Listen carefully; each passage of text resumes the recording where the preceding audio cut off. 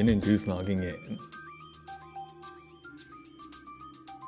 I wanted to talk about view counts on different platforms real quick. My personal experience and the statistics on them. Just, I don't know, it might help people who are in the same position as me. You know, a nobody with barely any viewers, to be honest. Let's be real here. That said, I'm going to talk about my shorts first, of course. So I try posting on YouTube, on Instagram, and on TikTok. Whenever I have a little clip to show off and whatever, because I think it's funny or think it's worth sharing.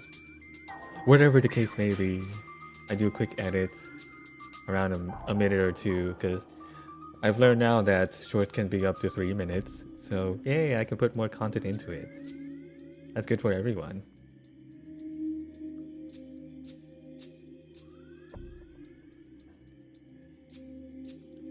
I get most of my views on YouTube, actually. Now, the amount fluctuates. I don't know the algorithm there, but there is clearly a lot more people there. Even if there's more competition, as people would try to put it, there are also more consumers there. Let's be real. YouTube is the biggest platform. So oddly enough, I get most of my views on YouTube. Whenever I make a short with a vertical format and everything, I post on all 3 of those platforms nearly at the same time. I try to set it as a schedule, or if I'm late, it's post it up anyways. And yeah, even though it fluctuates the amount I get on YouTube, like it could be anywhere between 100 to over 1,000. Funny enough. But yeah, I get most of them on YouTube. On Instagram, I seem to get a consistent amount. It's always somewhere around 100 views, no matter what the video is. So it's kind of consistent there. And then there's TikTok. I had thought that on TikTok I would get more views because it's TikTok and that's where people would post most of their shorts. But I was only getting views when I was reposting clips from my playthrough of Resident Evil. And then I started trying to post about the other games I played because I've gone through all of my content for Resident Evil. And guess how many views then I get on TikTok on my other content?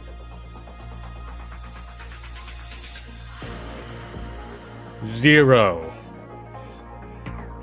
I get absolutely 0 views on all of my videos on TikTok. Right after I'm finished with Resident Evil. 0 on every single one. Now why is that? That is so strange.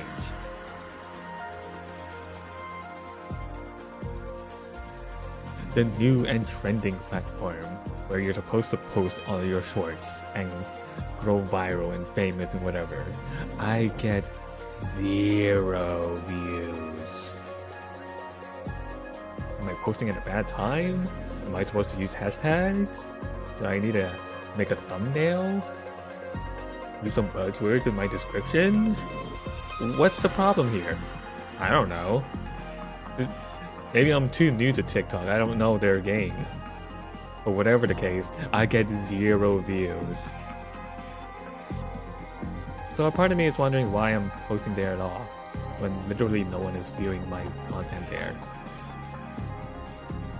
What's the point? Just to have it up for myself? Yeah, sure, that's nice, but I can view those same exact content on the other platforms I post. I can view it on my local PC.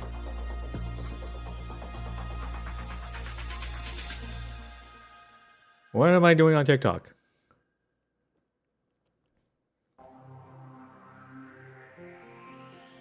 It's just so weird.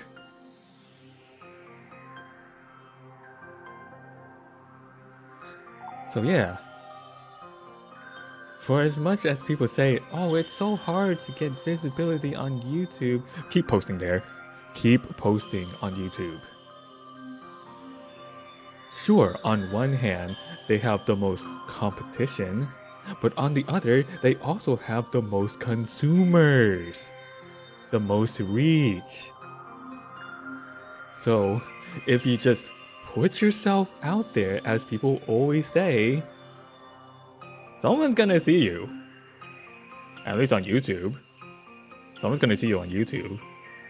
They're clearly not gonna see me on TikTok. I get some views on Instagram because I've posted consistently enough so that people know, hey, I make stuff. So they're willing to watch. But yeah, YouTube.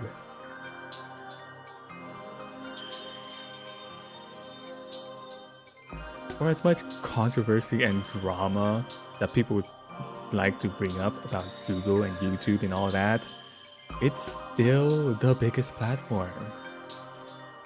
And you should post there. Seriously. If you want to be seen at any reasonable amount, YouTube! Even if you do shorts, if you do clips of other famous content creators, whether they be streamers or YouTubers or VTubers or whatever. You post anything on YouTube, you will be seen. That is the way. Do you know the way? Yes, the way is YouTube!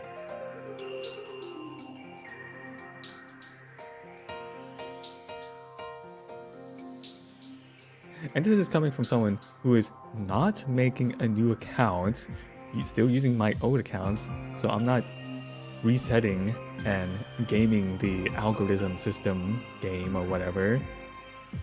No, I'm stuck with all of my old statistics. And I'm still getting views. That should say something about the platform. Like, seriously.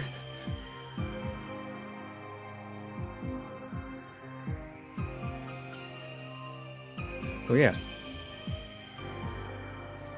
if you're a new content creator or you're a returning one, make some content and post it on YouTube at least. You can also put it on other platforms. It's always good to have multiple reach so that you don't count your eggs all in one basket. And you have a fallback somewhere at least.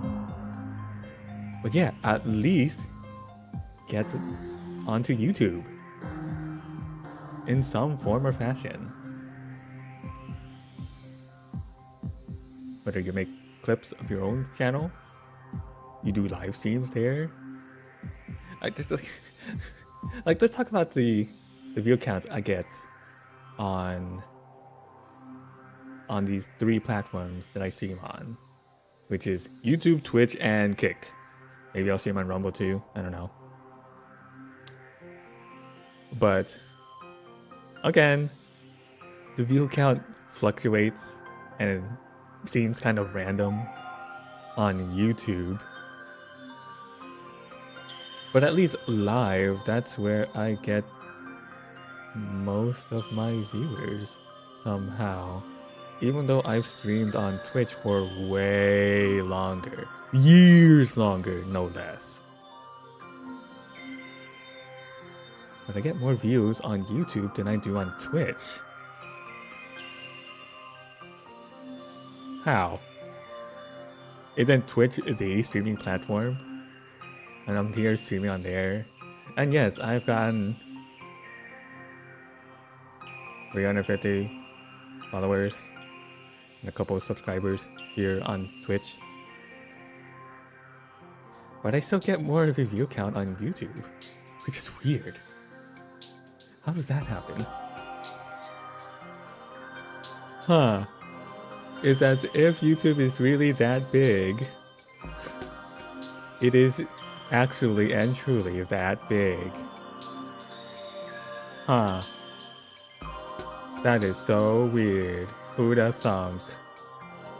Oh, whomst have thunk?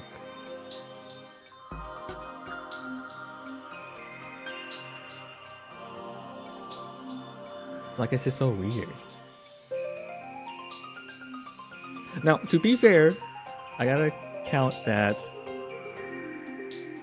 people watch my VODs more than they watch me live on Twitch. Like, I would get 40 to 80 viewers on my VODs on Twitch. Whereas on YouTube, again, the amount fluctuates for some reason. It's like anywhere between 10 to 100. It's so weird. I don't really understand the YouTube system. I haven't been there deep enough to know how the system works there. Other people have their ideas and put themselves in their own part of the market and whatever. I'm not there yet. I'm still figuring it out. But yeah, it's so weird.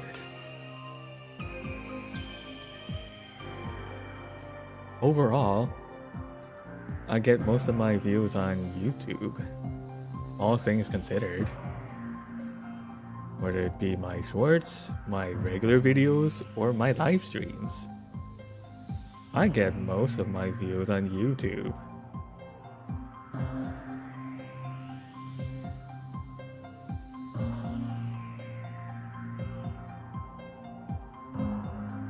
Huh.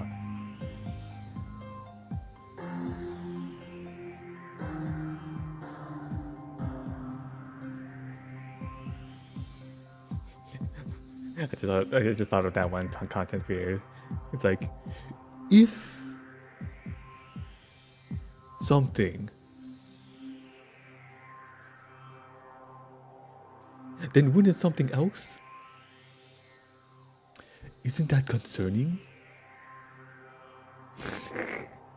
I don't know.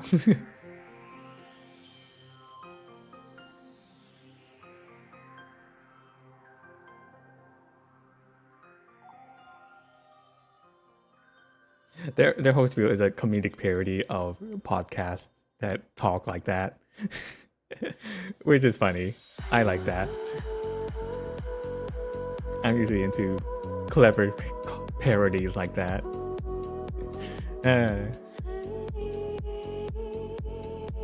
So you have me as a viewer for such things.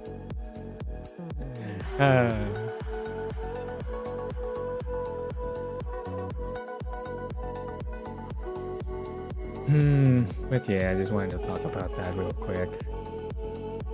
Now, oddly enough, most of my views are on YouTube. And the least views I get are on TikTok. Oh, freaking TikTok. What a disaster of a platform. I don't understand you. I don't get any views from you. It just feels like a waste of time to be on there, to be honest.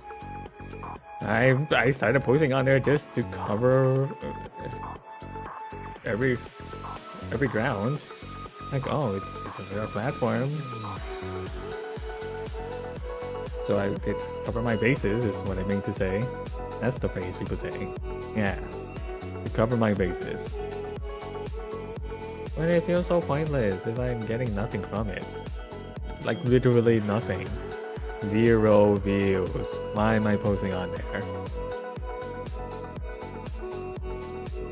And from what I've heard, I check my thumbs backwards. It is. I don't understand that. From what I've heard, people get suspended or banned for some of these stupidest reasons on TikTok. So I honestly don't know why I'm trying on there anymore. I haven't gotten any problems with there, except for the 0 view counts. But yeah, it just sounds like more of a hassle than anything.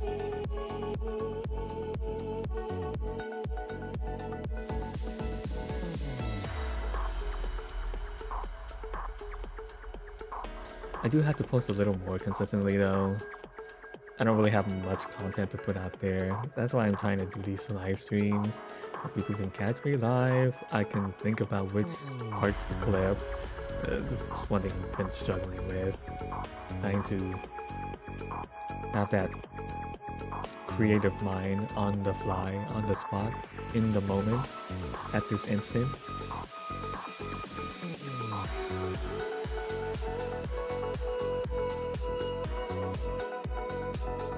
And I'm just blanking out. And I'm like, now. I got nothing. I don't know what to do. I'm not sure what would make for good content. I'm here stumped. Lost. Confused.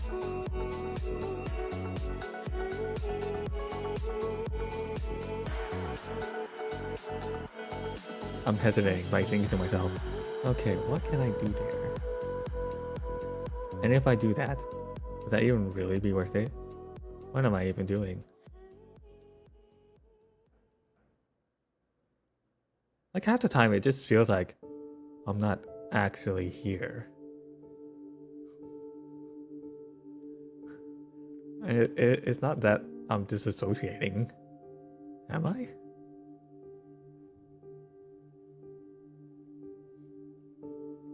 Like it's clearly me doing all these things, but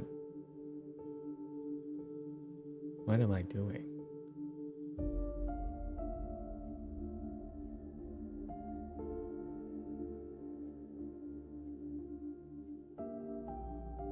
I think it's just a case of me not knowing what I'm doing. I'm just kind of winging it. I doubt it's any form of disassociation or whatever. It's not that. Because I'm fully aware that it's me and I'm doing things. I just don't know what I'm doing. That's all it is.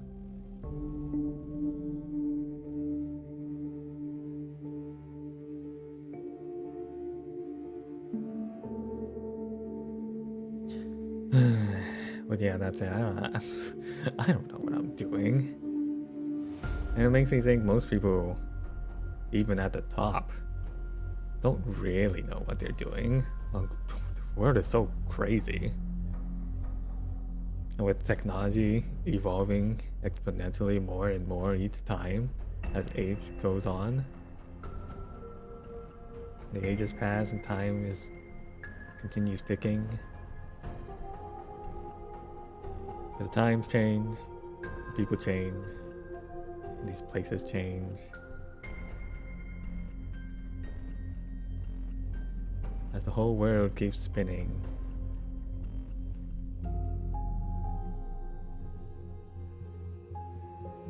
So yeah. I think a bunch of us are just winging it. And we're not entirely sure what we're doing. Some of us may have some kind of an idea, sure.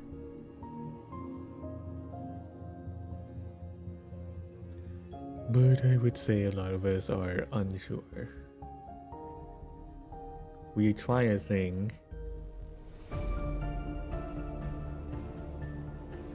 whether or not we are sure.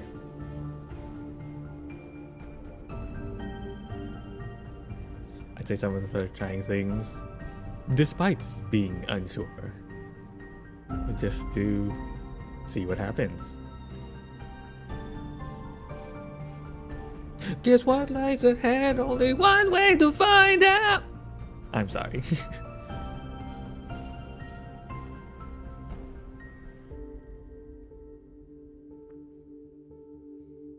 But yeah, Sonic, Crush 40.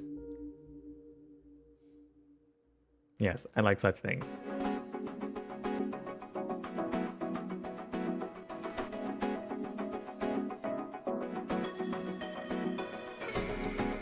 Speaking of not knowing what to do, like this is the problem I have. People, I'm trying to get into the mindset of, oh yeah, just yap about things. I don't know what to say anymore. This is me repeating things I've said already. Me saying I don't know what content to put out there. Yes, people know that already. How many times am I gonna say this? I'm sorry, guys. I know this gets boring. Well, I don't know.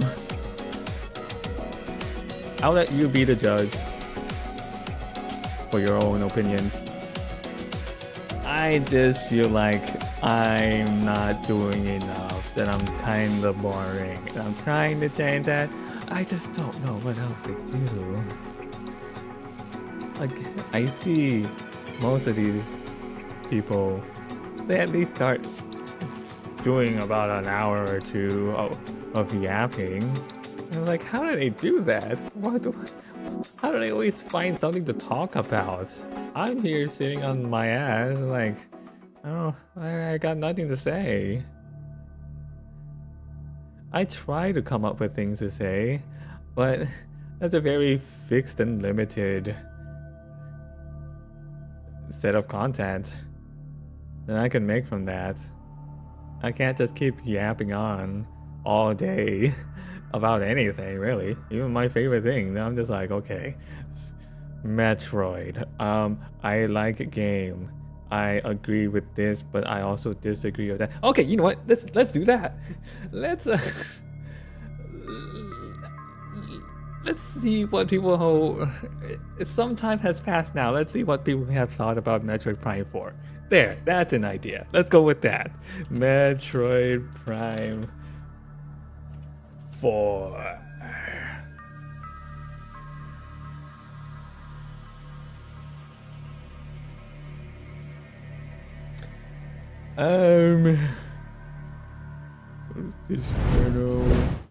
Okay, good. It is showing the right window because I have two separate instances of my browser here, and let's see what people are saying. Oh, you can see who I subscribe to. Yeah, it's whatever. Gaming channels, mostly. No, not mostly. Completely, just gaming channels of the ones I've watched before. But yeah, let's see what people have been saying about Prime 4. How much of Prime 4 misses the point?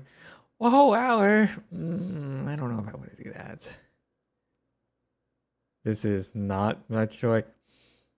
You know, I hesitate on watching when people say this, like, oh, this is not a Metroid game.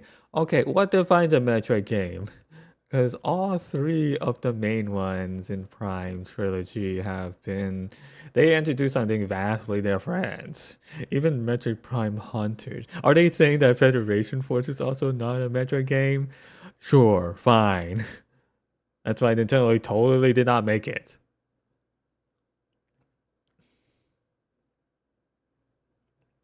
Why can't people just say, like, I don't like this game? Okay, cool. It's because they worry that won't get any views. Yeah, burn your own viewers. That's a real good strategy. This has nearly over 500,000 views. Oh my god.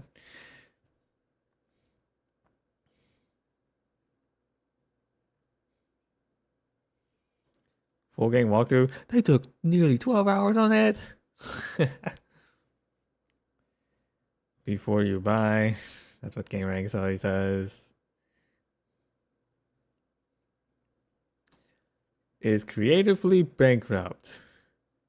Okay, so that's what you think about it. Your final thoughts.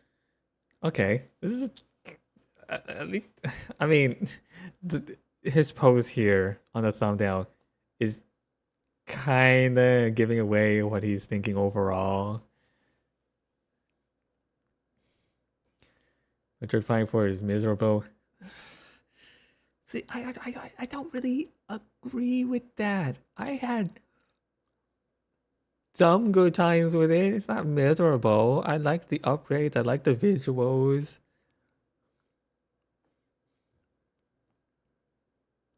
See, there you go, right here. This one. This is totally fine. I don't like it. Okay, cool. I'm hearing to. I'm willing to hear you out. What do you think about it? Like, what is it that you don't like? Okay, you've made it clear that it's an opinion. Now I'm here. Now I'm willing to listen to how you think.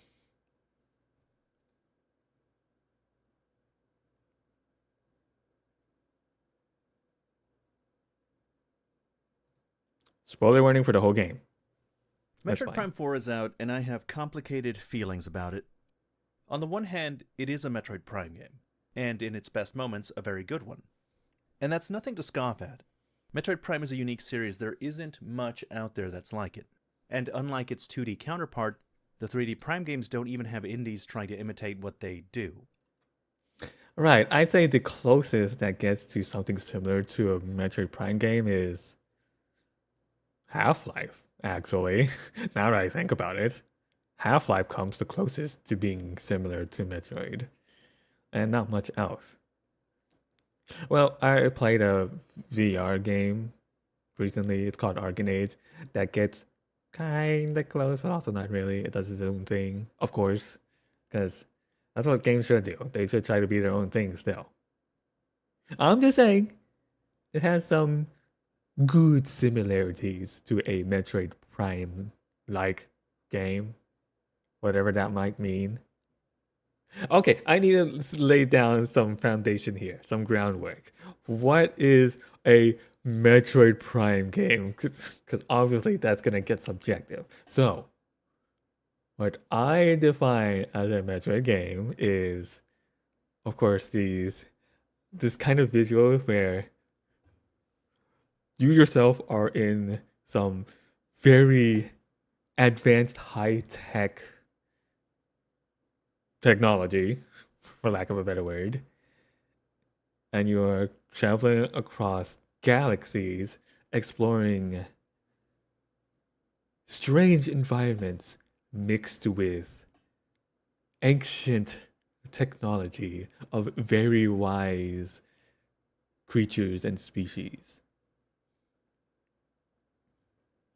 So I can explain that as a visual for a Metroid Prime game. Now, in terms of gameplay,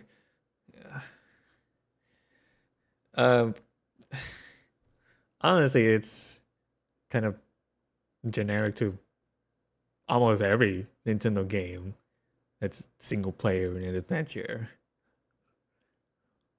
You are on an adventure, you find upgrades, you you learn about lore, about either specific people or specific groups of people. You unlock more areas as you find more upgrades. Actually, that's a lot like the 3D Zelda games. So saying Metroid Prime is like a Metroidvania, you might as well include Zelda games in a way, I guess. I don't know. But yeah, that would also be part of what makes a Metroid Prime game.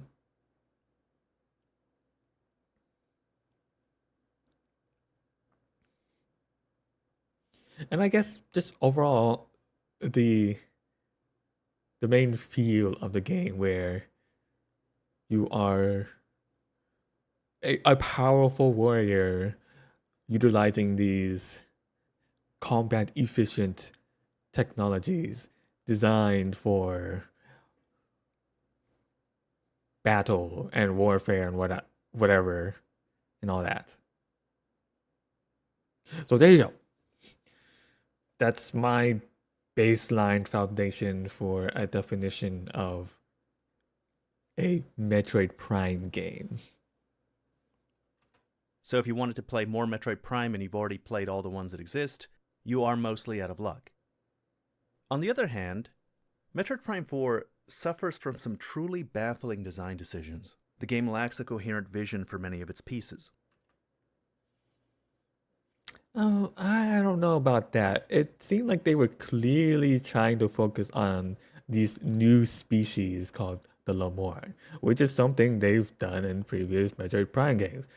How they have a main focus on a specific species. Prime 1, you're on Talon 4. The main focus there are the Chozo that were there. Whatever tribe was here. I don't think they named them. In Prime 2, it was the Luminos versus the Ing. That was the main focus there. Nothing much else there. Except Dark Samus, of course. And then Prime 3. Yeah, you're going through different planets within this sector of a galaxy, but the main focus there was the Galactic Federation versus the Space Pirates. And here it's not really that much different at all. We are focused on the Lamorne. So it seems they have a clear vision. So let's see what else he has to say. Things like the desert, Silex's place in the story, the Federation squad mates, Samus's relationship to those squad mates, the desert, Miles Mackenzie's unwanted and unsolicited advice, the shocking lack of enemy variety, the strange linearity of the dungeons.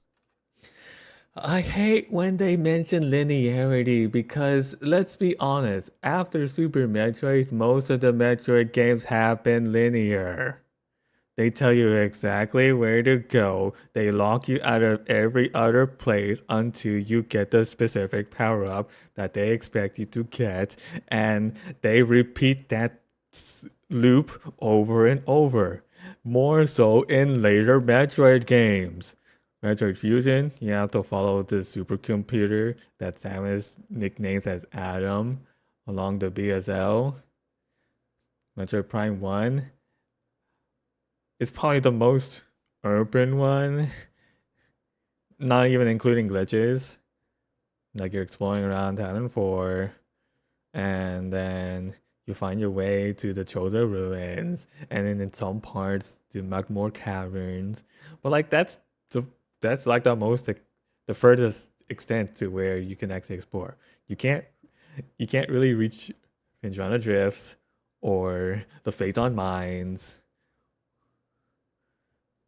or what's that underwater place? The crashed frigate Orpheon on the planet. Couldn't reach any of those without the proper power-ups. And it gets even worse later on with later Metroid games. Prime 2. You're stuck on Sky Temple and you have to go exactly where the Luminos tells you to go because the other places are locked behind special encryptions of their languages, color-coded, amber, emerald, cobalt, violet. Hello? They're locked not even by power-ups. They're locked by encrypted codes of the Luminos language that you have no control of when to unlock. You go to the overhead watchtower of the Sky Temple from the temple grounds, and one of the last remaining survivors there tells you, all right, go to Agon Waste first, clear that thing there, then come back to me once you've retrieved the light energy. Okay, cool. Next, go to Torvald's Bog. Gather the light energy there, then come back to me. Okay, good. Now go to the Sanctuary Fortress. Gather the light energy there, and then come back to me. Do you see how that is linear? They tell you exactly where to go. But we haven't had a problem with that before. Why do we have a problem with it now? Make it make sense. Someone. And I'm not saying this to rag specifically on this video maker. I'm saying this in general because I keep hearing it over and over from the fan base as a whole. It doesn't make sense. You are inconsistent with your criticism.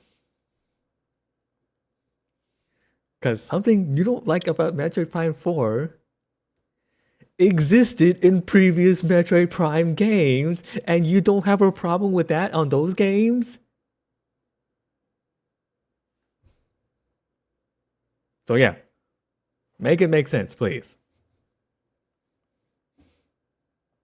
Now the other things he talked about, like the lack of variety of enemies, it's mainly with the grievers, which are the mutated Lamorn.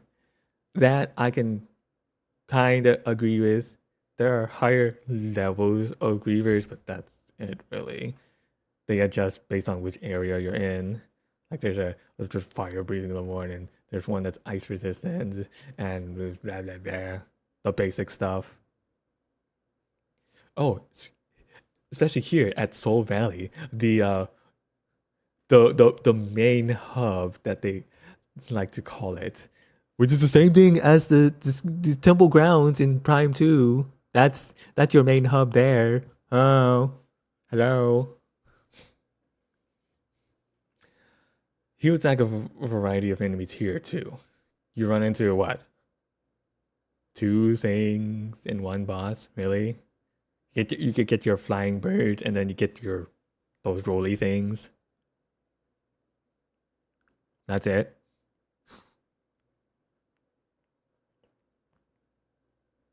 At least in terms of riding on the viola, those are the things you have to deal with, mainly, here in Soul Valley. Like on foot, you still run into those grievers, of course, and then there are those nests for those wasps. But yeah, that's it really. Not much of a variety there. Vote Forge though, they had kind of a good variety of enemies. There are different kinds of drones and bots that you have to face there. I guess you could find some of those similar things in the fire area. I kind of forget the names of these places because it was so generic. The choice names they used here. But yeah, I would overall agree with lack of variety of enemies.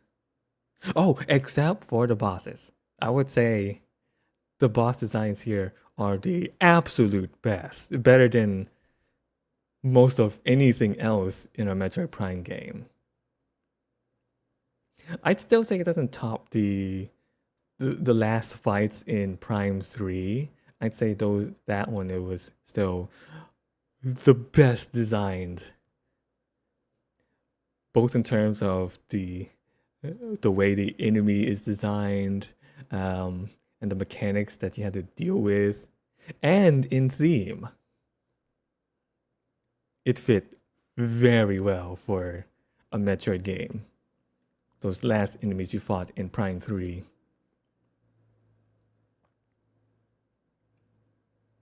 Now, as for her relationship with the Galactic Federation, it's always been a loose one because she was like, she got recruited for Galactic Federation for a short time, and then she quit to be on her own because she felt capable of doing so, because she had the backing of Choto technology. So yeah, there's not really much that we need to explore there. Just really how the Galactic Federation thinks of her, which they've done enough on that end. Maybe too much, because honestly, the most annoying character I thought out of all 5 of them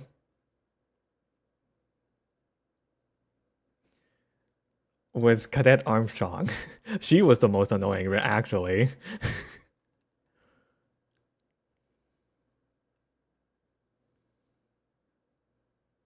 I don't know, that's just what I think. The desert. They all feel like they were made independently with no thought as to how they would join together. I know it. I mean, they clearly were gonna, as people would put it, use Soul Valley as a main hub. And I get why people would say it feels a little disconnected because this is really the main place to use your viola, aside from a couple of specific areas. But I don't know, they are mostly separate areas. There's not even any interconnection between the other areas besides Soul Valley. Like you can't go from Vote Forge to the ice laboratory, or from there to the Great Mines or whatever. There's no interconnection between the other areas outside of Soul Valley. It doesn't sound reasonable, but the game feels rushed. It feels like a lot of these elements were experiments that were forced together so that they'd be able to get a product out the door. Okay. That I kind of felt too, especially considering when the Nintendo announced with it, like after 2 years of developing, they just scrapped the entire project altogether and then brought in Retro Studios. So like that already caused some concerns. This game bears the scars of what is surely a troubled development history. Now that said, I have to repeat, it is still Metroid Prime, and that means it really shines in places. I wonder if he will tell me which parts he think that applies to. The parts that do feel like a Metroid Prime game. Let's find out. My favorite area is the Ice Belt. Ice Belt, that's what it's called. See these generic names that are not memorable? Like in previous Prime games, they had a specific and unique name to each place. Talent 4, Magmore Caverns, Vindrana Drifts. Ooh, very fancy names. It sounds like these places were uniquely their own.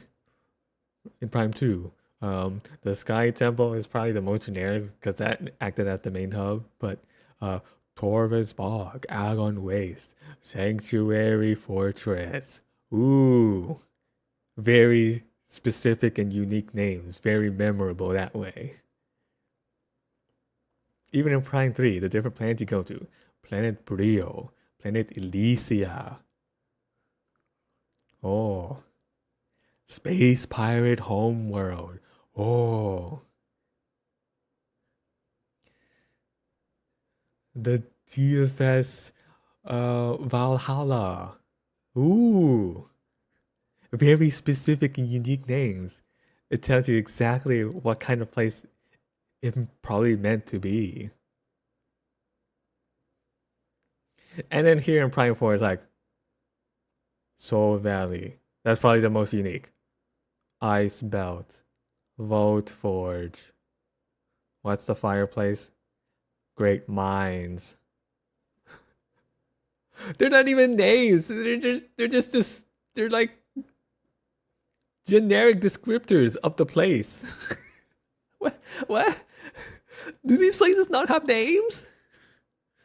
Did the Lemorne just not care about names? It feels like they don't. They call the green energy green energy. Oh my god. The Ice Belt houses a research center that makes up most of the level. It's characterized by its disuse, by its ice-encrusted hallways that lead to long-abandoned laboratories. Well, it was not.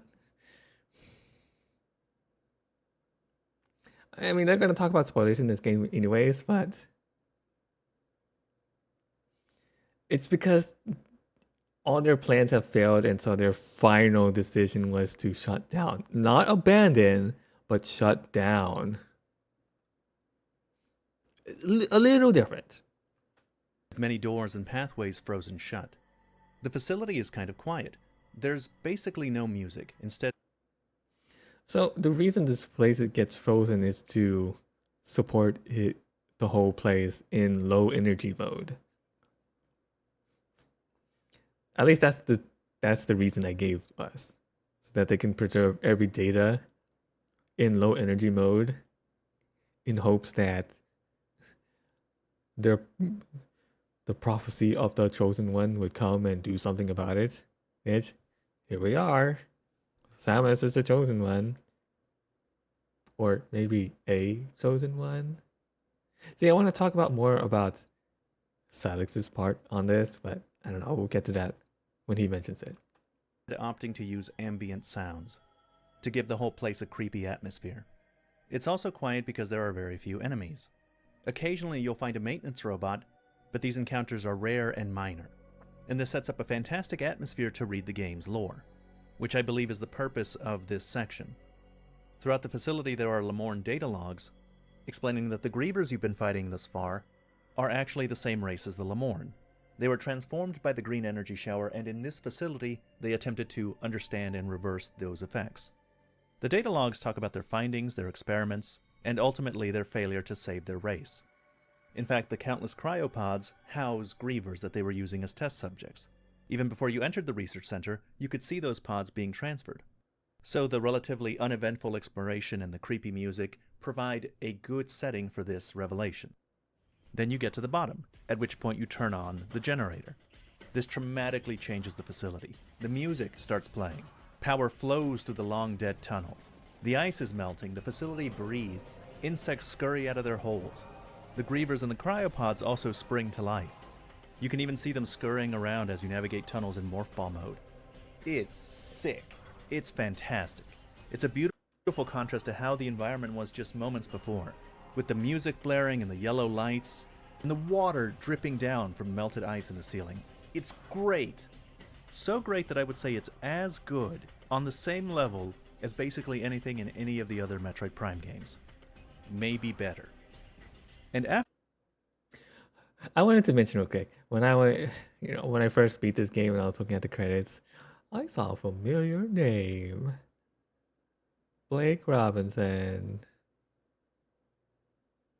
Now, I don't actually know the person personally, but I came across their musical works on YouTube.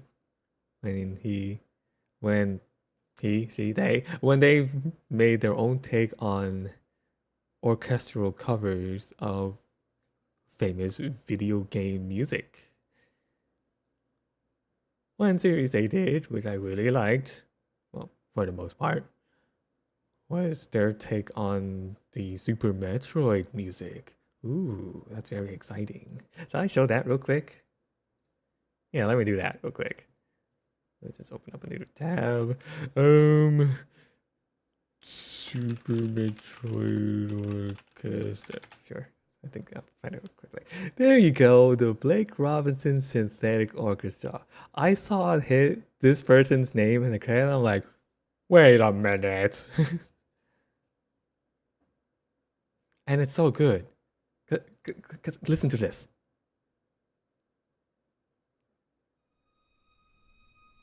The last Metroid is in captivity. The galaxy is at peace.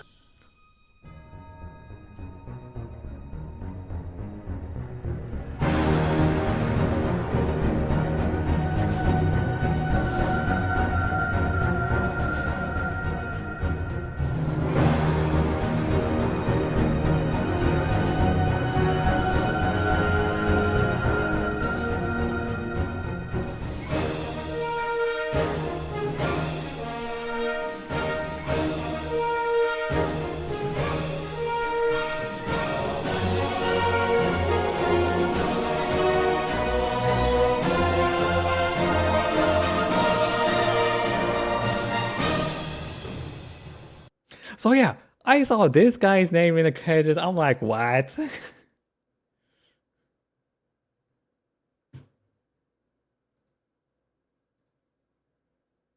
So yeah, I just wanted to glaze him real quick.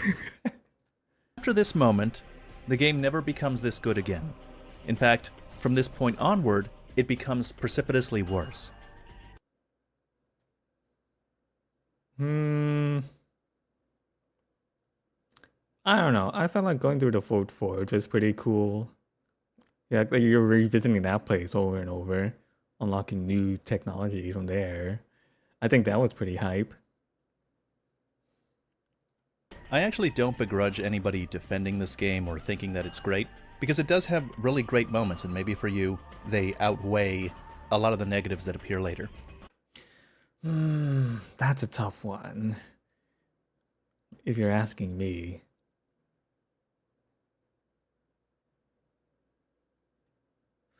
Like, I I do hesitate to say this game was great. Cause I don't think so. I don't think it was great per se.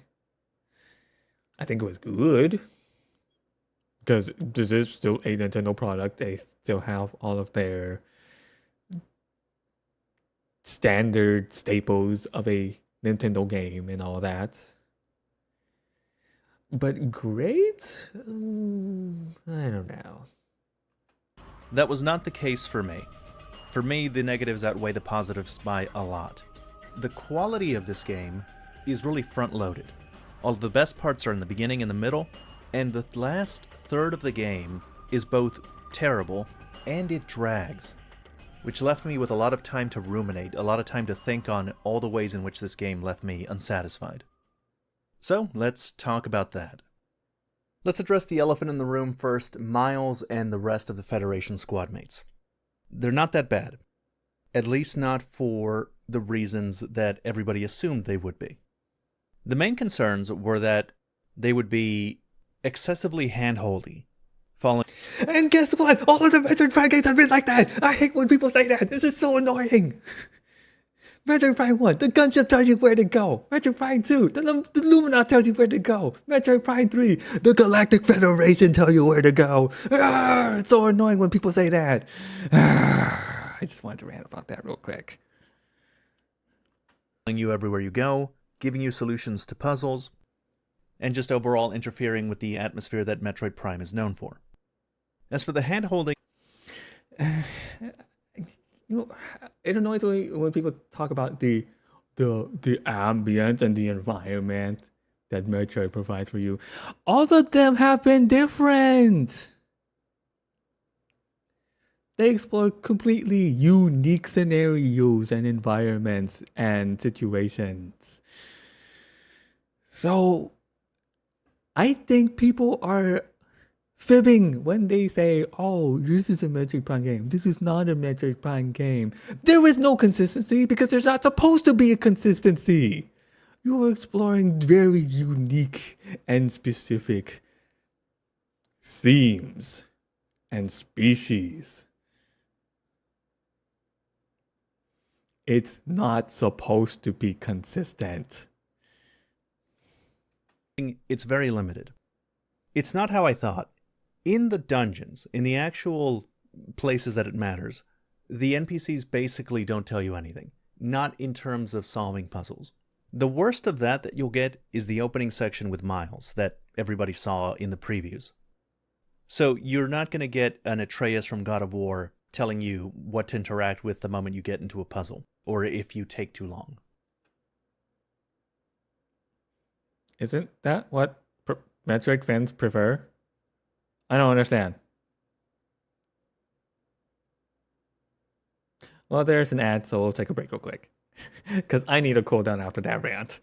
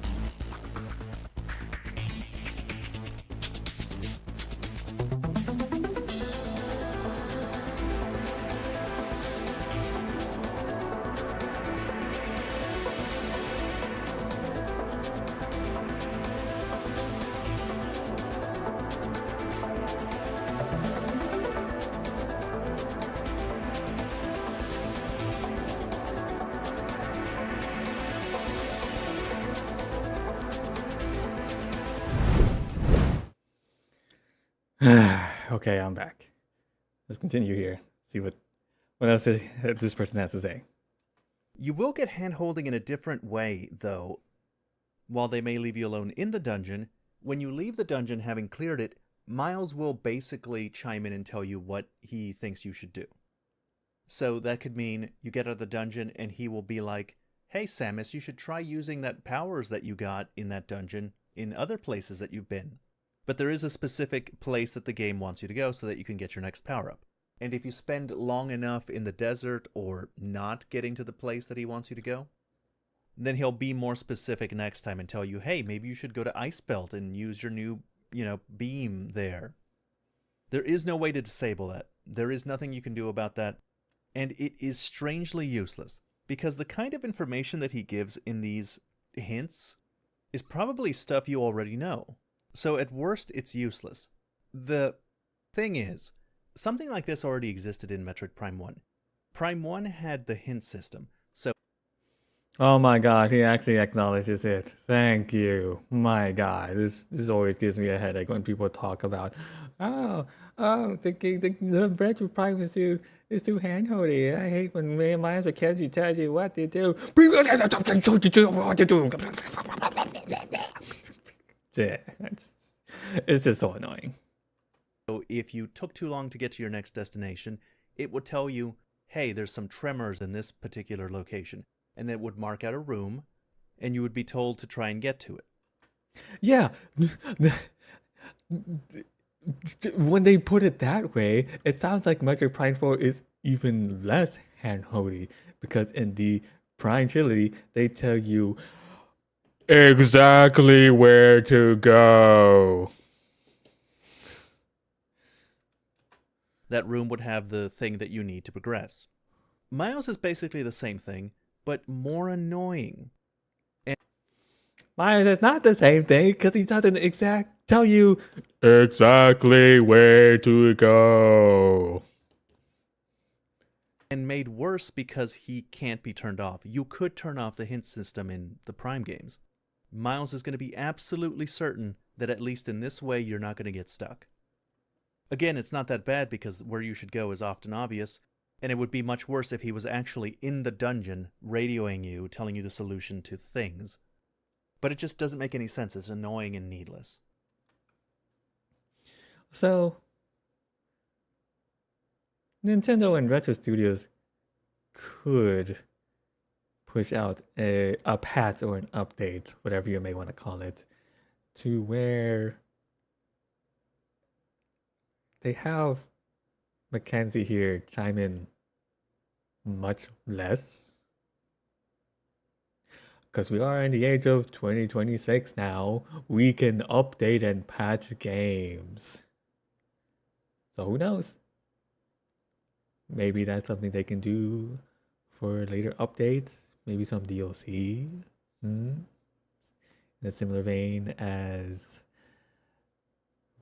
Zelda Breath of the Wild. Maybe. Now, as for them tagging along and ruining the atmosphere, that didn't end up happening all the time. Miles will make the second half of Fury Green worse whenever he's present. But then after that, the next two dungeons are basically free of Federation squad mates. You go to Volt Forge next, and you will not have met any new squad mates by the time you get there, and Miles will be out of communication range. So he won't even talk throughout the whole dungeon. It's wonderful. The next one, the Ice Belt, you meet Tokabi. And in the Ice Belt is when you start thinking, guy. well, it's not that bad. These Federation squad mates are not that bad. Because Tokabi's... Cadet art style is still the most annoying to me. I have to put that out there. kind of a cool sniper. He doesn't have the kind of personality that will grate on you. And mercifully, he will not even go down into the dungeon with you. He'll stay up top. Only occasionally contacting you over radio to give a one-sentence communication. It's not good, but it's not that bad. You'll be free to let that Metroid Prime atmosphere wash over you for almost the entire time after that first initial meeting with Miles. At least that's what I'd like to say. That is the case for Volt Forge and Icebelt, but after that, the rest of the Federation squad mates become much more present. The next dungeon has you team up with Armstrong and Duke, and they do go through the dungeon with you and are present through most of your time in that dungeon. And in the last one, all 5 of the Flare pool, that's what the fireplace is called. I just remembered. I just wanted to put that out there. Federation squad mates tackle the dungeon with you together. And it's no surprise that that dungeon is the worst of all of them. The thing about the Federation squad mates is that the best thing you can say about them is that they're not that bad. This might sound a little cruel or evil, but I think if they were to actually have some of the members die here during their adventure into the Great Mines, which still doesn't really make sense because Samus should have been taking the front lines anyways, I think it would have made a little more sense. I don't know. It would be difficult to argue that they add anything to the game, and that becomes increasingly true as you approach the ending. Mechanically, what do? Well, they're at best an inconvenient escort mission that you have to revive occasionally during combat sections. You'll also need them to open certain doors, either because it requires 2 or 3 people to open, or because that companion can open that kind of door. But that's not really... Those doors are only there because you have companions. And nothing would have been lost if you had just put normal locks on those doors. So mechanically, they're unimportant, but they do have an effect on the gameplay, a negative effect. Everybody knows that the best thing about Metroid Prime games is their atmosphere. But I would go further. I think that it's the only thing that matters. It's not just the best thing about the Metroid Prime games, it's the thing that everything else works in service towards. So, for example, the puzzles and the combat. Those things are not that good. They're fine. The reason that they're there is so that it lets you engage more with the atmosphere. I can sense they favor Prime 1 and 2 because in 3, the atmosphere is not as important as the overarching story and the plot and the conflict with the space pirates and the phase-on. The puzzles are not difficult. They're not meant to be difficult. They're there to slow you down so that you're able to interact with the world while immersing yourself in the atmosphere. Similarly, the combat is not very difficult in the Prime games. In fact, in Metroid Prime 4, I would say that this one was harder than a lot of the other ones. And the combat here, I think, is better. I can honestly say I enjoyed the bosses in Metroid Prime 4 more than most of the bosses in any of the other games. And chronologically, that would make sense. Samus is a highly trained and experienced warrior now. She has gone through so many feats of combat. She has gained so much new technologies of power. It just makes sense. That's the angle that they were going for. Why have her repeat, "Oh, I lost all of my powers again"? No, not for a 4th time, please. Thank God they didn't do that. God. There's more to them. So I'm not opposed to change. You could change a lot about a Metroid Prime game so long as you preserve the important part, which I think is the atmosphere, the feeling that you get as you make your way from one place to the other. Alright, if that's what you value more, then fine. Okay, I understand.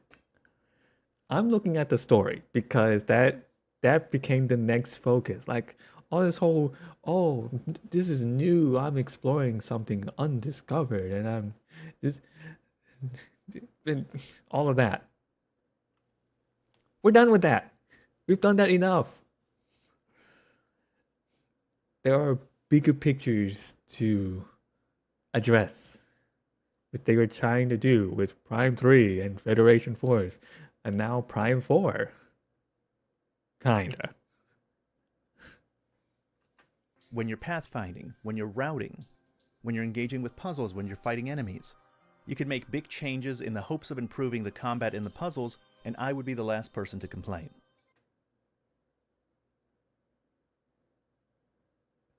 But aren't you complaining now? That's the thing I don't get. You are complaining now, aren't you? Okay, maybe not really complain. Never mind. Okay, I'm drop this.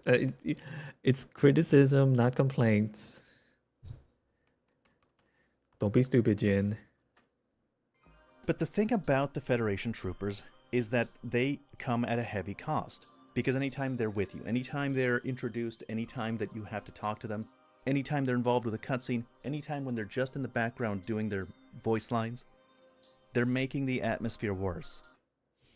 I want to know what you think about Prime 3 then, because they go heavy-handed with introducing the Galactic Federation as a whole. Like you're literally going to one of the GFSs, going to the Olympus. You're meeting with Admiral Dane and everyone else aboard that battleship.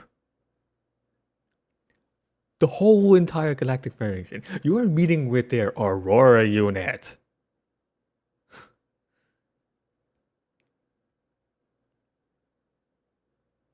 So with that said, if anything, they didn't explore with these troopers enough.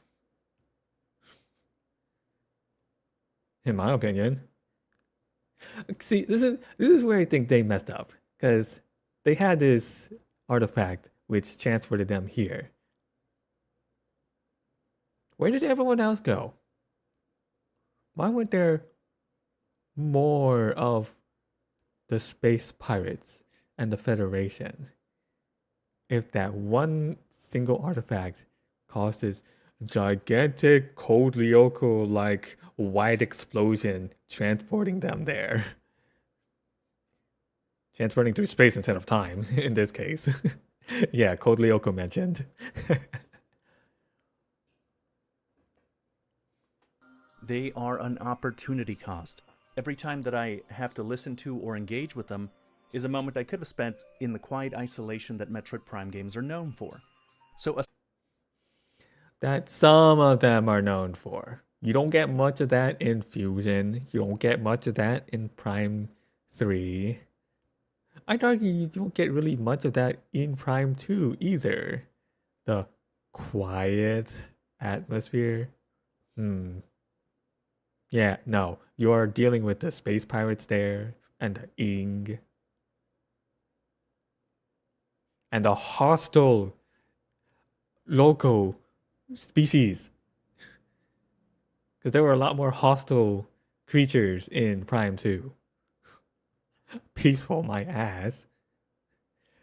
In fact, even planet Zevis, if the planet you're supposed to explore in Zero Mission and in Super Metroid, that planet is known to be very hostile and dangerous. Anything but peaceful. I can see the preference for Metroid Prime 1, which people usually argue is the best one in the series. And I get it. I see why they like that. They have to acknowledge the other Metroid games though, and how they were structured. They keep saying, oh, this is a Metroid game and this one is not. No, all of them have done different things. That's the whole point. sacrifice was made for their inclusion. And what am I getting out of that? What is the return on that investment? What is the game trying to do with these squad mates? Narratively, what is their value?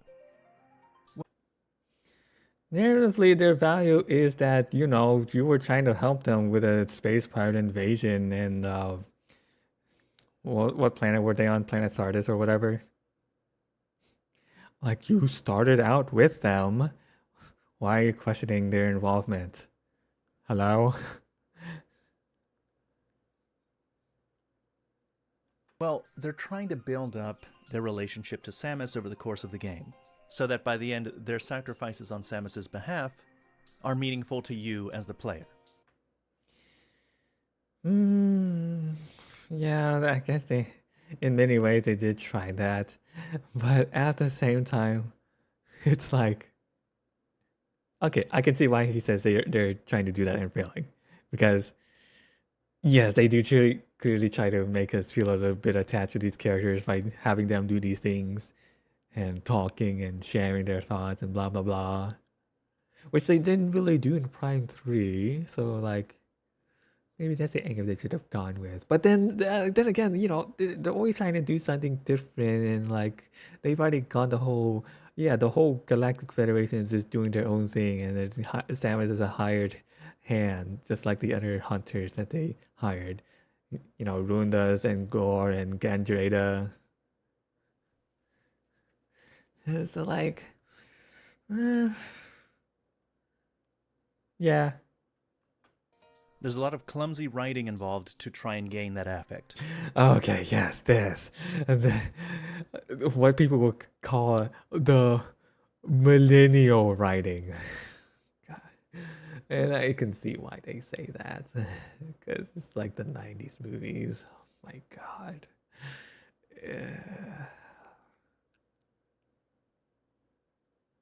Especially with Mackenzie. But not so much with Tokabi or the Android unit. Because it clearly is more so with Miles McKenzie and Armstrong and Duke here.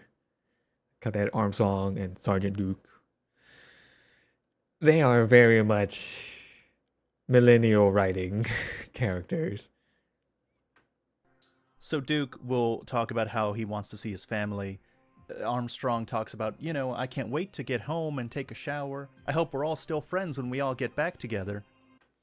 No, the thing that made Armstrong annoying was her glazing Samus over and over. I'm like, shut up. Be professional like your sergeant has trained you, please. Stop. Stop being an annoying simp. Ah. And the sniper has a very tiny, insignificant arc where he starts off, oh, I'm selfish sniper man, but now I care about the squad and Samus. Selfish? In the Galactic Federation?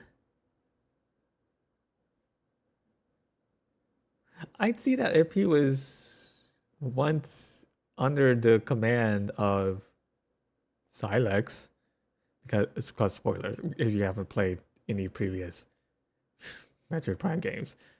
Silex was a former Galactic Federation commander, and he left the Federation because he did not agree with their visions and restrictions.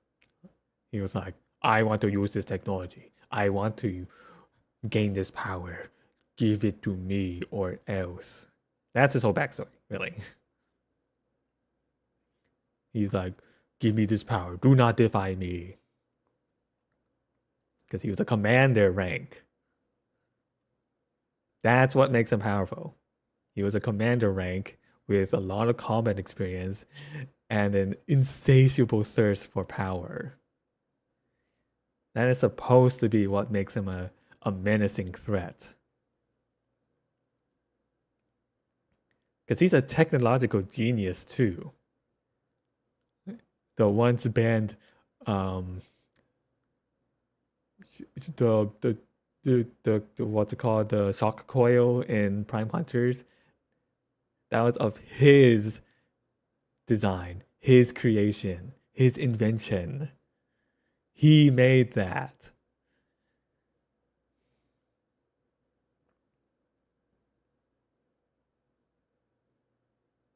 But again, until he gets mentioned here, I'll save some of my thoughts on him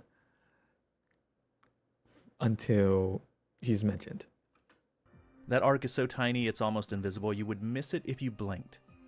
So the point of the writing is to endear you to the Federation troopers so you care when they die at the end. See, I can see why they would say that, and yeah, they did try that quite a lot, but they're also trying to show, in my opinion, the problems and the conflicts within the Galactic Federation themselves. Because these units, they They don't really get along. But these units specifically are trying to, because the thing that keeps them failing is the divide. Hence the menacing threat of Silex, a former Galactic Federation commander.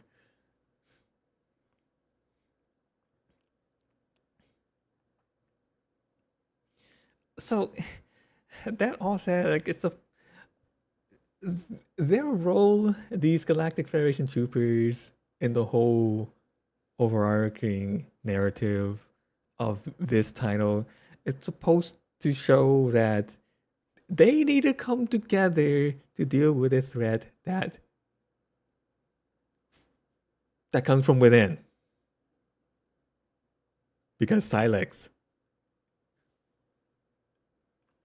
I don't think it succeeded in that goal due to two things. Number one, the writing is not very good. I'm actually reminded of Metroid Prime 3. Oh, it does mention Prime 3. Let's see what he has to say. I've been one of those people that have criticized Metroid Prime 3 very heavily. Along with a lot of other people, and I've seen it. So you're not alone on that. But let's see what you have to say. But I'm realizing now I may have been too harsh with it. Because looking back, I was a lot more emotionally invested in the bounty hunters than I ever was for Miles and company. That's interesting. Because we get barely that much time with the other hunters. We just get introduced to them because Admiral Dane has hired them along with Samus. And then they slap on the PED suit on them and they get corrupted. We don't get that much time with them. So you're attached to them more than these Galactic Federation troopers? Okay, I can kind of see why, because those hunters are kind of cool looking, let's be honest. And they are different. They're not just generic Federation troopers. I'll give that to them. They were better written characters and their deaths felt more meaningful, even though... Oh, that's a good point too. They also died. Unlike these Federation troopers, the hunters actually died. Partially by your own hand, by Samus herself, because of the whole corruption with Phazon and all that is the other reason. But yeah, okay, I can see why he says that. They didn't have anywhere near as much dialogue. Oh, they had a lot of dialogue. Let's not downplay that, especially Kendrita. Like, come on. The second reason it doesn't work is that Samus herself is made to be a weirdo in this game. But she is. She's part Chozo thanks to her upbringing. She is supposed to be a weirdo. She is already weird for everything else. Because the focus is placed on everybody's growing intimacy, the Federation troopers talk to Samus very directly. They ask her questions and expect responses. And when she doesn't give responses, or her responses are just a weird nod or something, it makes her look like an antisocial lobotomite. Okay, that I agree with. Like, they can have Samus talk. That's totally fine. They had her talk in Metroid Dread. No one had a problem with that, because we know that is Samus. Samus Aran, the bounty hunter. We're not gonna personally project ourselves onto Samus. We know she is her own character. We want to know what she does.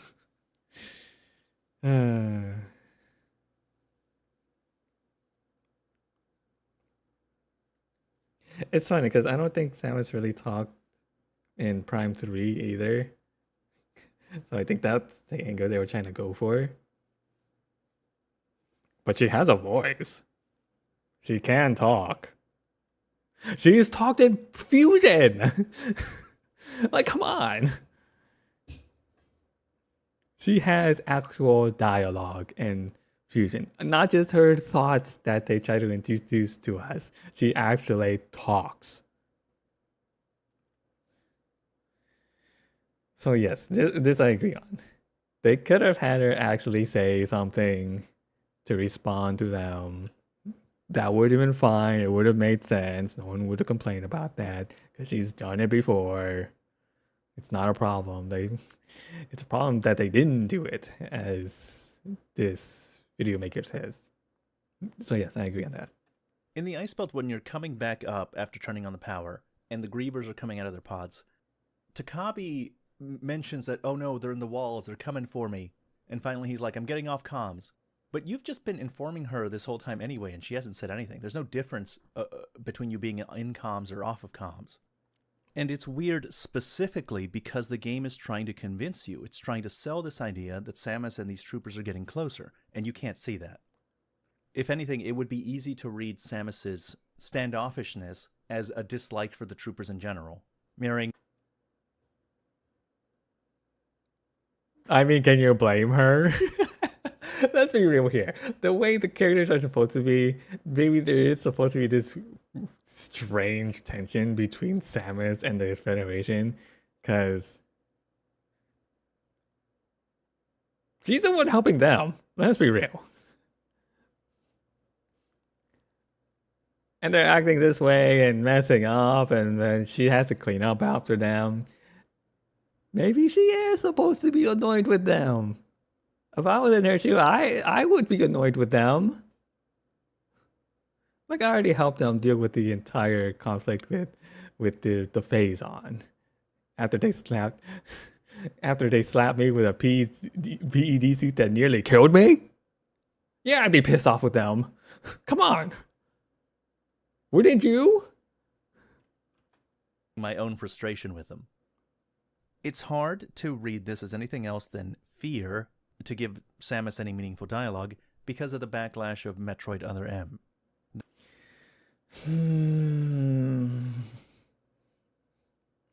I can see that as part of a reason, but also not really. Because again, she was given dialogue before. And yes, it's weird that she doesn't really say a single word to any of these troopers. But again, you have to remember, this is taking place in the prime timeline, where she had to deal with the bullshit that was the PED suit from the Galactic Federation. She was cleaning up all of their mess. That game so traumatized Nintendo that they are, I think, very hesitant to let Samus say anything ever. No, that's not it. Because they had her talk in Metroid Dread, and that came after Other M. Let's be real here. They weren't afraid of making her talk. They just thought this was a better idea. Because modern Nintendo, But in my opinion, the problem wasn't that she spoke, it was the things that she was saying. And if you have her say different things, then people will have different reactions. And with these troopers, even some simple dialogue, even if it was stoic dialogue, would go a long way to sell the idea that she cares about them at all. But why would she? I get that her overall morale would call upon her to protect them, as she is supposed to be a protector under her moral framework. But at the same time, remember, Prime 3, they fucked with her. Okay, my last problem with them is the final dungeon. Whatever affection I might have felt towards the NPC companions gets completely spent there. Because the whole dungeon is the troopers sacrificing themselves on behalf of Samus 5 times in a row.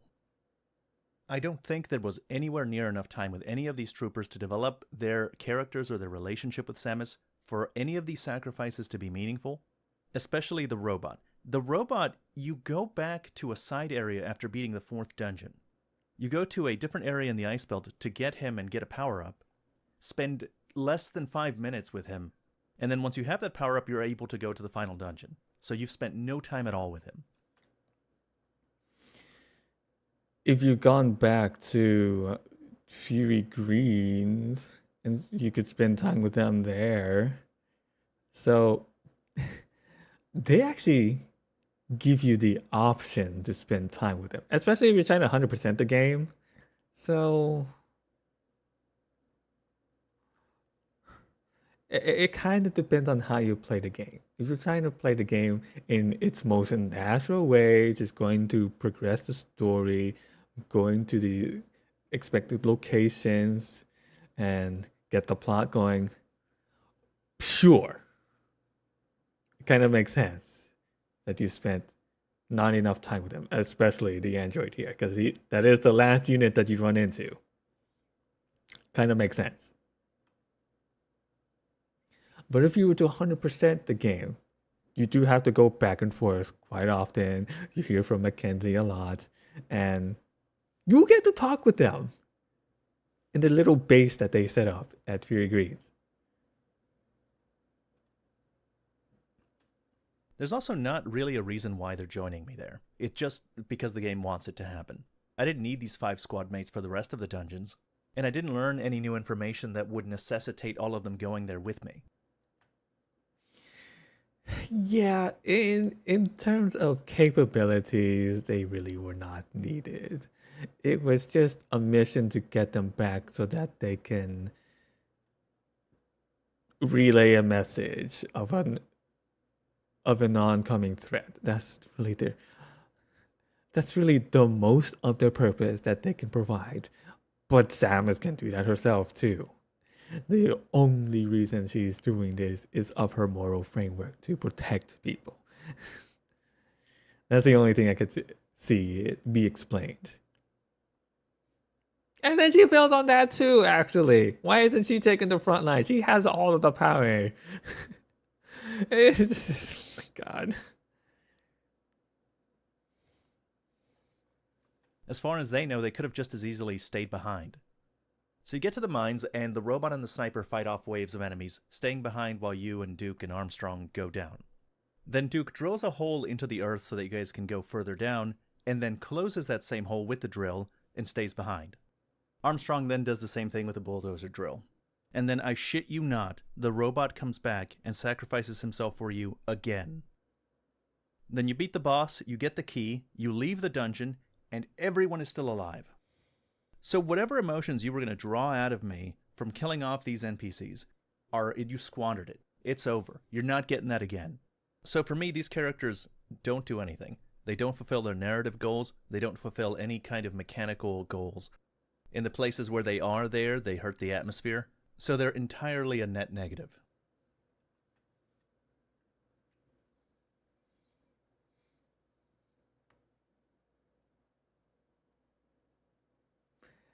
I'm starting to feel like this was a 200 IQ move on Nintendo and Retro Studios. Because again, the events in Prime 3, where the Federation slapped on the PED suit without her consent, and it was the thing that nearly killed her. They fucked with Samus. So, for her to not care about the Federation, at least not as much, on a personal level, maybe that's what they were trying to have us feel. I don't know, tinfoil hat on moment there, but yeah, I would not like the Federation after that. Now let's talk about the desert. The desert is the other elephant in the room. It's the second of the 2 things people were worried about. I think it's easily the worst part of the game. When I first saw it, I was concerned, but it's actually much worse than anything I could have predicted. First of all, it's ugly. And it's ugly in a game that otherwise looks fantastic. It's kind of funny. The original Metroid Prime was the best looking game on the GameCube. Metroid Prime Remastered probably is the best looking game on the Switch. And in its best places in the actual dungeons, Metroid Prime 2 does look phenomenal. Except for the desert. The desert is hideous and there's nothing to it. And for most of the game, there's no reason to interact with it. The kinds of things on the desert are like shrines and Federation outposts where you can get parts of the mech. But all of those require one or another upgrade, so it's really not to your benefit to go around early in the game and try and mess around with the desert, because more than likely you don't have the upgrade necessary to do anything in the desert. And it's not even worth it to get green energy crystals, because more green energy crystals spawn as you do more levels. And yet, even though there's nothing to do in this desert, the game insists that you spend an inordinate amount of time in it, because the desert is the only thing that connects all of the different zones together. So if you want to get to a new location or to an existing location you want to backtrack, you have to go through the loading screen to get to the desert, and then you can't get on the bike right away. Most of these zones have entrances that you have to walk a little bit into the desert before you get into the bike. And then you get on the bike, and the bike is unusually slow. The desert... Here's what I would have done. I would have made Soul Valley here at least half of the size. Me personally, maybe like more like 1/4 of the size.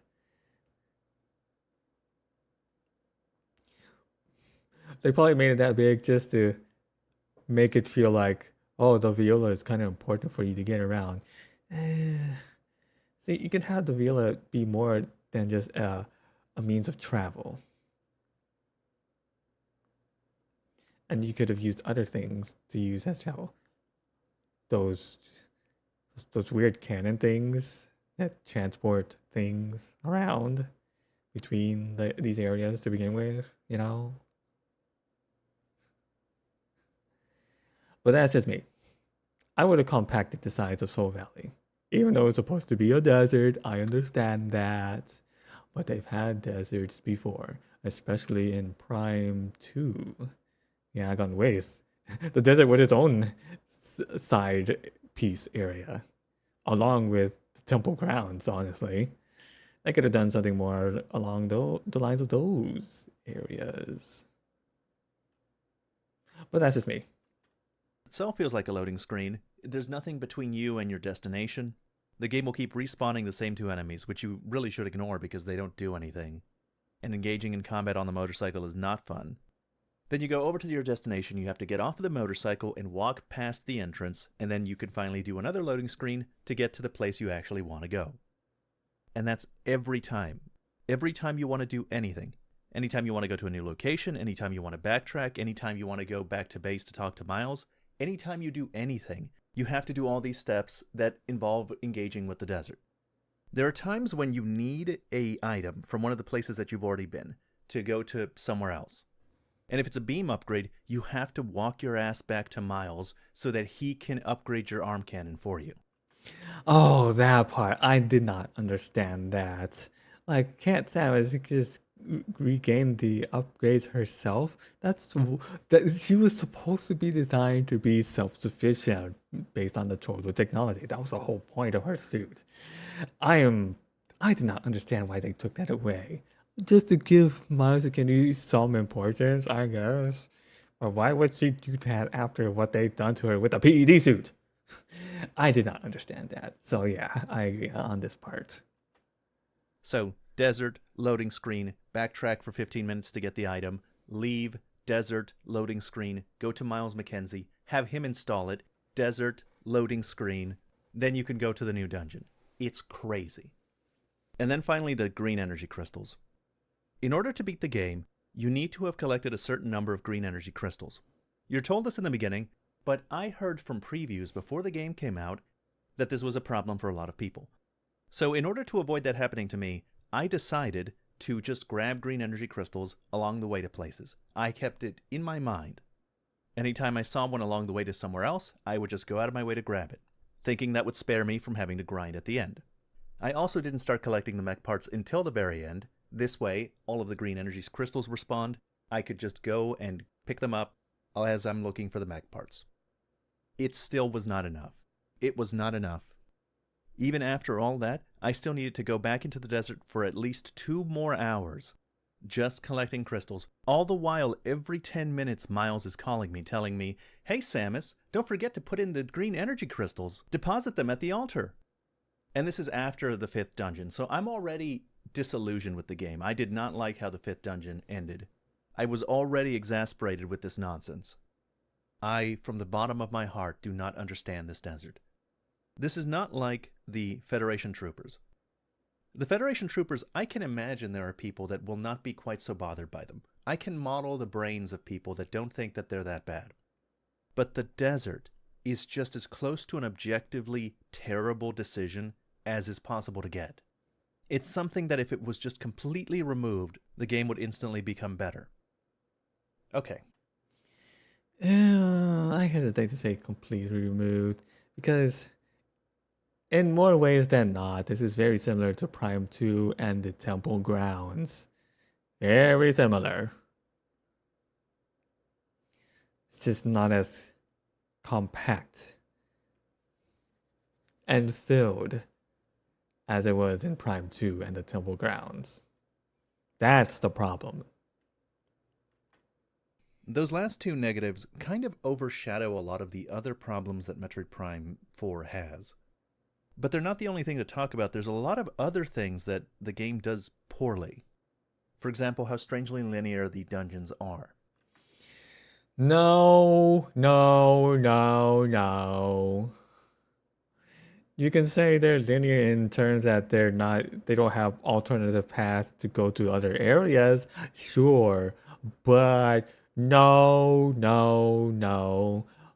They have always been linear, especially in 2 and 3. I hate that they try to say otherwise because it is not the case. These areas have always been compact and quite linear, and they tell you exactly where to go. Stop trying to ignore that or downplay it because it's always been like that. Because it's not just linear, it's extremely linear. It's not linear in that there's only one way to go. It's linear in that you can only see one way to go at any given time. You might get to a room that has more than one door, but you need only pop into one of those doors to see which is the right way to go. You don't have to go further into that room to see that it eventually leads to a dead end and you have to go back to the first room. No, you will immediately know which way is the right way to go, because the wrong way to go will usually just be one room large. Metroid Prime 1 and the Metroid Prime games in general are also technically linear. They're not really like the 2D games where they reward or incentivize or even account for sequence breaking. You are expected to get upgrades in a certain order, and there is one intended path to those upgrades. But it's not the same because Metroid Prime may be linear, but it hides it better. It gives the illusion that it's not linear. No, it doesn't. No, it does not. You just think it does because all of the rooms in Prime 1, 2, and 3 are small. That's the big difference, literally. You get much bigger rooms in Prime 4 because they have the hardware to support it now. This is what I'm talking about. There are lots of places to go and you have to figure out which one to go. Look, it looks like there are branching paths, but it's because these areas are small. And most of these areas get locked out until you get a specific power up. Like we can even see here, like, oh, this area, why can't you get there? Or here, why is this locked up? It's because there are power ups that you don't have, and they tell you explicitly, oh, you don't have it. Go down. And you can go deep in the wrong direction before realizing that you're going the wrong way. This is one of the reasons why the hint system in the older games is better. Not only is it not tied to an annoying NPC telling you where to go, the hint system only shows you what room you need to be at. It doesn't show you the route there. So that pathfinding, that figuring out how to get to that spot, is still something that you need to do. Except you get map data. Let's not forget about that either. You go to a room, oh, you have downloaded the map for this area. And then you can see exactly how to get there. Let's not downplay it. Stop. I hate when people do this. Like, not even just this person alone, but so many people in the fan base. Whereas in Metroid Prime 4, I don't think there was ever any pathfinding. There was no routing. There was no decisions being made as to where I should go and how I should get there. And this is partially because the desert connects to every area, and there's only one entrance to every area. People say the same thing about Metroid Prime 2, but again, it's not the same. In Metroid Prime 2, there was a kind of hub area, but that hub wasn't the only entrance into each zone. The Aegon Wastes, for example, can connect directly to Torvis Bog or to Sanctuary Fortress. And even the maps themselves are not quite as linear. So even having simple objectives as to where you want to go on that same map will have you making more decisions than what you would in Metroid Prime 4. Because in But actually, if you played the game in its intended way, those paths were put there because that was the actual linear paths. I played through them recently and I was like, oh, they have this shortcut here because it leads me to the next area that they want me to go. So yes, in a way, how he says that they hide it better in these previous games. Well, yeah, because these rooms are small. Like the biggest you will see is like an open, empty area, like this one here, where there's this little platform here, and you cross it because there are cannons on either side, which get you across each other.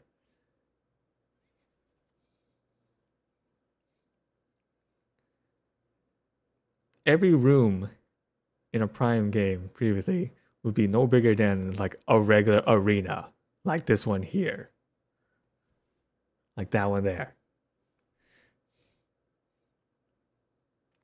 Prime 4, yeah, you have small rooms once in a while, but you get bigger ones too. That's a big difference. Metroid Prime 4, it's just go forward or back. I also don't like how Silex has nothing to do with the story and is absent for most of it, but it's not a surprise because they didn't write anything for him. Okay, he was absent, quote unquote, for most of it, which didn't make sense to me, but he does have a purpose for being in the story. He's in a new place with new powers. That would be very attractive to him. Oh, new technology, new power-ups, new inventions. I can make use of that. It could be all for me. That's the overarching problem that they were supposed to be dealing with.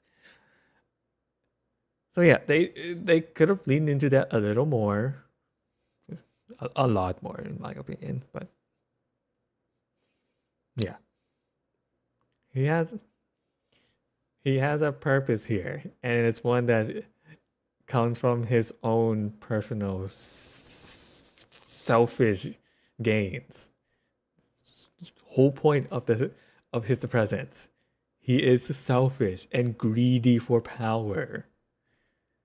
Now he finds another place that he can gain more power yet again, just as in previous times he's been showcased. In Prime Hunters, oh, the allure for ultimate power, the Omega Cannon. Ooh, I want that.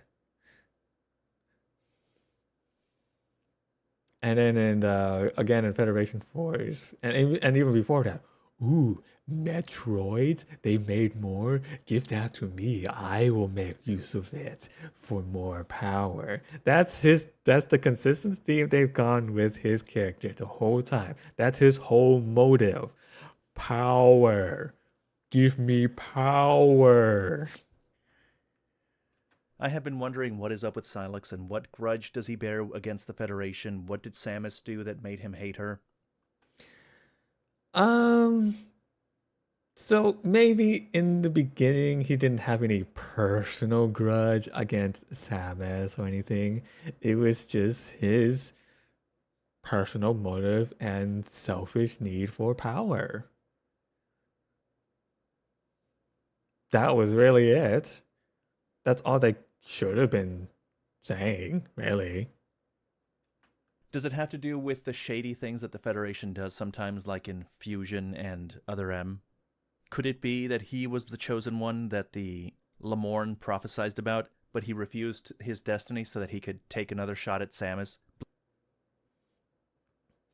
Now, I don't know if he actually refused or even was a chosen one. Maybe one of the 12 of one that went out there did see Silex as a chosen one and guided Silex to that one planet. I think it was planet Sardis that they called it, to activate that artifact to transfer him here in planet Viros.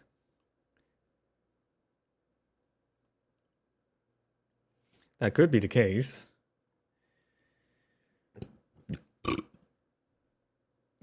But it could be one of those cases where they just don't tell us because it's supposed to be the point. We have only Samus's viewpoint.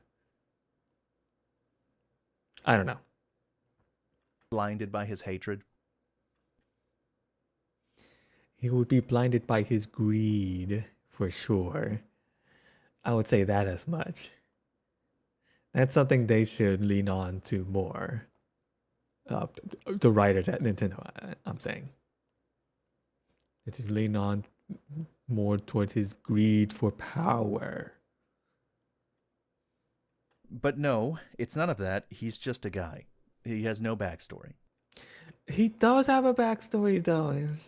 I know people haven't really played Prime Hunters or looked into Federation Force or even wondered about why he was there at the end of Prime 3. But he has a backstory. He is a former commander. Obviously disagreed with some of the things with the Federation. And he left in search of power. Like we've seen in Prime Hunters. He just is thirsty for power. Like, it may be a shallow backstory, but it's a backstory nonetheless. There is some substance to his story. He has no reason to hate Samus or the Federation. He's a bargain bin Iguazu from Armored Core 6. And the reason why he doesn't have anything to do with the story is because they couldn't be bothered to fit him anywhere. But he does... Okay, they do kind of a poor job at showcasing what he is trying to do, which is simply to gain more power. Sure. But also for people to think, oh, it's because he hates Samus. I think he simply sees her as competition. Because Samus has ways to obtain more and more power too, due to the troves of technology bestowed upon her. He may be a little jealous about that, but also not really, because he has shown through his own strength to be clearly on par with Samus through his own means. He's just that much of a technological genius. Like, he didn't die in Prime Hunters. He, along with the other hunters presented in Metroid Prime Hunters, were going toe-to-toe with each other constantly. So, like... Just insert that one meme. Nothing personnel, kid. That's really all it is.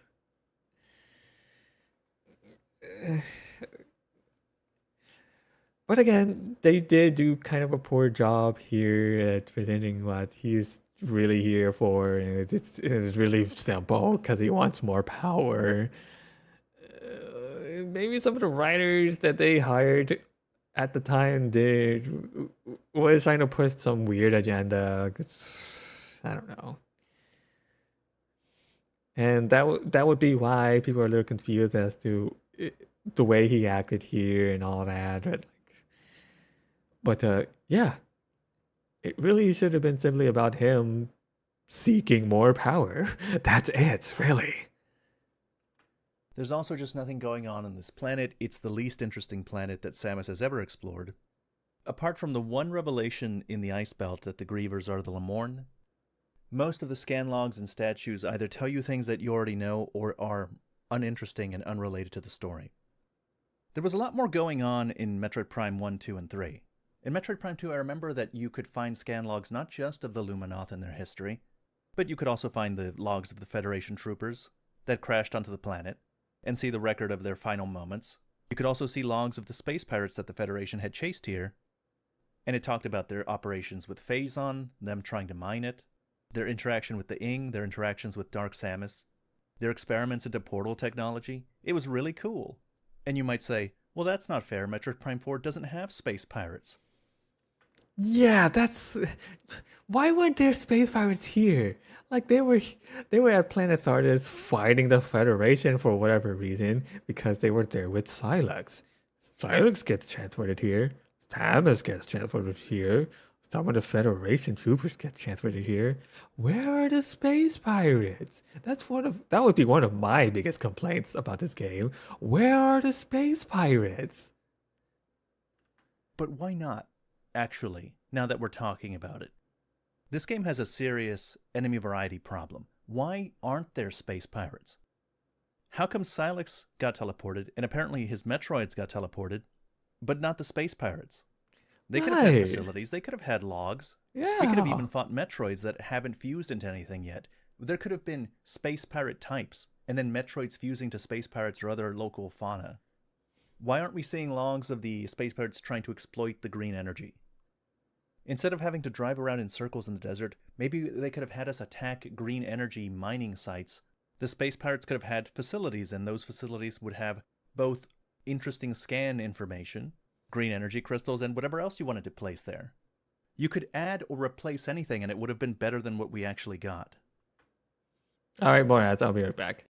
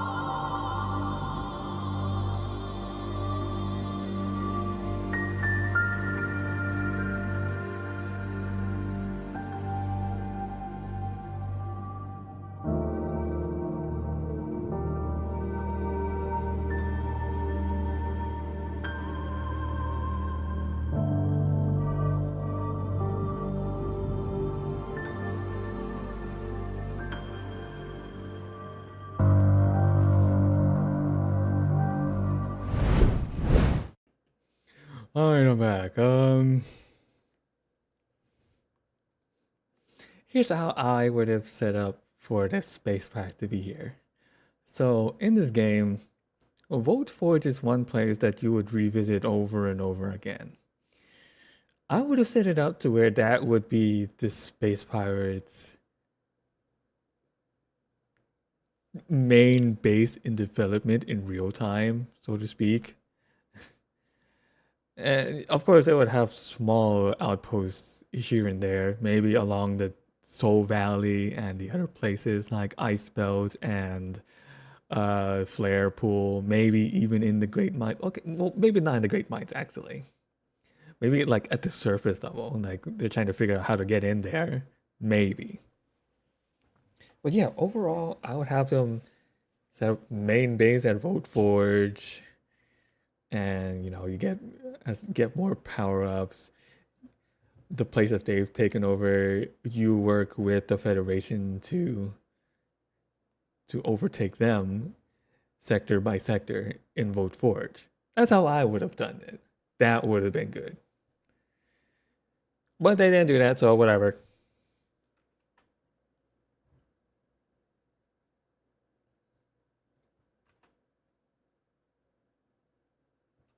Oh, was that it? No, I think I skipped something. Fair, Metroid Prime is also just nothing going on this planet. It's the least interesting thing and unrelated to the story. There was a lot more going on in Metroid Prime 1, 2, and 3. It was really cool. And you might say, well, that's not fair. Metroid Prime 4 doesn't have space pirates. But why not, actually, now that we're talking about it? This game has a serious enemy variety problem. Why space pirates or other local fauna? Instead of having to drive around in circles in the desert, maybe they could have had us attack green energy mining sites. The space pirates could have had facilities, and those facilities would have both interesting scan information, green energy crystals, and whatever else you wanted to place there. You could add or replace anything, and it would have been better than what we actually got.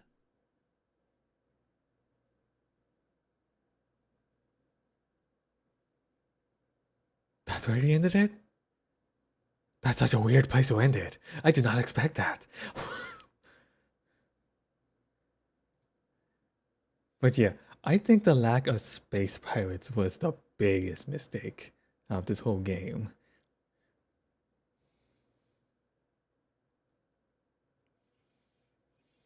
Let's see if anyone else has a good starting point. The thumbnail and title.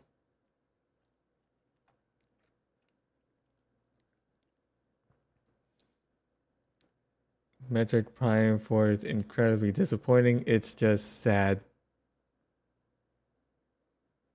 No.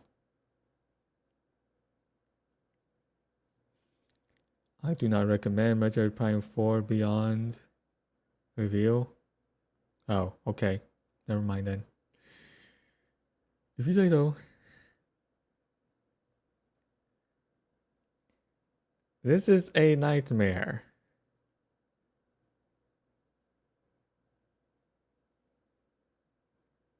I don't see how so. Metroid Prime 4 Beyond Bloated. Don't people say the opposite? Don't people say this is actually rather empty?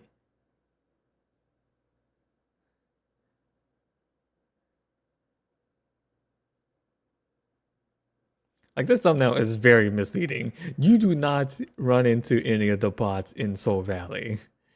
Not at least not those kinds. You run into those rollers, and that's it. So this guy is trying to make an argument for the exact opposite thing that people are complaining about. That makes no sense. At least that's what it appears like on the surface. That makes me want to not click on it. What else are people saying here? The ending to Prime 4 actually explained. I don't need that because I played it myself.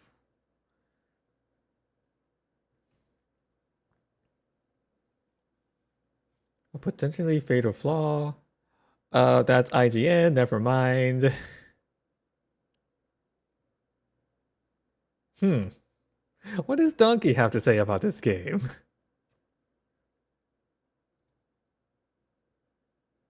What are these pirates looking for? Treasure. Yeah. Dang, can't even get hit by missiles? These are some of the weakest pirates ever. Are we safe in here? Nope. Quit it.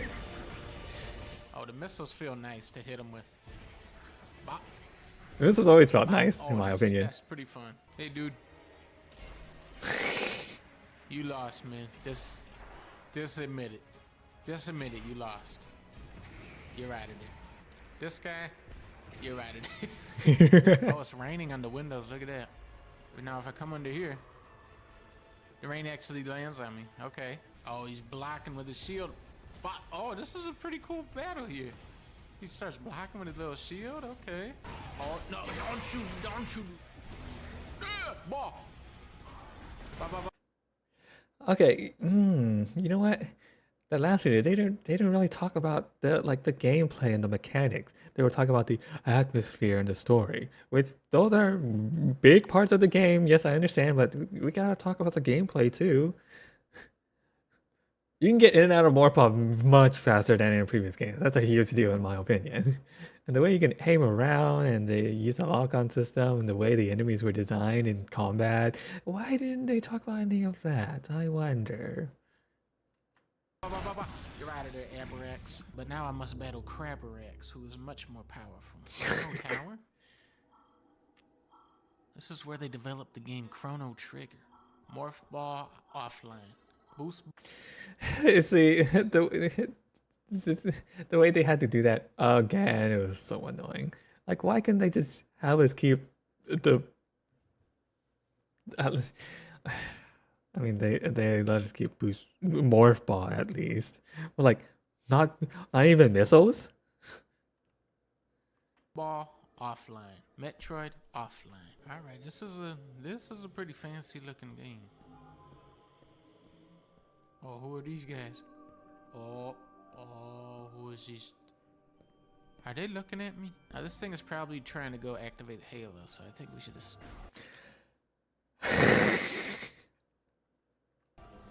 Let's just take them out. And It's not Guilty Spark. It's not 343 Guilty Spark. Oh my god, I get his reference.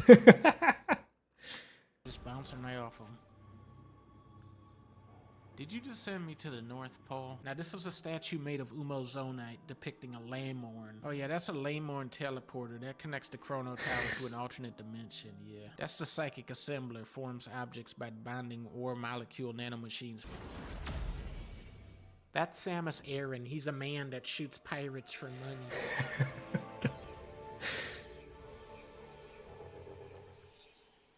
I'm in the jungle.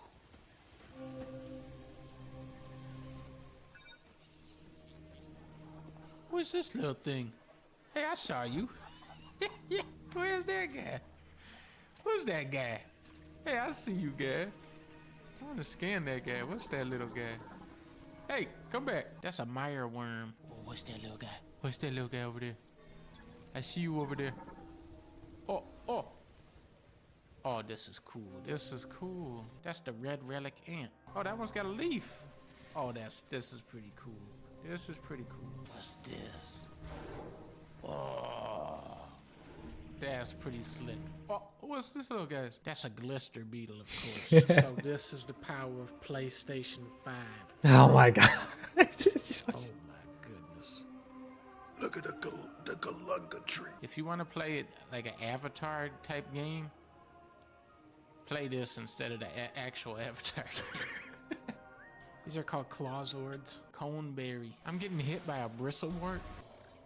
Oh, give me that glow bug. The glow bug uses his glowing shell to deter would-be predators. You're alone, on a planet, no hope of survival.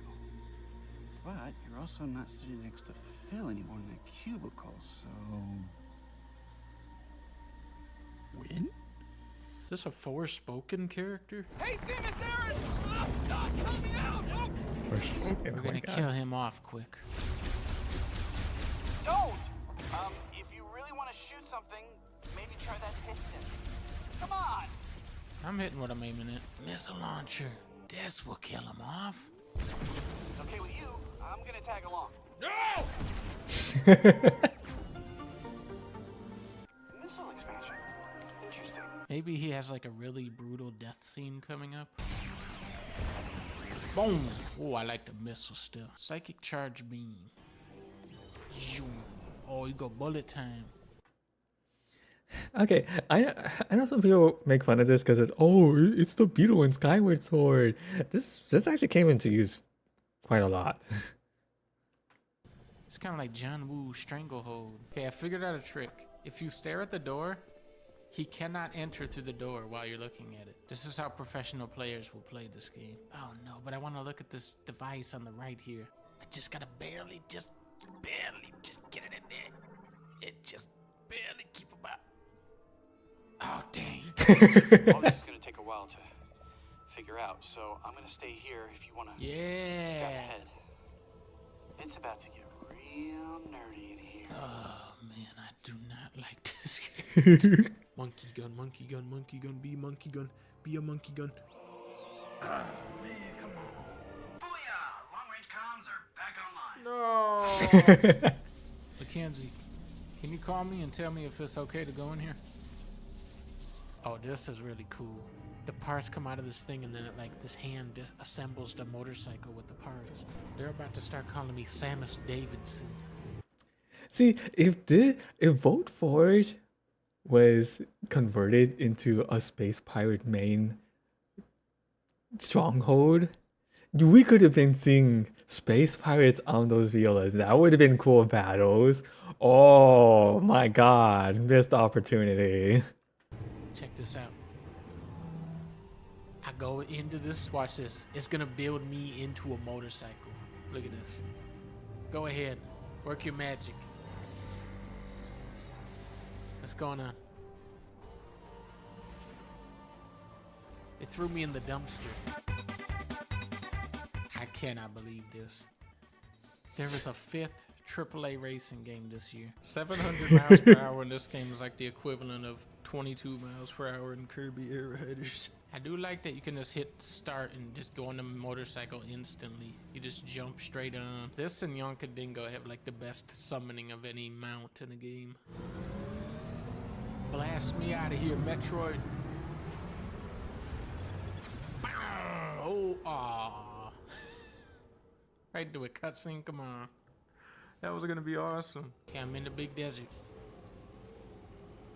Now, first things first, let's drive off a cliff and see what happens. Alright, it's the Galunga tree in the distance, look at it. Oh, I like these, I like going off these hills. Okay. Oh, that was close. I'm gonna jump off this. Oh, that's pretty cool. Turbo blast. Whee! Oh, nice trick. Bounce. No, come on. You should be able to jump out of that. This is some of the most haunted desert music I've ever heard. And that's a desert for you.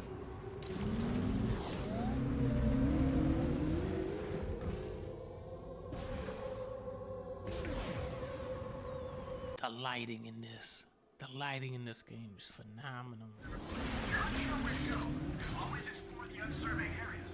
Have you checked out the volcano? Mackenzie, nobody asked you. Oh my goodness, man. This game is beautiful. The way you know it's made by the same studio as Tropical Freeze is not because everything is covered in ice. It's because the environments look so nice. Now, can the motorcycle drive on this lava? Oh yeah, they did. Oh, no, no. They did assign Retro Studios to do a The fire DK game. chip. The fire chip must be installed by Mackenzie. Maybe it can beat the game without this power up. Okay, I'll just give him a call. I'll just call him. Not available. He's only available when you don't want him. So are they really saying I gotta backtrack all the way back to Mackenzie? Really? Yeah. That can't be right. That can't be right. Alright, what do you got? It looks like a circuit, and it seems like there's a chip inside. Okay, let me analyze it. Didn't she just install these herself in the first one? Yeah.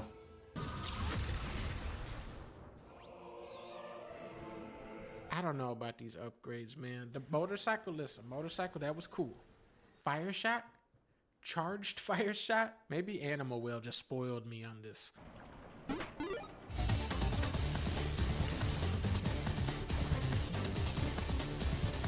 Five more missiles? Nah, that is not cool anymore. 7, 13, 16, 23, 28, 34, 56, 59, 72. Wee.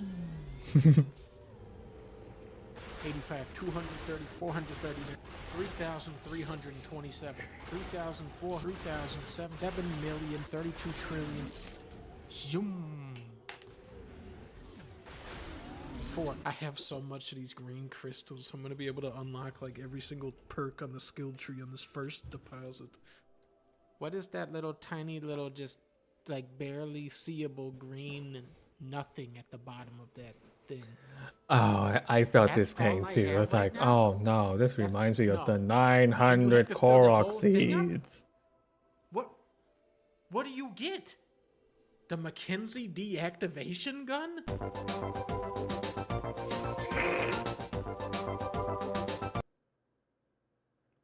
Okay, so his video there was mostly spoiler free, to be honest.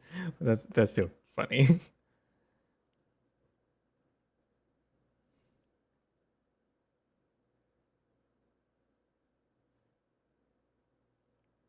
Sales numbers. It's bad. Is it? Oh, that's sad.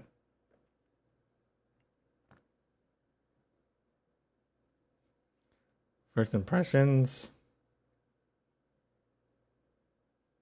I want to see final thoughts.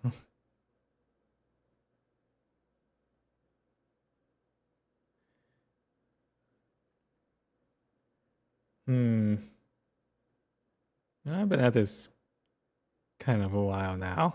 Maybe I should get to the game already. Metroid 5-4 is an embarrassment to the human race. Okay, cool. I don't care about your opinion when you do it like that. Metroid 5-4 is tragic. Yeah, I don't know about tragic. It just seems too safe. That's how I would put it. 5-4 is underwhelming. Yeah. I guess I'll put it like that too.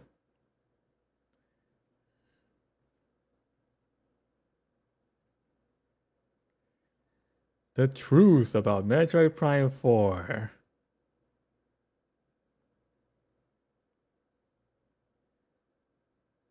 I don't buy it.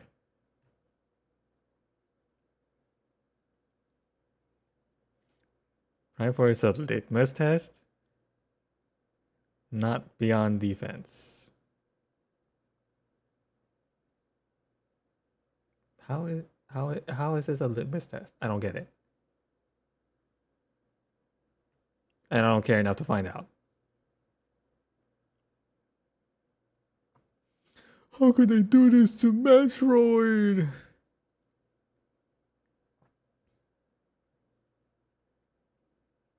Whatever.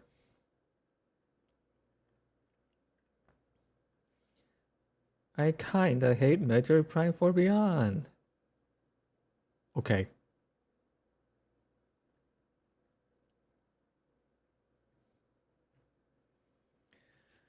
Nintendo just fucked up real bad with Metroid Prime 4. I disagree, but it's fair.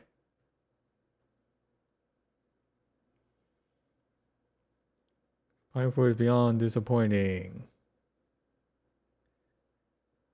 Well, if you think so, then it's whatever.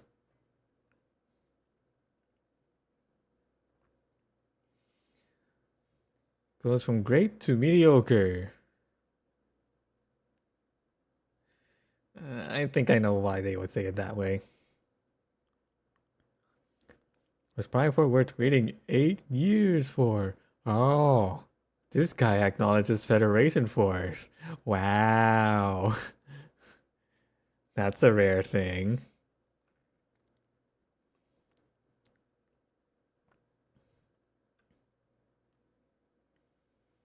A brilliant but flawed return of Samus.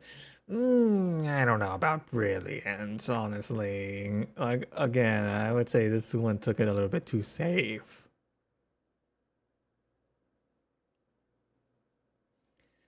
Prime 4 and the illusion of choice. Right? Don't all of the Metroid games have illusory choices? Because especially when you eventually 100% the game, like you just get everything, and then there's one ending.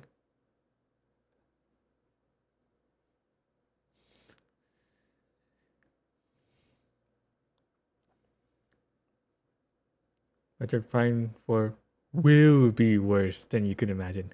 What? So, are you judging the game before you actually play it? Like, Metroid Prime 4 just got great news. I don't think so, actually. Metroid Prime 4 is beyond awful. I hate when people try to wordplay with the game title like that. It's annoying.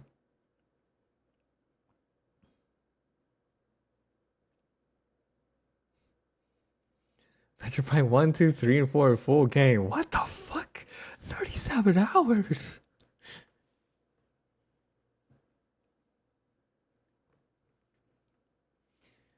Why are some people so upset with Metroid Prime 4? This guy. Did I watch this video first? Never mind. Metroid Prime 4. Beyond my lowest expectation.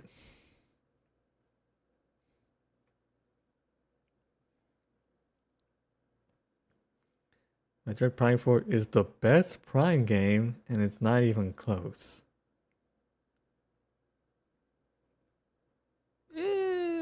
I don't know about that.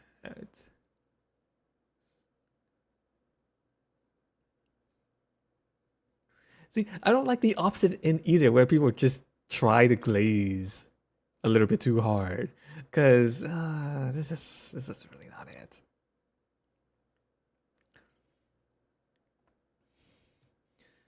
Let's discuss Metroid Prime 4 sales update or lack thereof.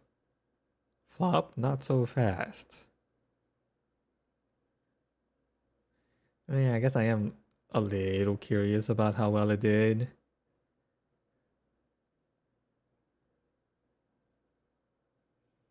Metroid Prime 4 is a queer victory. No.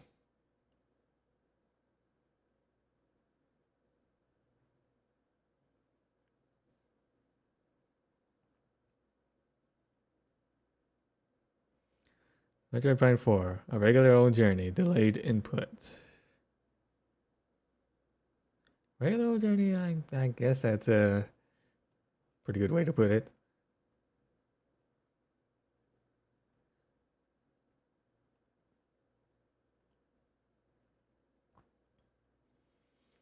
Metroid Prime 4 is a big problem.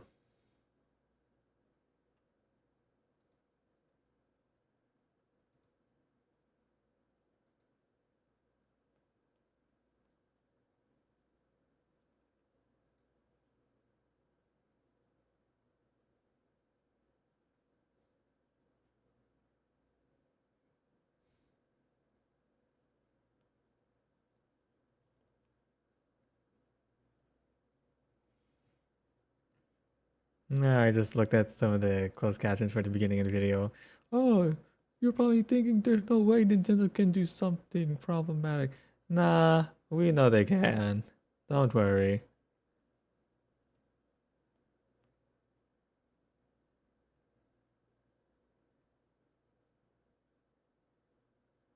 A 2-hour review? Oh my god. A quick review.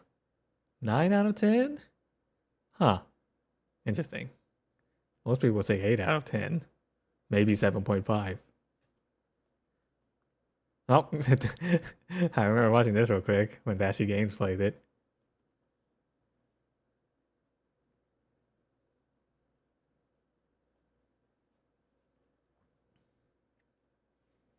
A bit Prime 4 and have some honest thoughts. Spoiler free. You can talk about spoilers if you beat the game, I think. See here, yeah. That's about the average score people give it. About an 8 out of 10.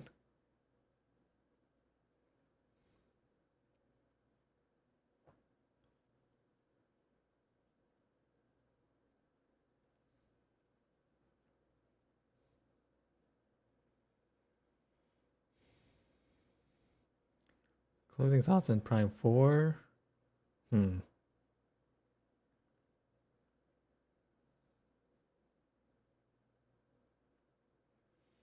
Mr. Prime 4 Beyond just did the unthinkable. No thanks. Prime 4 starts 10 out of 10, but then something went wrong. I don't know about that either.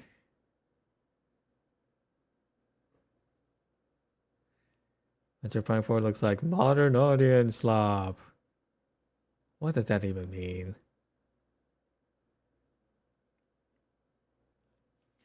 It's beyond. Metro Prime 4 Beyond is fantastic.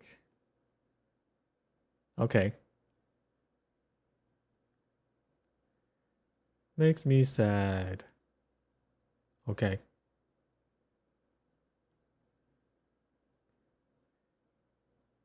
God, these long reviews. I'm trying to find a short one. What is old is new again.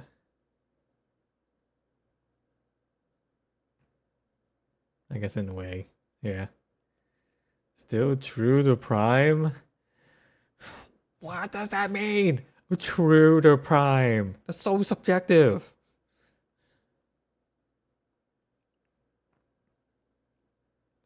But Prime 4 gets right. Not the story.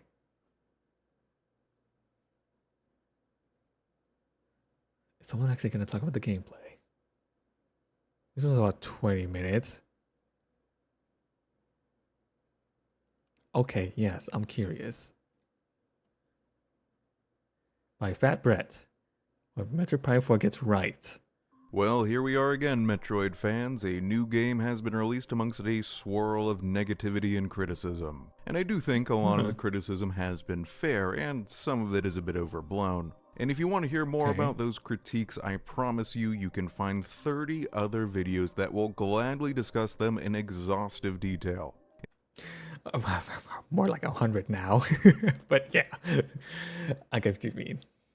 In this video, I would like to set all of that aside for just a moment to highlight some of the things that Metroid Prime 4 does well.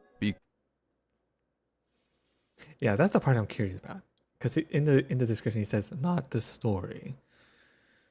So, what does he mean? Like, in terms of gameplay? In terms of the designs? I wonder. Because some parts of this game are really cool and worth celebrating. And I'm going to keep the spoilers pretty light here. You should be fine if you haven't played or finished the game yet.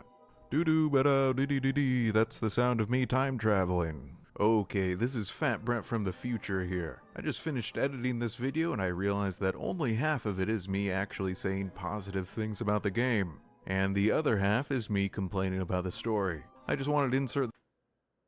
Oh, he does talk about the story, and well, at least he admits he complains about it, but okay. This warning here that if you clicked on this video hoping for nothing but positivity, you are in for a disappointment. Anyway, back to the original script.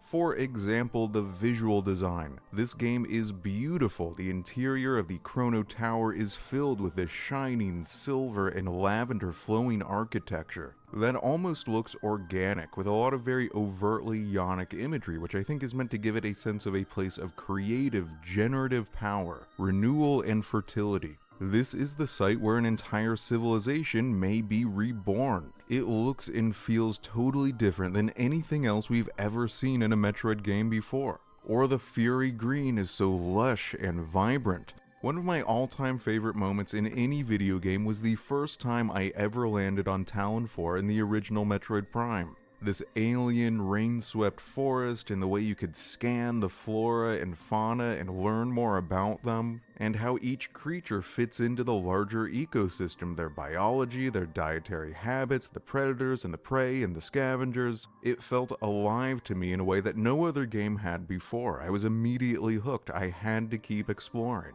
And Fury Green successfully recreates that moment times 1,000. This area of the game is so rich in detail, and I love the sheer number of ancillary little things you can scan. These You know, I was gonna say, imagine if they had this area started off while it was raining, same as in Talon 4. But I realized, I remembered, the only reason it would rain is because of the green energy. So like, I guess that wouldn't have fit in. So what they did here was fine. tubular creatures that pop up out of the water, the glowing plants that close up to protect themselves as you approach, the flocks of birds, the insects climbing up the walls, the ancient alien temples crumbling with age, overgrown with wildlife. Okay, see, that's the thing that's usually consistent with most of the Metroid games in general, even the 2D mainline series, whatever. If we are to separate the two timelines or whatever, if maybe you want to combine it.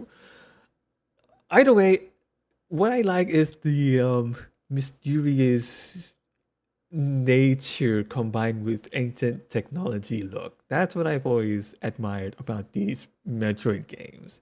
The mix of those two things, along with modern technology from like Galactic Federation and space pirates mixing in. Like they usually do a good job of mixing all four of those elements together to create a living and believable world. So yeah.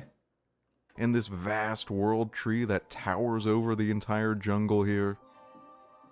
Unfortunately, the exploration and sense of discovery are a bit limited here, since the level design is so aggressively linear. But goddamn, you gotta admit, it looks great. Or the Volt Forge is awesome too. I saw someone complaining about the number of elevators in this level, but as far as I'm concerned, those elevators are the best part. As you descend, you can look out these long vertical windows and you can see the tower passing through multiple layers of raging storm clouds. I loved this view where all you can see outside is darkness, briefly lit up by lightning rattling through the atmosphere. Or this one where you break through the darkness into a lower, more open layer. And you can see clouds churning both above and below you, and rainstorms in the distance. It's just gorgeous. Huh. So someone else has noticed that level of detail. I thought I'd be the only one. I also really liked the look of the flare pool area where the whole facility is built beneath the hulk of this massive dispersion cannon. Or the mine area where at first it seems really barren, but then as you get deeper and deeper and move out of the artificial mine shafts and into the natural cave system, it starts to become more organic and colorful and weird. Okay, I'm glad he mentioned that actually, because the Grievers actually do vary in evolution when you go deeper. Cause spoiler alert, one of the bosses down there is like a super elite prime giant boss griever thingy hunter whatever. Oh, so there are more variety to the Lamorne than people try to admit. Wow, whom's the sunk? And something else I was really impressed with in the world design, and something I hope returns in future games, is how focused everything is. Each region of Vuros is designed around a single function, and so every room, every detail, the layout is all contributing to that function in some way. For example, Volt Forge is a factory which assembles violas, and so every single room is designed around some specific phase of that assembly process. And the rooms build on each other and flow together in a really sensible way. It gives the world an internal logic and coherence, though it is kind of goofy that this vast industrial complex, a factory of truly epic proportions, the only factory that exists on the planet, doesn't do anything other than build endless motorcycles. It paints.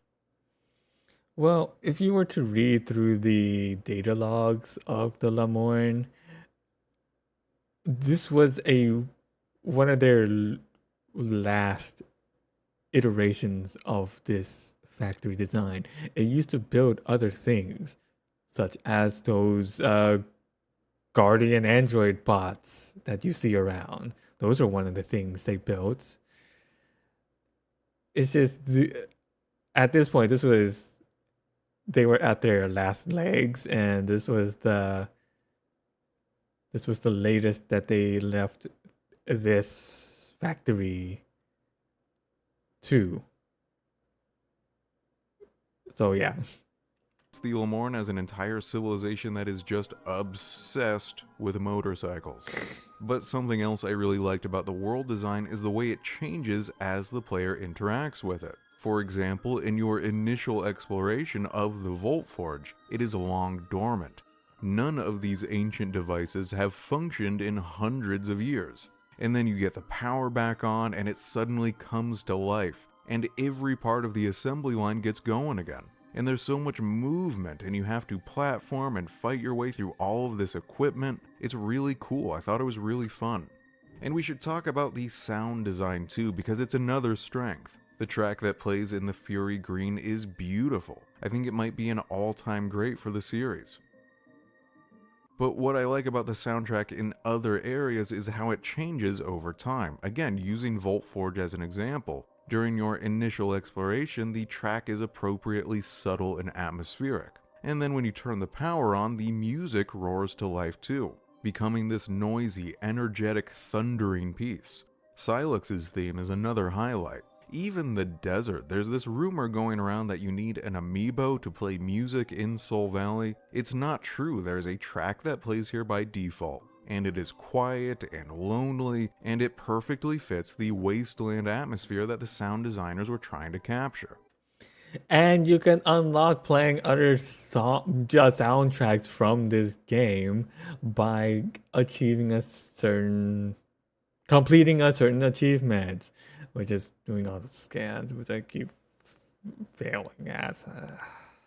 But it's a feature you can unlock by playing the game, and when people were complaining about, oh, the amiibo it's an expensive $30 unlock. No, stop trying to conflate different things. You are misconstruing. Remember, you are buying an amiibo. It is a figurine.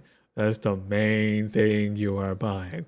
It's no different from buying a Gunpla model or a Moe figure or a Fumo. The only real difference is that, it has an extra function with Nintendo gaming products. Wow. I actually kind of liked it. I'm not sure why you would change it. I would compare it to the music that plays in Aegon Wastes in Metroid Prime 2. You know, not every track needs to be a melodic, catchy banger.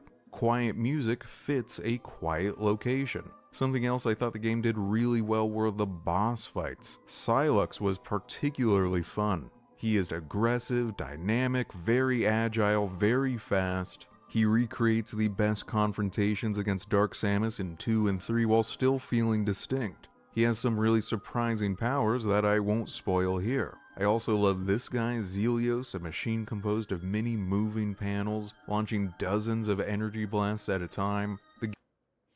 My favorite boss was the one in Flare Pool. They have you in one phase fight with it while you're on an upgraded version of the Viola, where it can hover above the lava pool. That was really cool. And then another phase where the Viola gets destroyed, like you could just rebuild it into a Void Forge, and then you're stuck there on a piece of that boss, and it's still trying to kill you, and you're fighting back, and it's got these It's got these cool attacks and it's gigantic. It's like a dragon-like figure emerging from the magma, and it's like, oh, so cool. Gameplay becomes a pseudo bullet hell for a while, and the game only gets better when you play on hard mode. These bosses pose a genuinely stiff challenge at the higher difficulty. It's worth replaying. On the whole, Prime 4's new psychic abilities tend to be pretty weak. We're just taking these space jump boots from previous games and then calling them psychic space jump boots. That is one complaint I do have. I agree with this. Like, oh, it's just psychic versions of the same power-ups we've had before. It's a whole... So, whatever. But the one new ability they really nailed is this guided shot. They mix it into several of the boss fights in ways that make sense and I think are pretty fun. Of course, it functions exactly the same as the beetle back in Skyward Sword, just without motion controls. And there are a lot of things in Prime 4 that make it seem like it wanted to be a Wii game. The precision aiming, the lasso pull, drawing patterns on the screen to unlock doors. It just feels like all of this was meant to be controlled with a Wiimote. Or hear me out, the switch to mouse mode. I feel it was more designed for that. So you get your modern, standard, close to mouse and keyboard controls.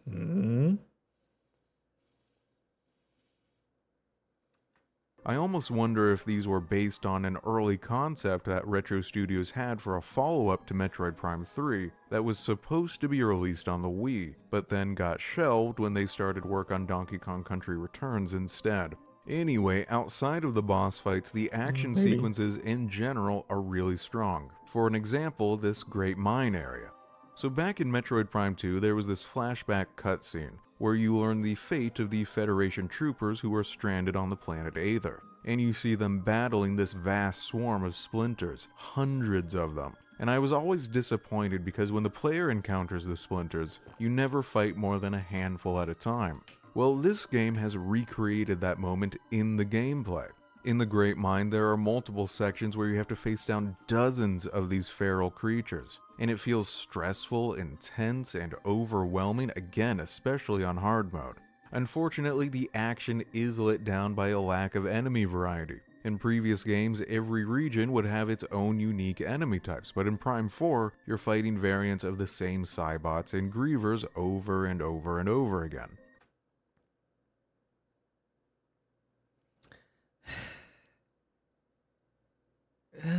For the Grievers, yeah, they're just slight variants. The bots, though, they do differ. Especially in the Great Mines, those Grievers, as you saw, like, those hunting things, so those are Grievers too. You do realize that, right? I mean, even as someone who likes the game, I have to admit, most of the positives I mention here do come with at least some drawbacks. However, despite the linear design of individual regions, the game does incorporate Metroidvania elements across its broader structure. There were multiple times where I'd be progressing through a level and then I ran into an obstacle I could not overcome yet. I had to return to previous areas, now equipped with new tools, new upgrades, to complete puzzles I couldn't solve before. This is something I've always loved about Metroid games, that loop of revisiting familiar ground with fresh capabilities, defeating old enemies with new powers, unlocking paths that were once closed. It creates a genuine sense of growth. When the world design earns it, I am more than happy to retrace my steps. And it's something I've seen some criticism of with Prime 4. I've seen a lot of people complain like, oh no, there's backtracking, or there are puzzles in the desert you can't solve the first time you encounter them. Is that what people are complaining about? I feel like the complaints were like, this is way too linear, mechanic gaps too much, and there's a lack of enemy variety. Or there's a time where an NPC tells you go explore anywhere you want, but then you actually can't because, oh my gosh, you don't have the gear you need to overcome some obstacle. You know, just like every single Metroid and Metroidvania game ever made. If you're just Yeah. complaining about having to drive through the desert again and again, then fine, fair enough. But these classic Metroidvania elements themselves were, for me at least, very satisfying. I would put this game in the same category as Other M, which Wow. Other M jump scare. probably sounds really damning, but I don't mean for it to be. When it first released, I reacted to Other M in a very similar manner to the way people are now reacting to Prime 4. It's not a real Metroid game, the level design is so linear, there's way too much focus on story, and the story sucks. But over the years, as I've replayed it, my opinion of Other M has softened. When I stopped focusing on what I wanted it to be and focused more on what it was trying to be, it became a lot more enjoyable. Which isn't to say that Other M doesn't have flaws, but it is a pretty fun action platformer game with some very cool world design and some very light Metroidvania-esque adventure mechanics. The thing that was holding back Other M the most, besides the obvious story, were the controls. Like, oh, it's like a 2D platforming Metroid game, but you can also move on the Z-axis? Wow, that's actually pretty good. And then you learn you're stuck with a D-pad and 2 buttons. Oh my god, why? And I would describe Prime 4 in a pretty similar way. Okay, but now let me remove my positivity hat and put on my pretentious writer sombrero, because I want to talk about the story and I am going to spoil the entire thing here, so if you haven't played the game yet and you don't want the story spoiled, you should turn off the video now. I think Metroid Prime 4 has a worse story than Metroid Other M, for all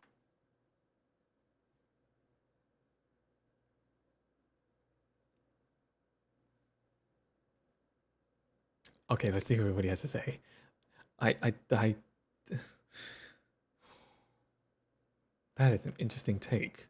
all of its flaws, at least Other M had a distinct, unifying, creative vision that tied everything together.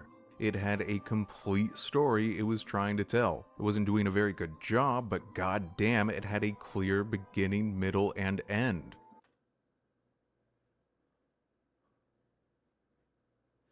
You know what? That's a good point. We don't actually get an actual conclusion in Prime 4. We're left with just more questions and mysteries about the Lamorne. Like, where did the 12 that traveled across the universe go to? Where are they at? And we ditched the Galactic Federation holding back Silas. What happens to them? And we come back to the planet that we warped out of, and it's kind of barren. Where did everyone else go? Huh. It even connected back to Fusion and Super in ways that were kind of cool. It had tension, a distinct threat which needed to be stopped. When characters sacrificed themselves, it was for a purpose that mattered. Whereas Prime 4's narrative is just this nebulous blob of nothing, disconnected from the entire rest of the series. I mean, the only thing worse than listening to Samus monotonously blather on about the most obvious plot twists ever written in Other M is watching her painfully awkward silence while characters speak directly to her constantly, and she just stares at them like a dumb mute in Prime 4. And the characters aren't even the problem. The initial reaction when Miles was revealed seemed blown way out of proportion to me. People were comparing him to Claptrap from the Borderlands series, which is not fair at all. Who made that comparison? What? People were just complaining about how millennial his writing style is. And that what's the problem? It's just, he was so like a 90s nerd, which no one talks like that. He's not nearly as goofy, obnoxious, or talkative as that. He's barely in the game. He basically just functions identically to the hint system in the previous Prime games, which have always told the player exactly where to go. Metroid games have been doing exactly this for a long time now. I'm so glad someone else points that out because I always lose my mind like, dude, have you played the previous Prime game? They always tell you where to go. And people are like, oh, what no? They tell you what place is next, but they don't tell you how to get there. It's the same difference. They've done this every game after Super Metroid. Super Metroid and maybe like the other two games before because of its time. Those are the games that never tell you where to go unless you subscribe to Nintendo Power. That was the whole point of those kinds of designs. And then afterwards, when things have become more streamlined and they need to make more money, they guided the players. You want to guide the players. Moreover, Silksong just came out this year, a fantastic Metroidvania that completely nails the isolated, lonely atmosphere and exploration, and has tons of characters. If written well, a big cast of characters can absolutely enhance a Metroidvania. It doesn't automatically ruin the atmosphere. I actually consider Anthony, remember him, to be Remember me? one of the few highlights of Other M's story. He was likable and well written. Bring him back. Honestly, Hornet in Silksong is pretty close to how I wish Samus would be written. She is not chatty, but she responds when spoken to. She is direct, concise, remains focused on her objective, is rarely overcome by her emotions, but is also curious. She cares about the people around her, undergoes a full character arc. This is basically who Samus should be. I even kind of liked the characters in Metroid Prime 4. At worst, they are inoffensively bland, and at best, they're kind of cute sometimes. Like when Samus got her new suit, which is probably the sickest design she has ever had in any game. Oh yeah, let's talk about this design. Oh my god. Whoever designed this, oh my god. This is so good. This is really good.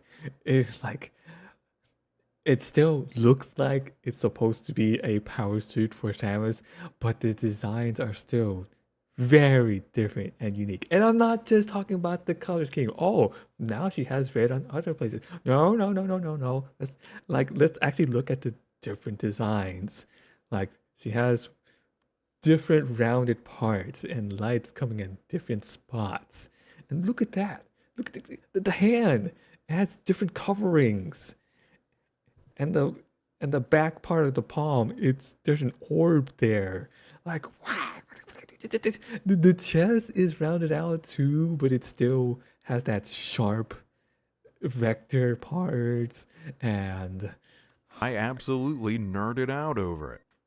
look at that. Like there's a distinct pattern here from like the red is on the outside and the gray is in the middle. And they changed the light color. Like I know that it's not just the color, but the color is still a huge part. Violet and red with gray.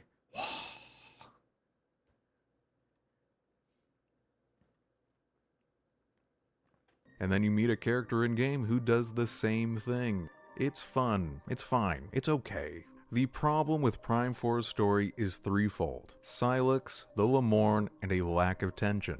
First, Sylux's character is completely wasted. He has no place in this story. He does have a place in the story. That's why he shows up in the beginning. He seeks power. So it's not that he has no place in the story. It's that they sucked at showing what he was here for. Power. Might as well not even be here. Prime 4 is really telling a story about the Lemorne, about their rise and fall and the possibility of their rebirth. And at first, it does seem like there's some kind of connective tissue tying Silex to the Lemorn. He sets the narrative into motion by trying to steal one of their artifacts. When he arrives on Vuros, he is able to seize control of their technology and turn it against Samus. He has brought Metroids with him that are able to fuse with Lemorn Guardians. He attacks Samus multiple times to keep her from assembling the keys required to access their teleporter. How does he do all of this? Why is he doing this? He does it by hijacking the technology. Stuff in the Vote Forge and the Flare Pool.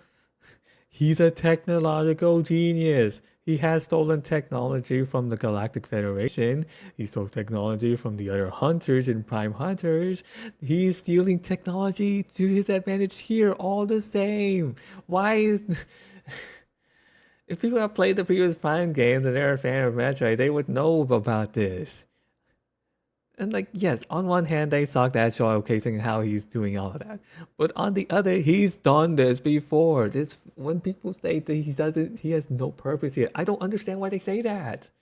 He is an ongoing character in the whole lore of Metroid.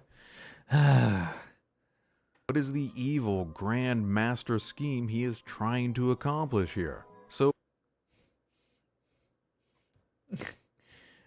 his motive is kind of dumb and basic. I'll give people that.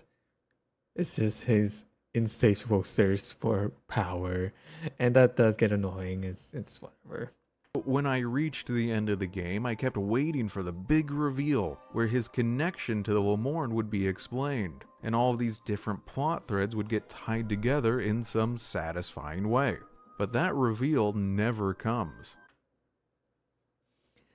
There's not much to reveal. He seeks power. That really should have been the only thing they needed to say about Silex. He seeks power, and now he's found more to take advantage of. We need to stop him. That's it. Because Silex has no meaningful connection to the Lemorn whatsoever. He doesn't need a meaningful connection. He makes his own by seeking power. I'm gonna harp on that over and over until people understand. He was not targeting that Lemorn artifact for any particular reason. Yes, he was! Power! Same thing he did in Prime Hunters and in Federation Force. Ooh, something that can give me power? Ooh, I want it. That's it! That's all it has to be! The whole encounter is basically random. His control of Lemorn technology doesn't matter. It matters because it's showcasing what he is capable of. Ooh, some technology. I'll make it mine. That's how it has to be! And actually care about the teleporter or the keys. His new bioengineered Metroids that can fuse with other creatures are barely a part of the story. It feels like It's not barely part of the story. It took over stuff in the Vote Forge, in the Flare Pool, and in the Great Mines. Every boss you face is because they were infused with Metroids. Zelios, that was Lemorn technology. He hijacked it with his Metroid. That's a huge deal. developers trapped themselves in a corner because with all of those previous teases, Silex had to be included in the game. But they didn't actually have anything meaningful for him to do here, so he's just kind of shoehorned in.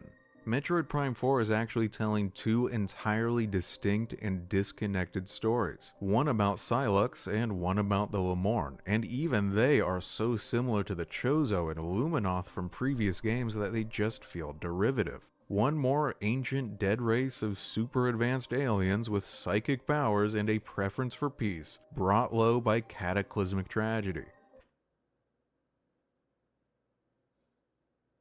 I guess that's a fair way to put it. Yeah. I mean, besides the Griever, which they were trying to revert. Yeah, it seemed like they were just mostly trying to be peaceful. Yeah. And finally, there is a serious lack of stakes in this plot. In the final scene, the rest of the Federation troopers sacrifice themselves to give Samus a chance to teleport away. And it's meant to feel very dramatic and emotional. But why? It doesn't matter. Samus doesn't have any compelling reason why she needs to leave. There's no world. There. Okay. I said this in the previous videos too, but there is a reason for her to go back. Is to report to the Federation about a known coming threat. More data to submit. It shouldn't be that hard to understand. Like this, it's basic protocol. World-ending threat for her to face on the other side of that teleporter. No ticking clock. No reason for them to be fighting so hard to help her specifically escape. Silex doesn't have any grand dastardly plan which must... Okay, yeah. This setup it was so cheesy and felt shoehorned, as he puts it. Why wasn't Samus in the front lines trying to fight Silex? must be stopped. The Grievers are not a threat to the wider universe. I'm not... But Silex is, along with his Metroid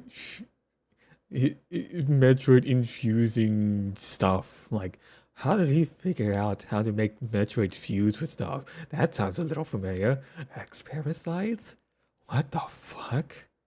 And now he's in a planet where he can mass produce that? Uh-oh. Sounds like a huge threat to me. I'm not going to claim that the previous Prime games had really amazing writing or anything, but Prime 4's story just feels pointless. And I think Prime 3's writing was really well done, actually. But that's just me. Because they tied everything in a nice package and gave a good conclusion in theme and everything. But again, that's just my opinion. Silex's inclusion is immensely disappointing. So yeah, I'm not going to be doing any more videos about Prime 4. Speaking as someone who might very well be the biggest fan of the Prime trilogy in the world, like I play at least one if not all 3 games every single year. Talon 4 and Aether and Brio and Skytown feel like a second home to me. Anyway, I think Prime 4 is a very good and even occasionally great action-adventure game, with gorgeous visual and audio design, fantastic boss fights, and a terrible story. And it's not really a Metroid Prime game. What does that mean? What do people mean when they say it's a Metroid Prime game or it's not a Metroid Prime game? It's just, there's no consistency. Just like Other M, I have to acknowledge that it's good at what it's trying to be, but it's just not what I, and probably most longtime fans, wanted it to be. Anyway, this is not the end of Metroid for this channel. Whenever I finish my God of War retrospective series, I do plan to cover others, including Metroid. Someday I will do deep dive to finish my series. Okay, that's all I had to say about the Metroid part. But I'm glad someone else acknowledges that the game has guided the player this whole time in previous games. Like, that's always been a thing since after Super Metroid. Thank you for acknowledging that. Most people don't want to admit that for some dumb reason, but it's just a staple of the Metroid game.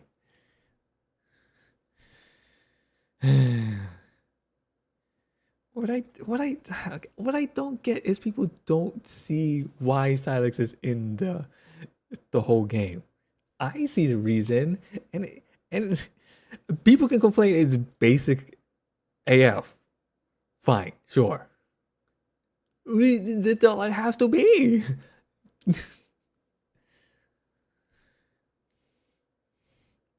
He's similar to the Space Pirates, as suggested by this thumbnail right here.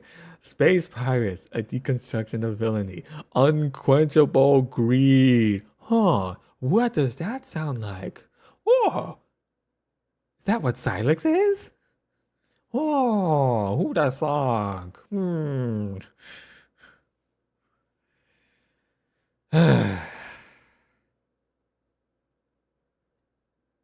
I actually did a lot of ranting for Metroid Prime 4 and just the Prime games in general. I think it's time to actually get to the game. So let's do that, shall we? Get the controller. Screen. Load up the game. Full screen.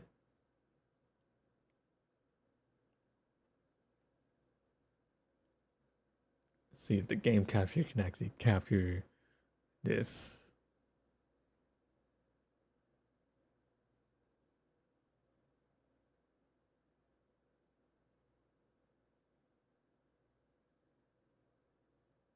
Oh, it actually did. Impressive. But yeah, I wanted to play this game because, as the title suggests, I never actually beat this game. So I'm gonna try now.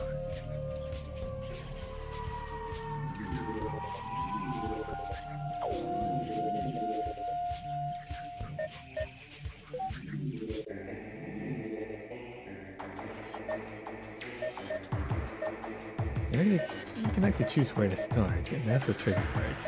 I feel like I usually have an easier time with Town and Overworld.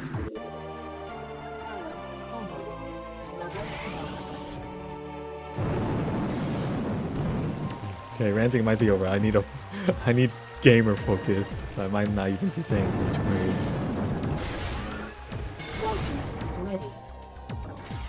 Oh, I want to get to the wall now.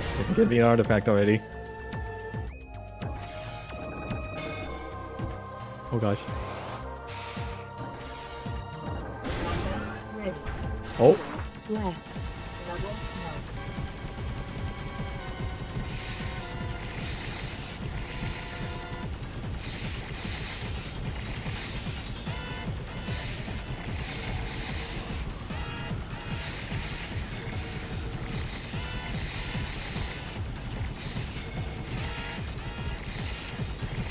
This will get me an artifact, right?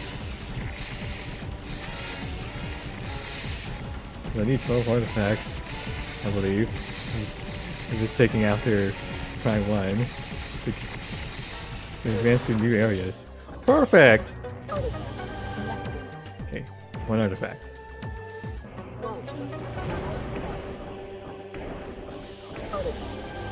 Woohoo! 2 artifacts!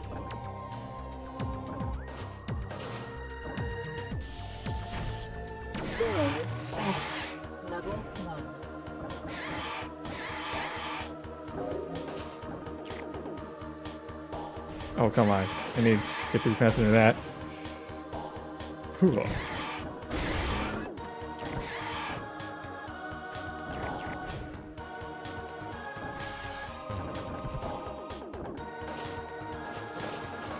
Come on, I'm limited in time. I can't be stuck here.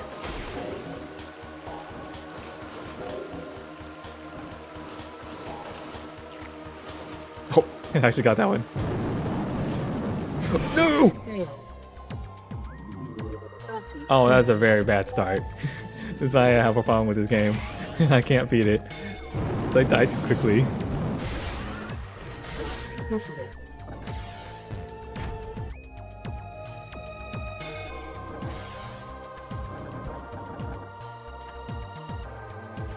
Oh god.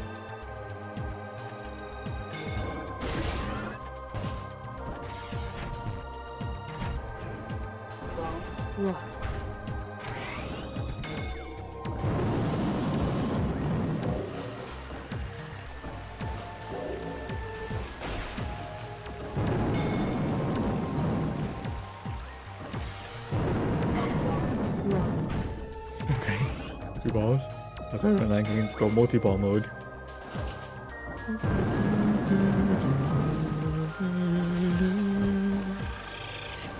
Ah, Metroid!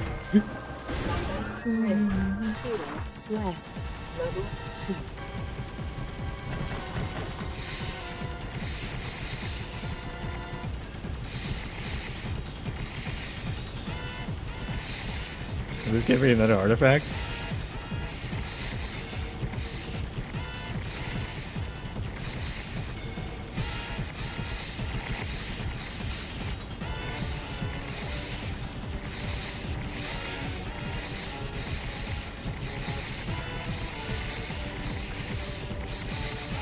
Oh god. Ah.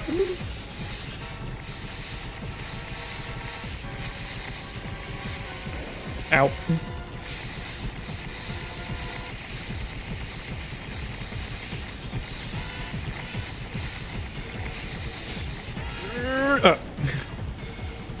Oh, one left.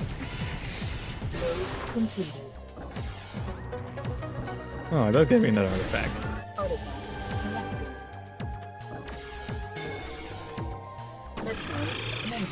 Oh god.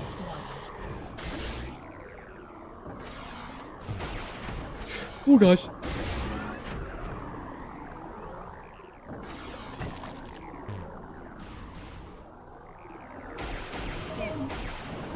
Oh. Oh, that's huge. That's basically an energy tank.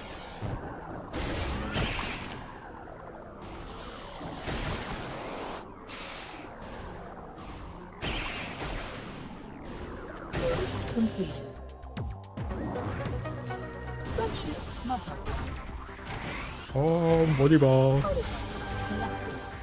How many does that make now? 4?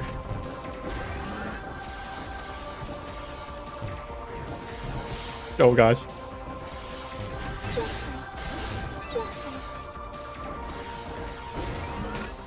No. Gook gook.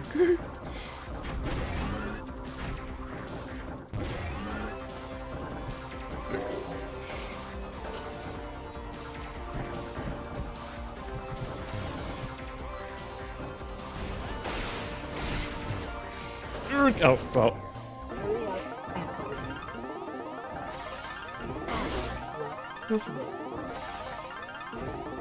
Am I hurrying up for 2? Oh, gosh.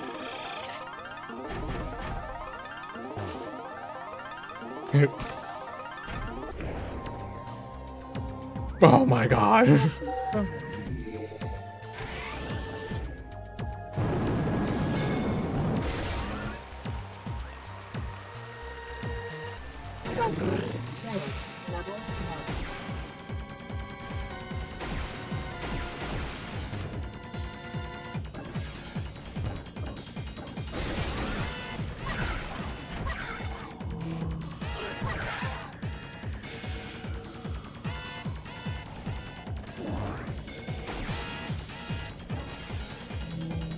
So rude! Ah!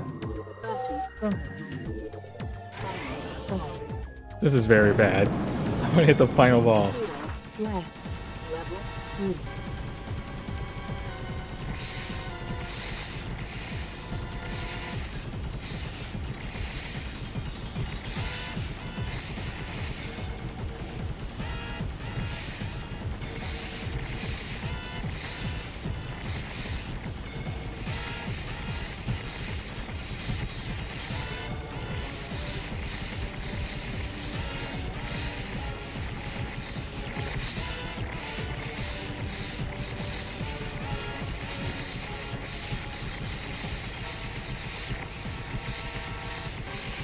Oh gosh, they're getting close.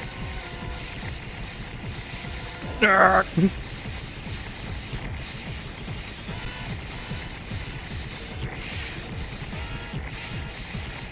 Ow. Oh my gosh, how many of them are there?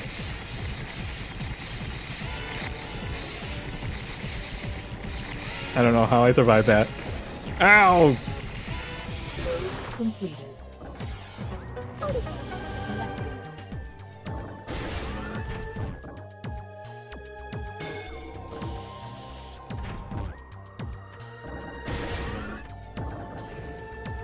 I'm so scared every time. Oh, I can go somewhere new. Okay. You're showing me that there are artifacts here. What was this one? How about the missiles? Liaison, mines, level 1, final ball. If I can get extra balls, that would be nice.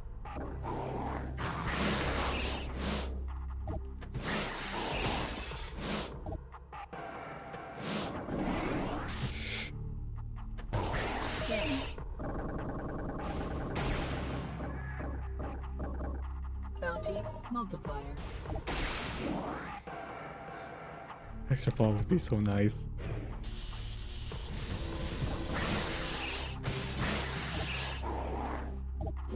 Urgh. Scary. Hmm. Oh. Missile acquired. Oh, I got it.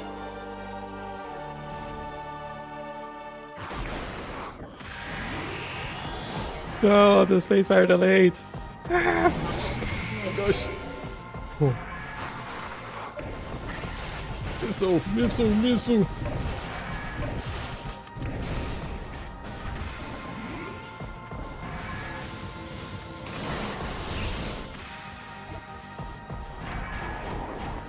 Scanning. Ah. Missile recharge. Ouch.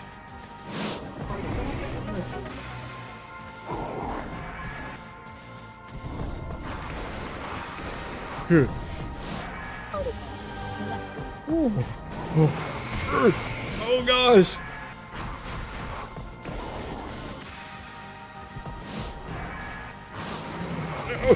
Goo. Goo. Goo.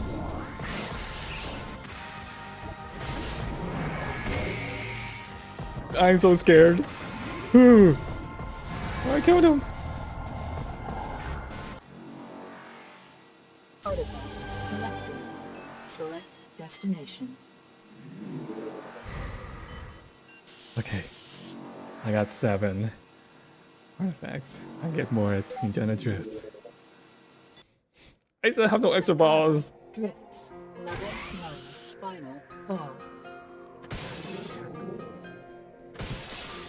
Power ball acquired. Wow, I got that quick.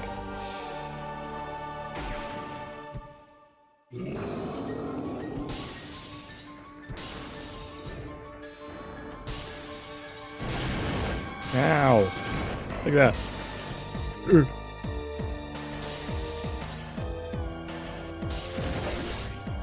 Oh, that's not good. No, scary. No.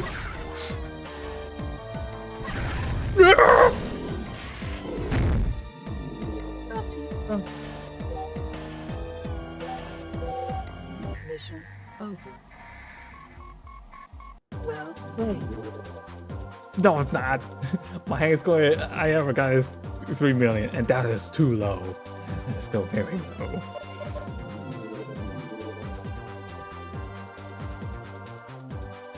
Yeah, see? Right there. And I had 12 artifacts, and I never gone past anything beyond that. This makes me sad.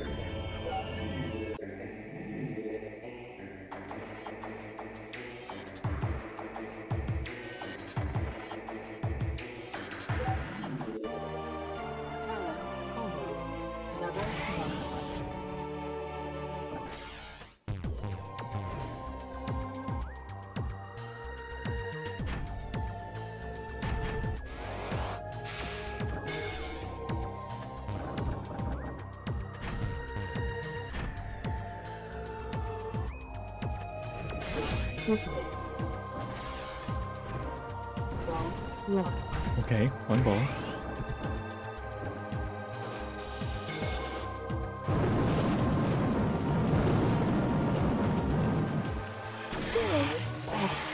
Level 1. Combo. Double combo. What the? Fail. Bounty bonus.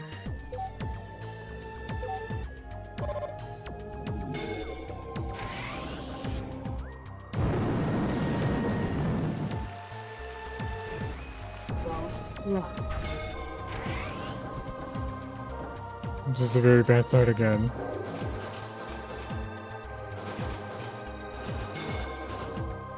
Oh, I see. Bouncing on those bumpers changes the target. Oh no. Scanning. Oh, that's huge.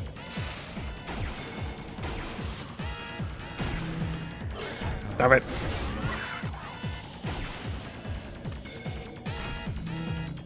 No.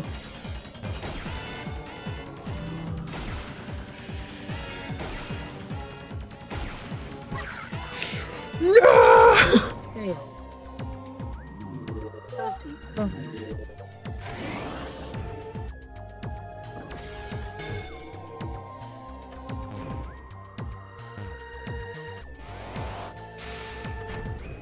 Gunship modified.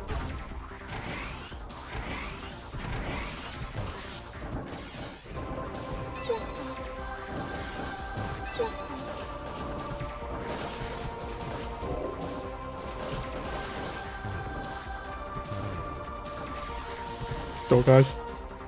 Oh, oh, oh, oh, oh, oh, oh, oh.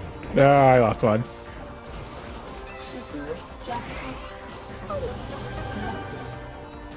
I think that's my first artifact. Finally.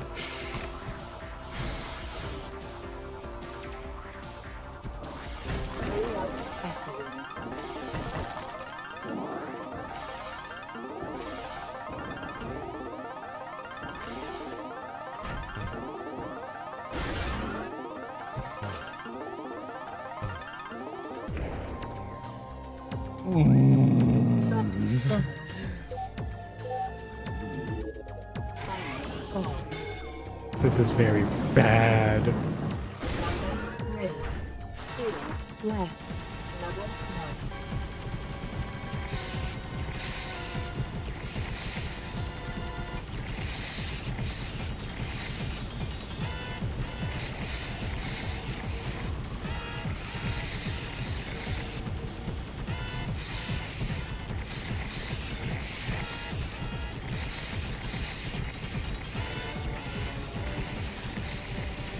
Perfect on this once.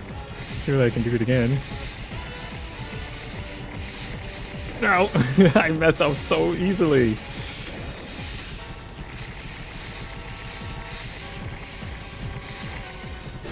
Complete.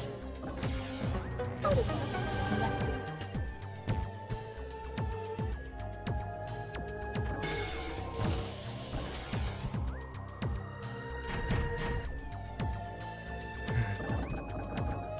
I'm so scared.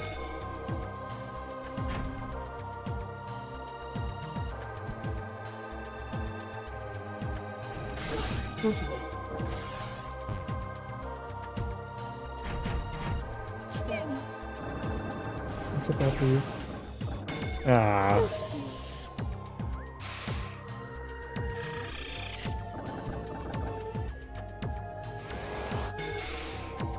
Phason multiplied. What?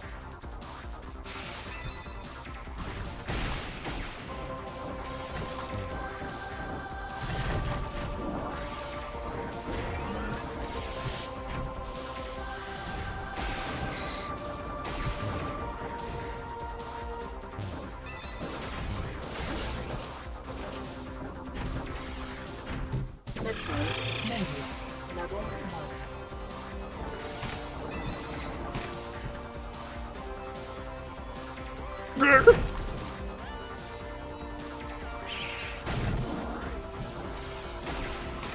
No!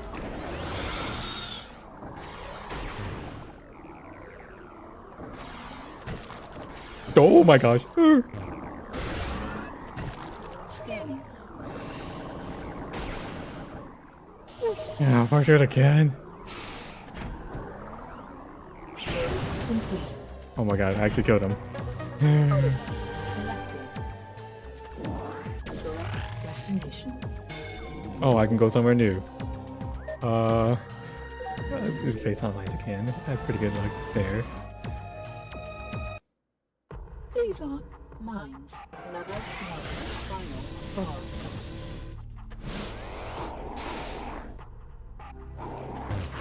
Scanning. Combat ready. Ow!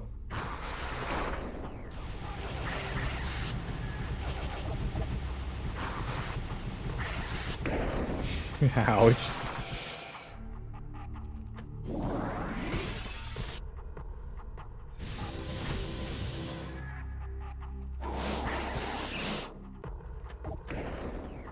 Oh my gosh, I'm so bad at this game. Over.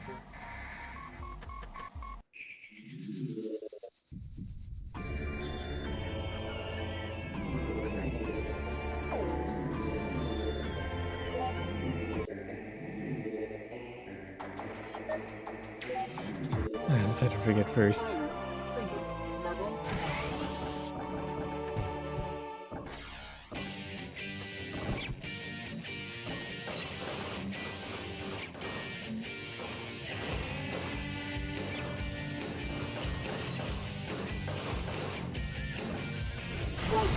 Ready.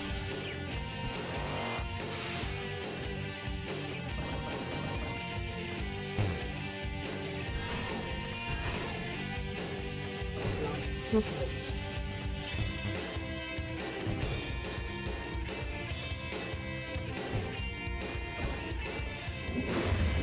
Oh.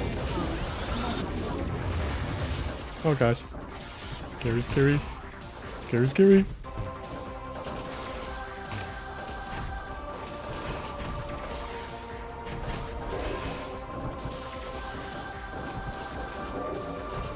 Double jackpot. Oh gosh. Balls, balls. Oh, I lost one. Oh.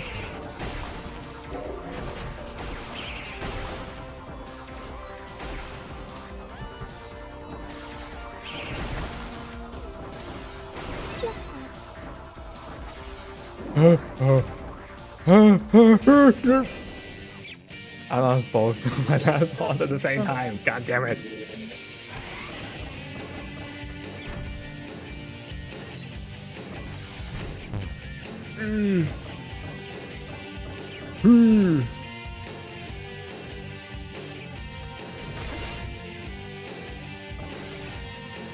Garrison.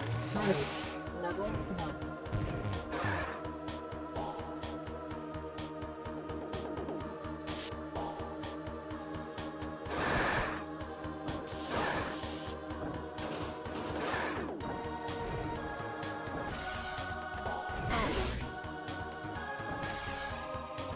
Double combo. No, no. Oh, come on. More came out.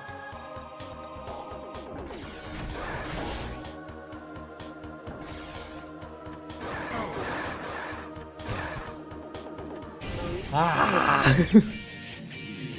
Lucky bonus. Final call.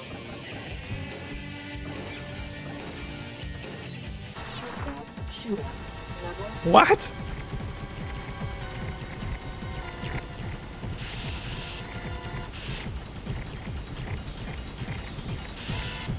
Oh gosh. No. No.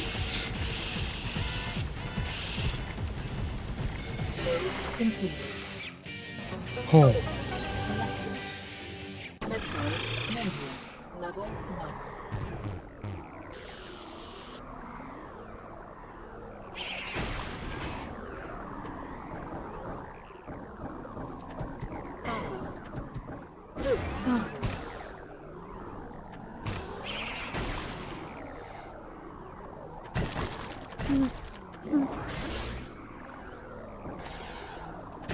Complete. Protocol selected. Block listed.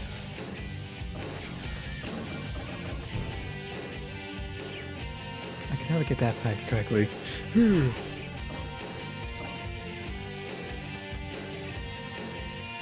Scanning.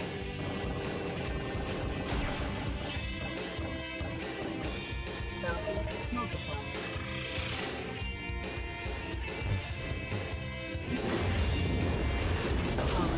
Oh god. Double jackpot.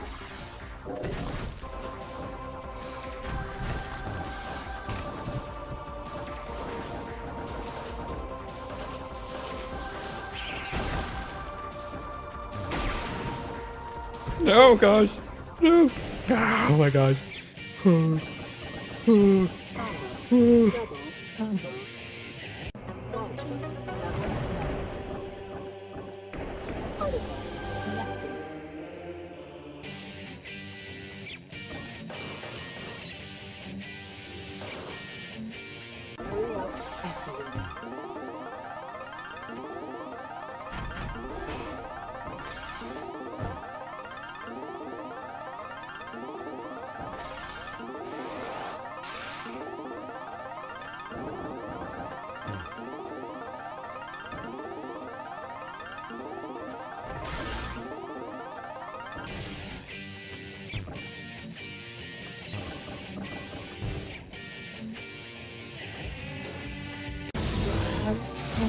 Oh gosh.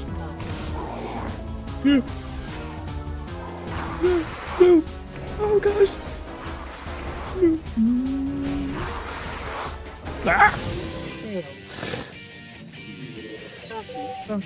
Mission over.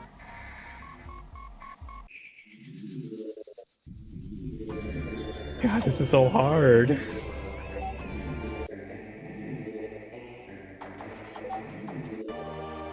Pilot trigger level.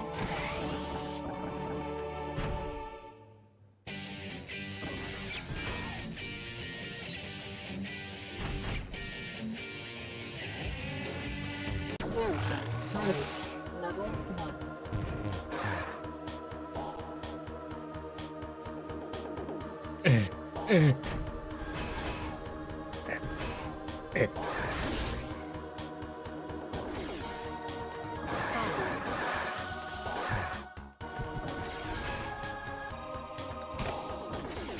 What the fuck?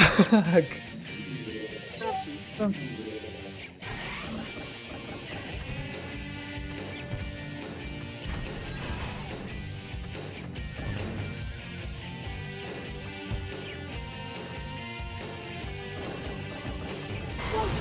Ready. Double combo.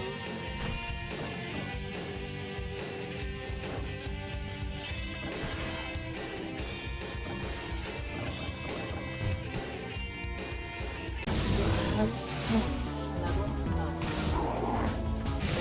Failed. Copy. Bonus. Combo. Combo. Logic. Level 1. Auto. Connected.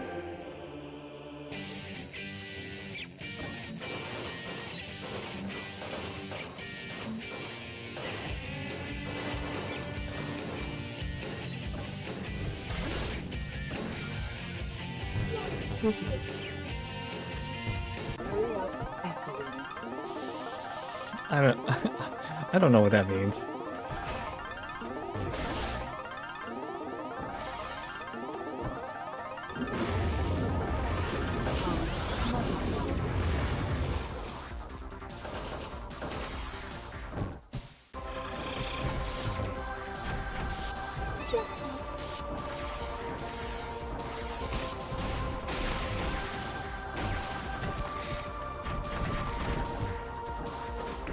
Damn it, I lost one.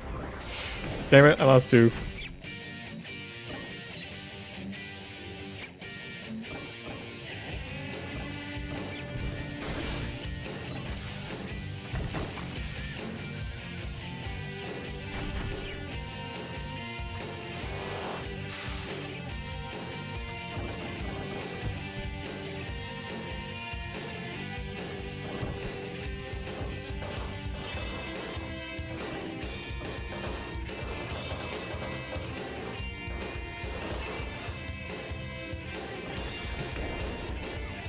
Oh my god, I'm so bad at reacting.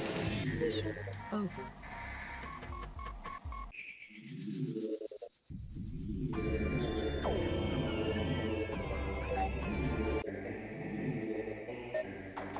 Alright, back to town overload. Thank you. Level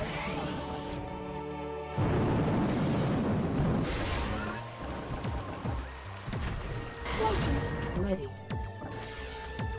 Double combo. Listening. Level 1. Combo.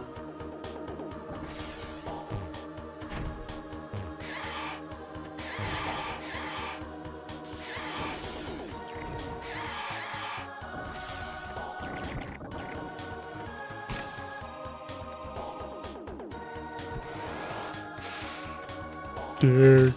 No. Scanning. Force field. I guess that's something.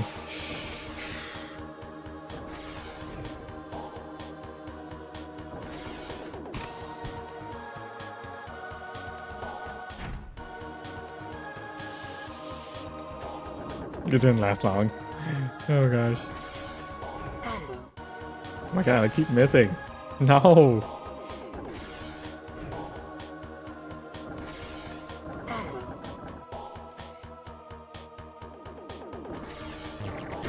Complete. Oh my gosh, finally.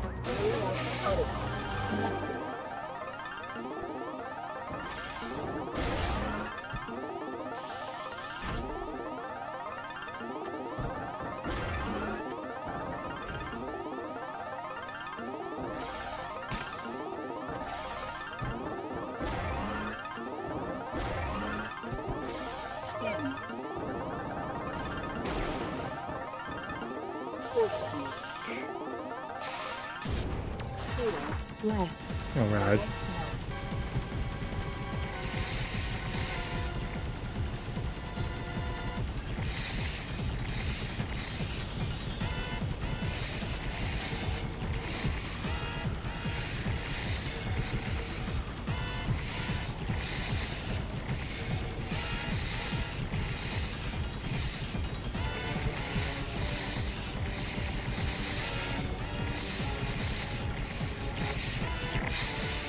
Ow.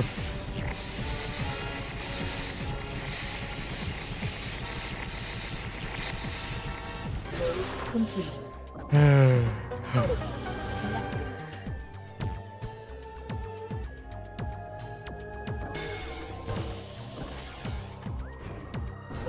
Run.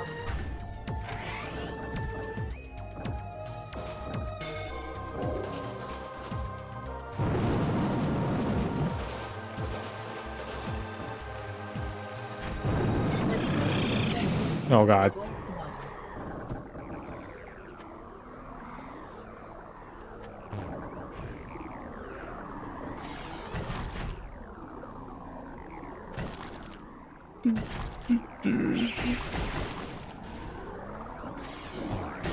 Complete. Oh. Artifact collected.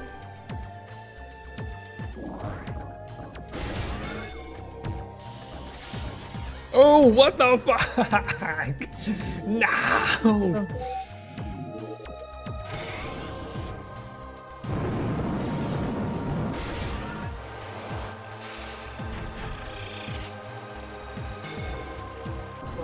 Run.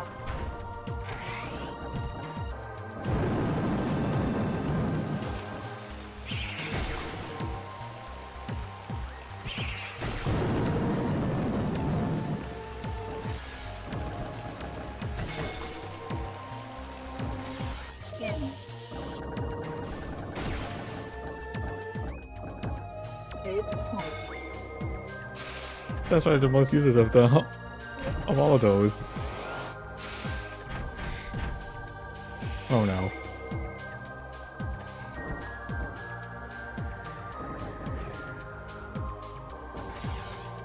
Calculate. Level 1. Oh gosh.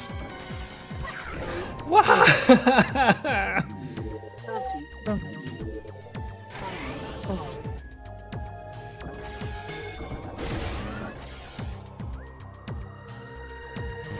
Gunship mother. No, I don't want multi-ball now. No, no. Panic, panic. Get the super jackpot.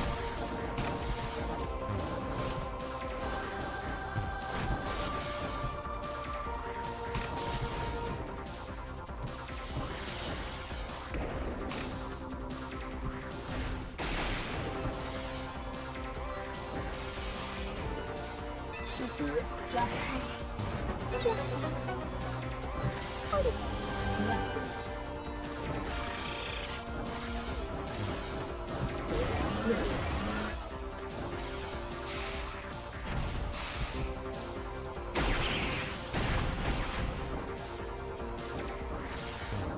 Jackpot. Get the super jackpot.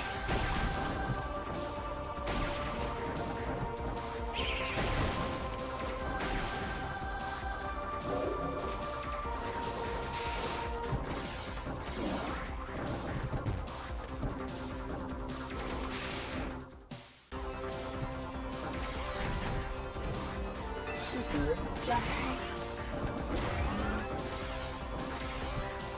don't care about no super jackpot.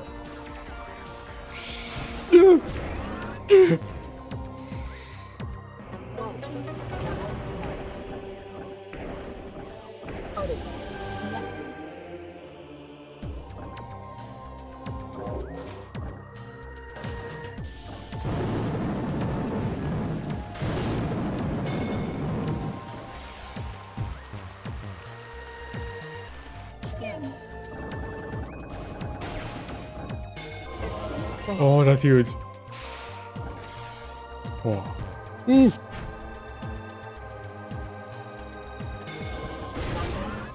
Oh no. Bless. Level 2.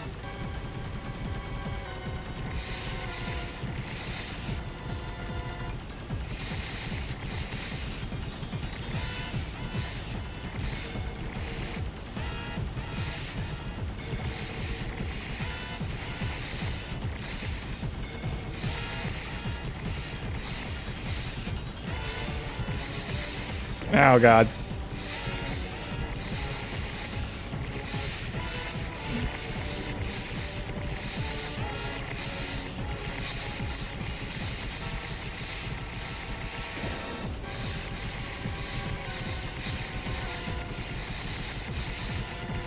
No.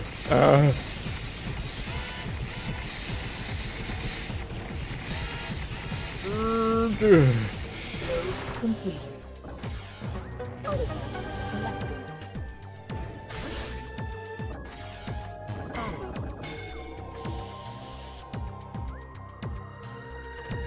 Ah.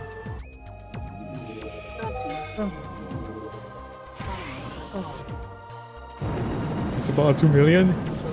Destination. Yeah, let's go here.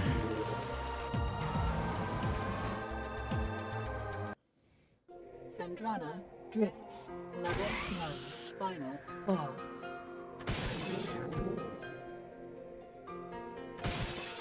Power bomb acquired.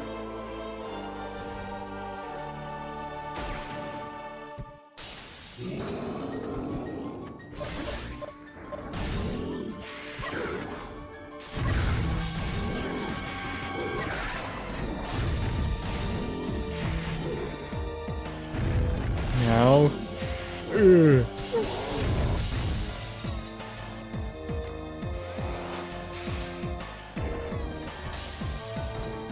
No, it bounced me out.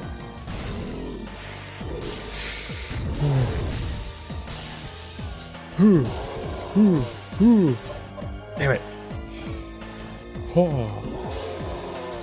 Oh. Uh-oh. Oh. Oh no. Oh no.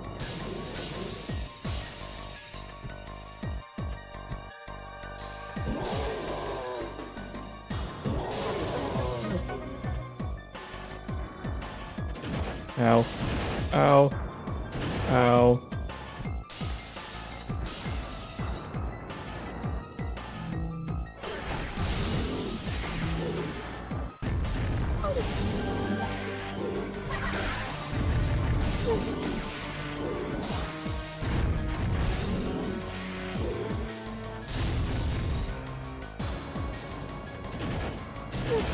Oh my god. No. Ah. Whew. Whew. Whew. Oh no. Oh, I'm low on HP. I'm low on energy. Oh. Oh. Oh. Oh gosh. You know, I'm going down. No. No. No. No.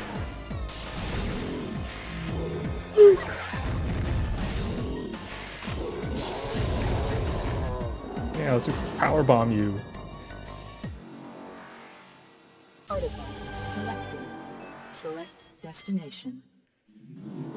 Oh god, this is kind of scary.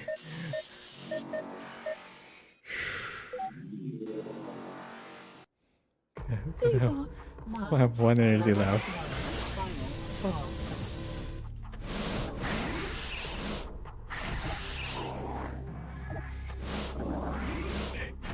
restored. Oh, good.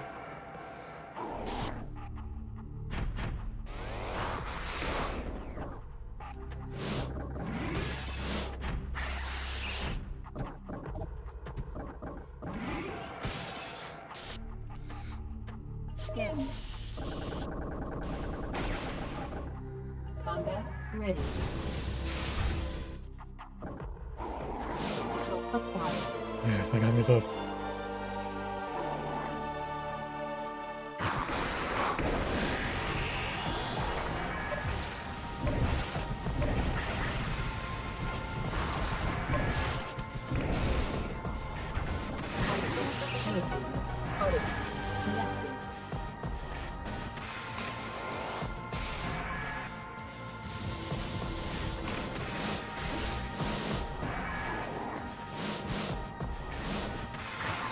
Ouch.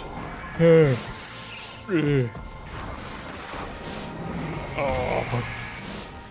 Ooh. Ah. Nah. Mission over. Well played. Not good enough though.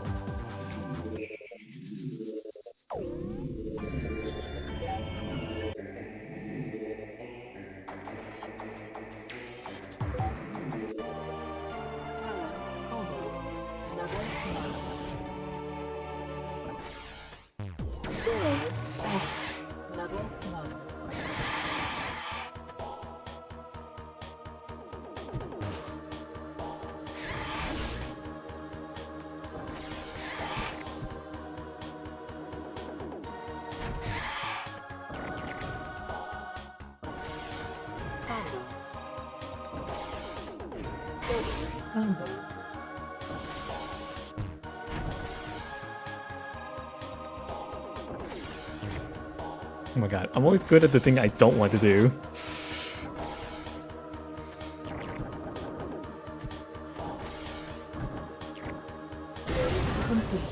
Oh, good. Get the artifact, please.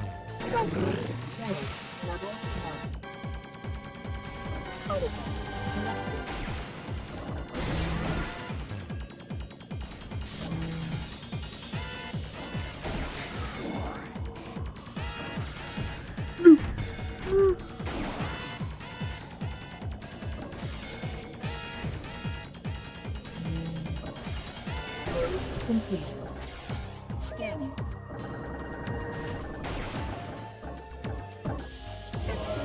Oh my god, I have a really good start, and that makes me worry. I'm gonna fluke it somehow. Oh my god, how did I mess that up?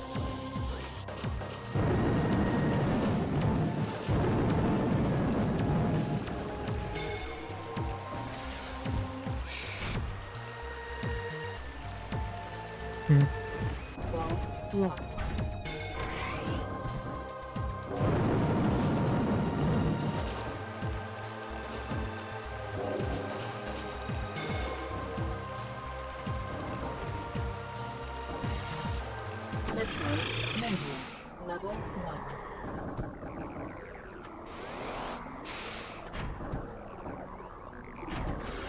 Scanning. Force field. Okay, I'll take it.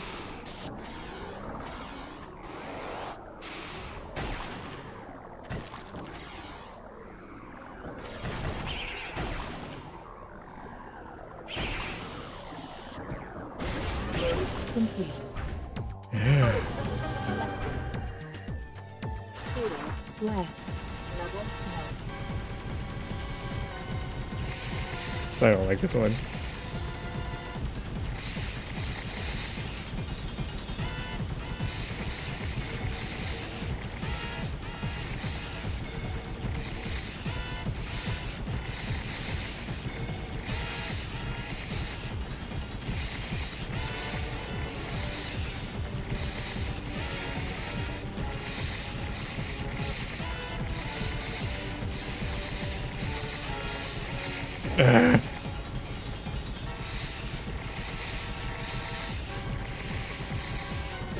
Complete. Artifact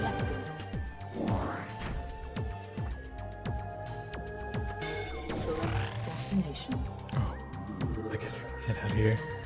Okay, enjoy the wrist. Would I like more artifacts? Dendrana drifts. Level 9.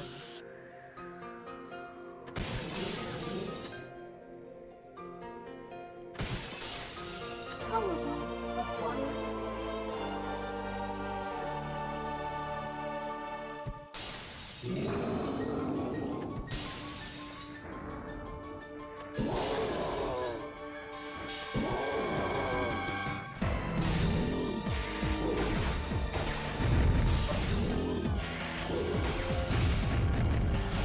Oh my god! The rocks hit me at the perfect time to perfectly angle me to my death.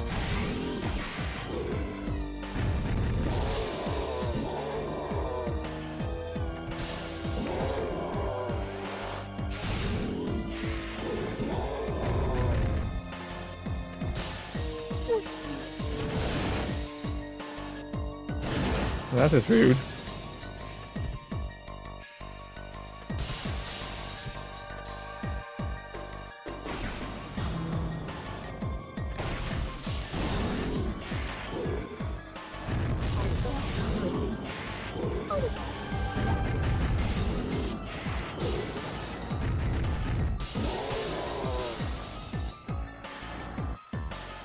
Scanning. Hit points.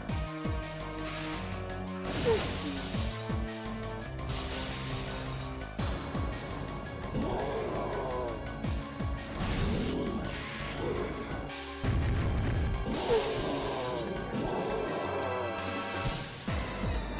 Darn it. Stop.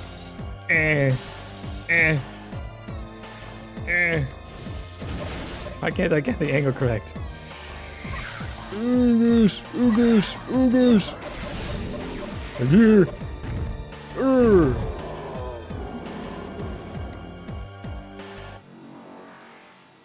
Artifact collected. Select destination.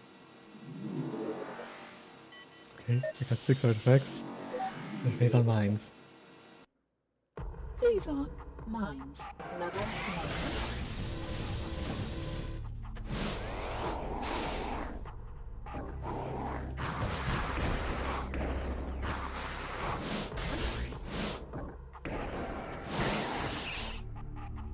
Force speed.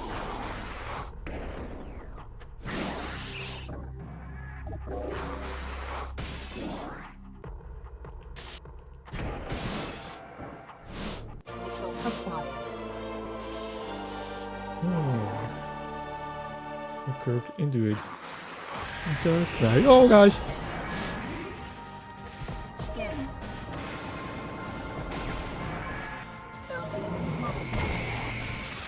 I don't need a multiplier, I need more combat stuff. Ready. Oh.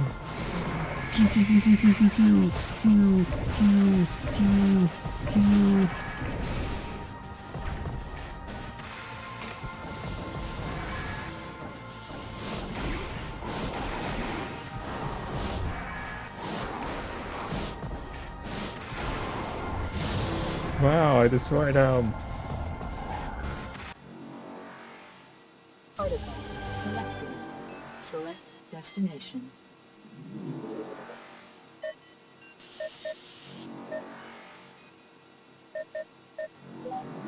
There's up here a Talon overworld. Talon overworld. Level 9.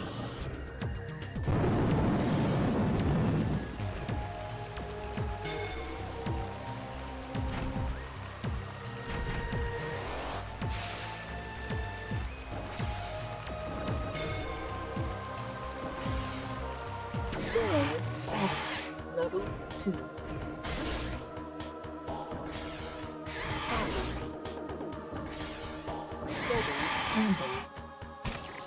Scanning. Oh, let's see what we get here. Missile recharge. Okay, that's decent, I guess.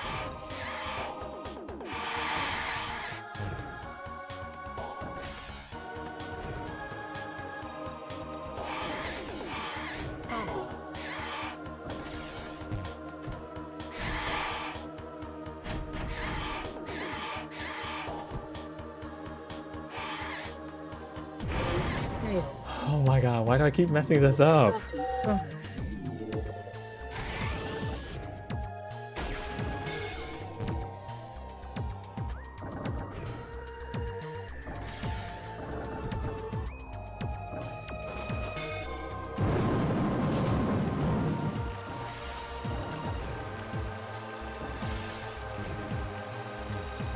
Hurry up.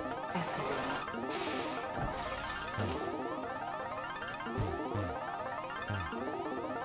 Scanning. Big points. I don't care about big points. Hurry up. Awarded.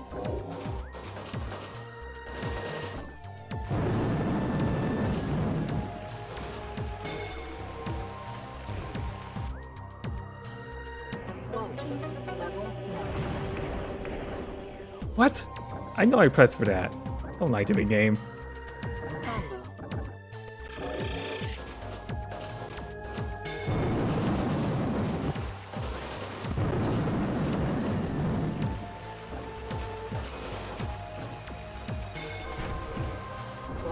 Rock.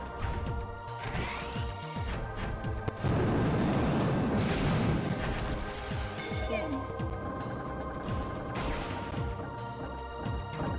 Powerful.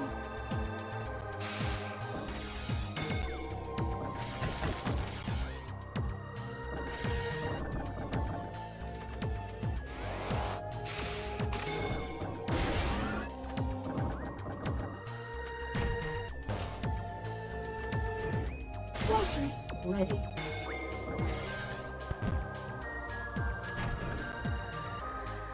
Launching. Level 1. Auto. There we go.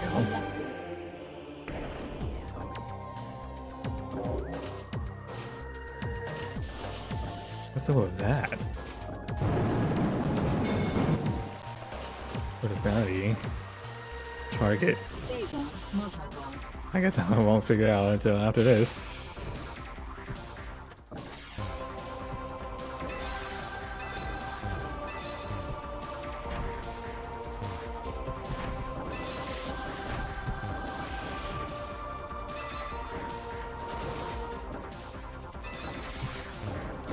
Ready.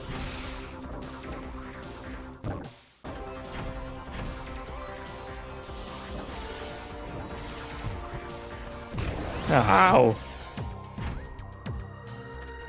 What? Oh my god! Bounty. Bonus. Ball. Phasing. Frenzy. Level 1.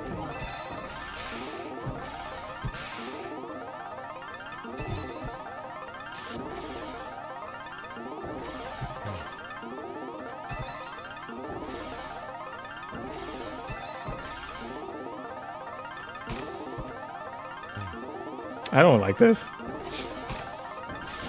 Oh gosh.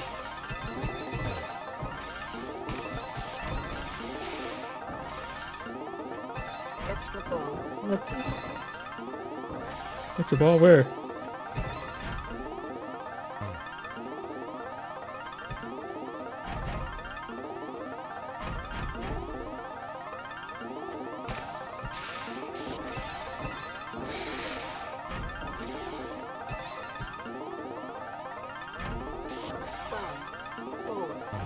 Three, two, one. Load completed.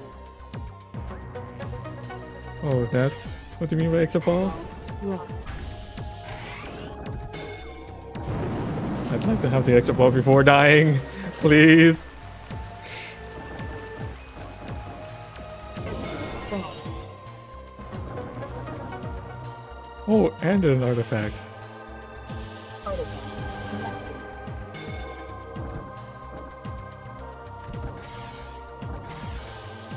Bunkers ready. Oh no.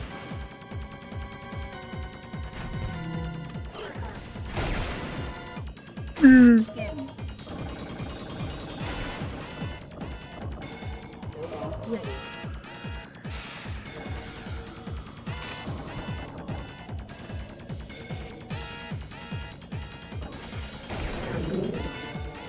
Oh my god, there's more of them.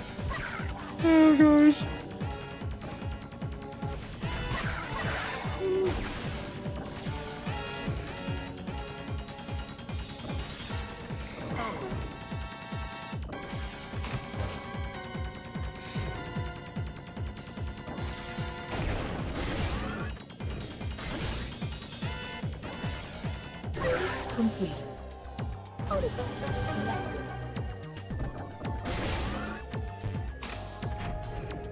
Friendship mother.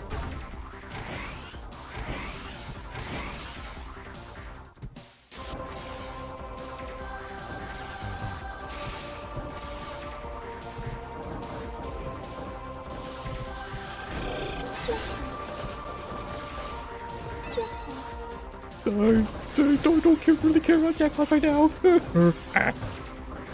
Oh, Get the super jackpot. get the super jackpot. Do I really care about that? No, I lost one. Oh. Ah. Metroid Mania Level 2. Scary.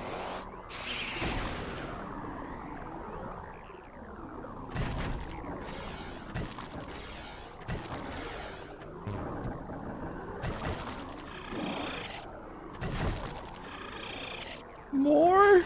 Oh god, it is level 2. Oh. Oh.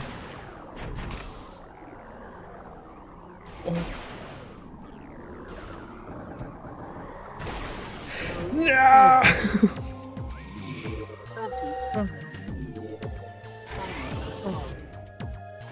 Oh, 5 million now. Get me out of here. Get me out of here. Oh gosh.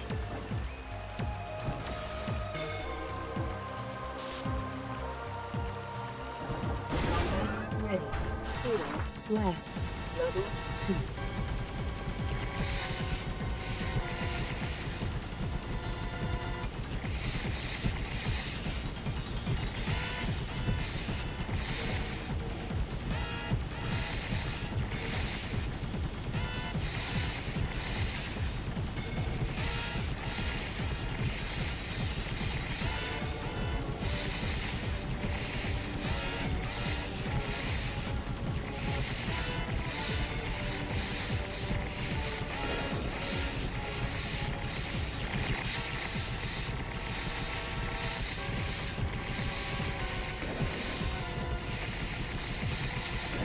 Oh god.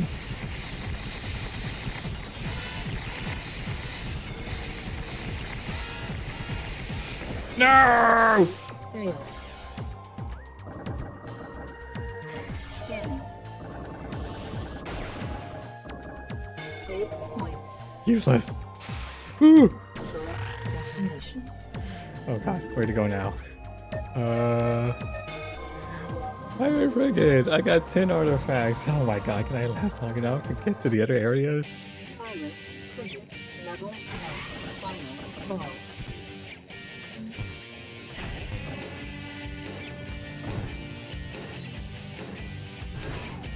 Garrison Pirate Level 1.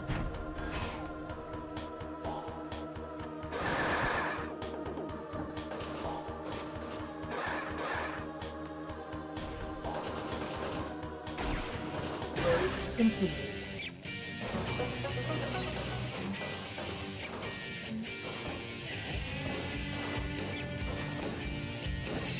Come on. Get me out of here.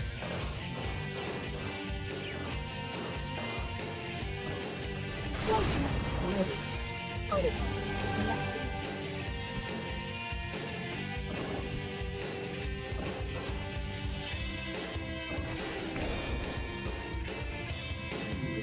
Bounty bonus. No. Mission over. Well played.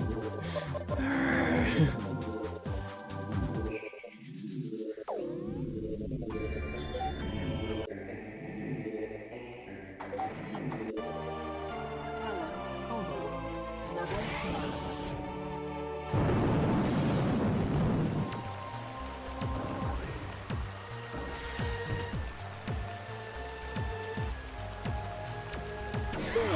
1. Level 1.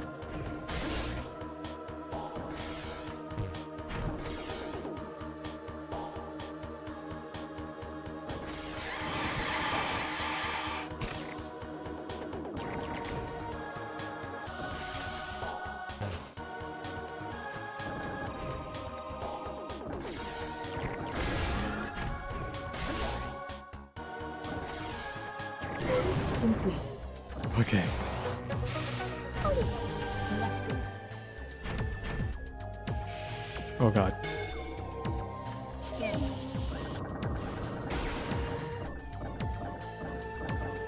Force field. Okay. So close to extra ball.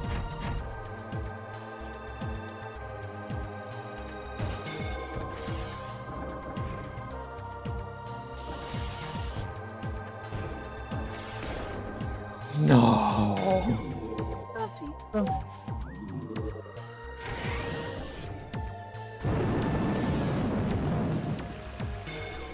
Strongholds ready. Level 1.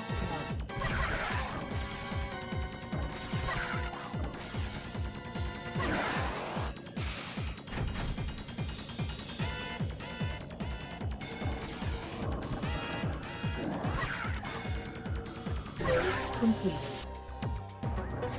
Article selected. Bounty level 1. Article selected. Okay.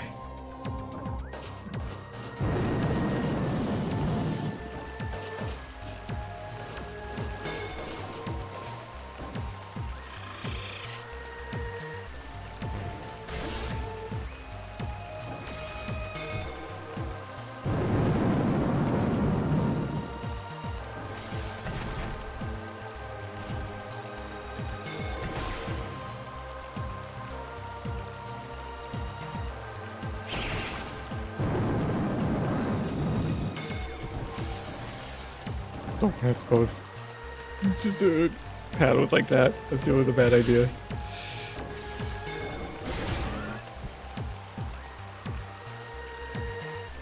Hurry up activated.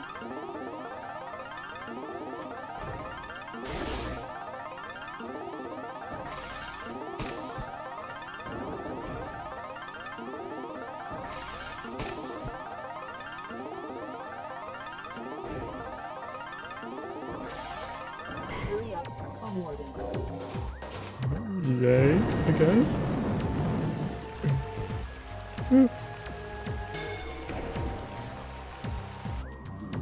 Bounty bonus. Final call. Metroid Mania level 1. Combo. Scanning. Save points. Oh my god. Useless.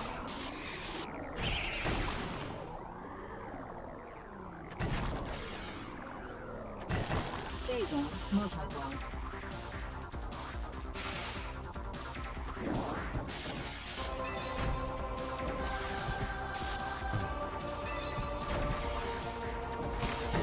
Completed.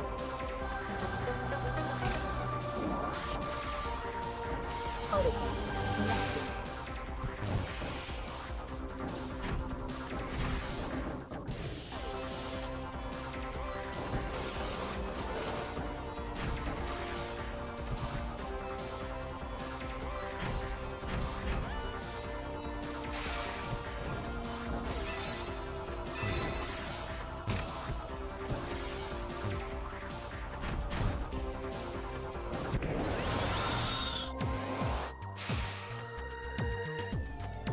Select destination.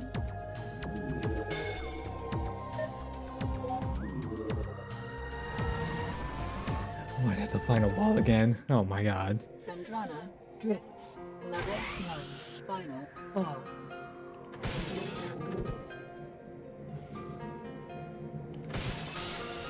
Powerball acquired.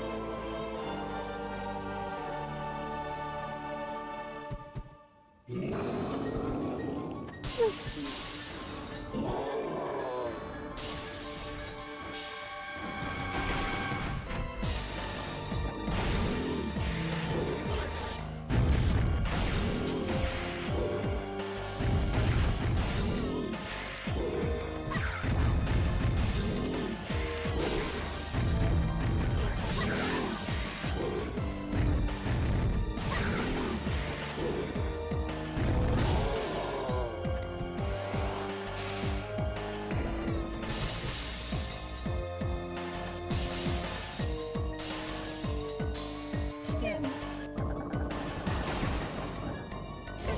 Oh my god, that's huge.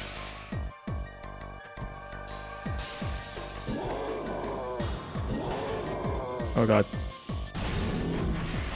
No!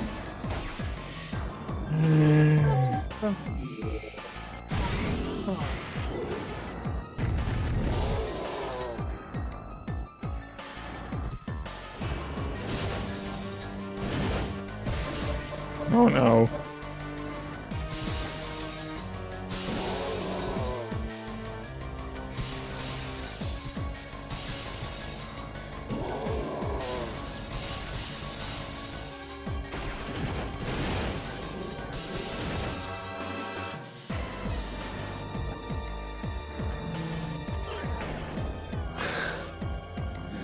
That was so unfair.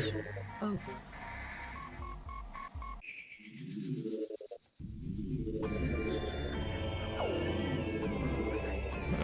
Are there any options I can change?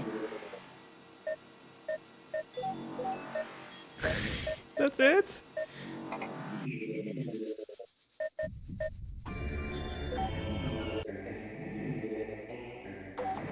Oh my god, this game is so brutal. Level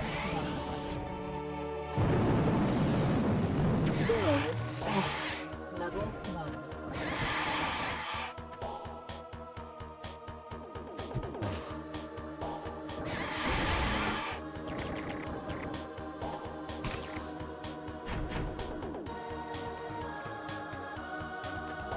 Load completed. Article selected. Power rock dismissed. Rock rock.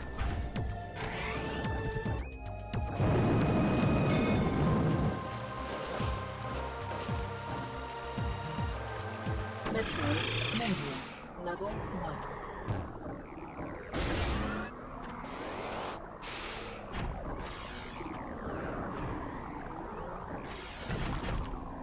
Oh gosh. Oh gosh.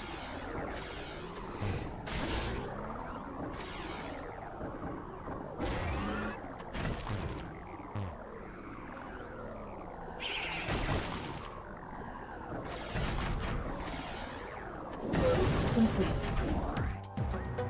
Oh gosh. Selected. Hero Blast. Level 1.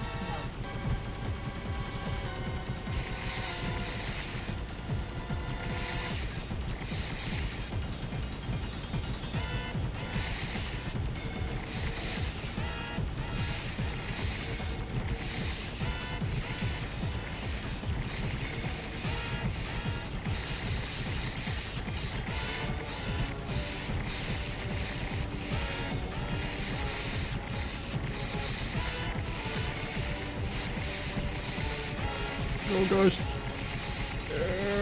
Oh, perfect.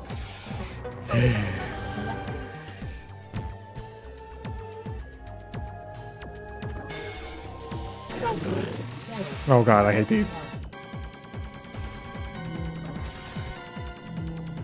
Ooh, yeah. 30 bonus.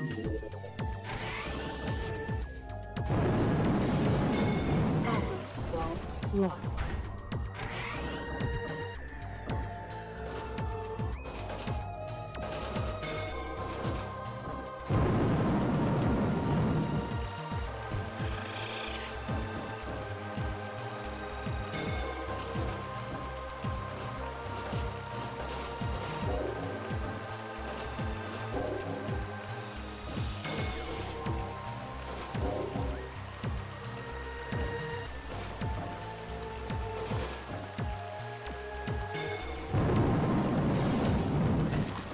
Oh gosh.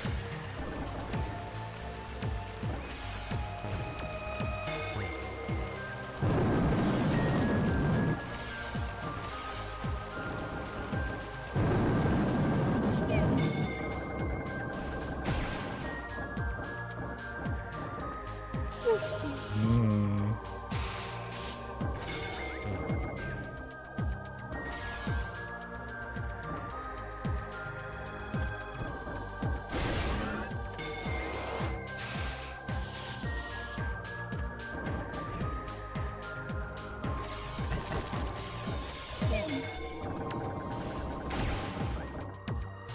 Push it again. Oh my gosh.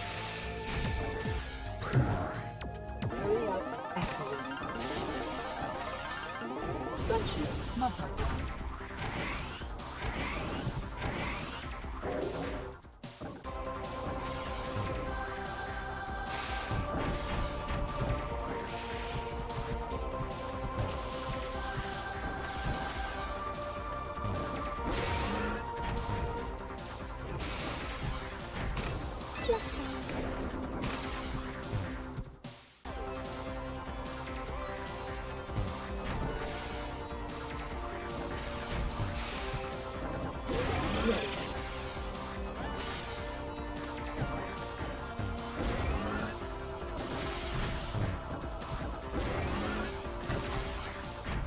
Now.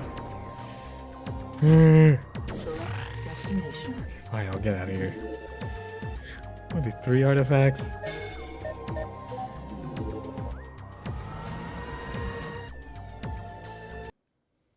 Vendrana drifts.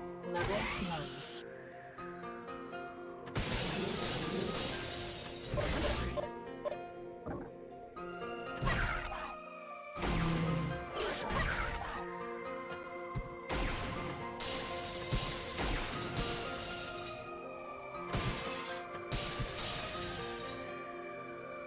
Powerbomb acquired.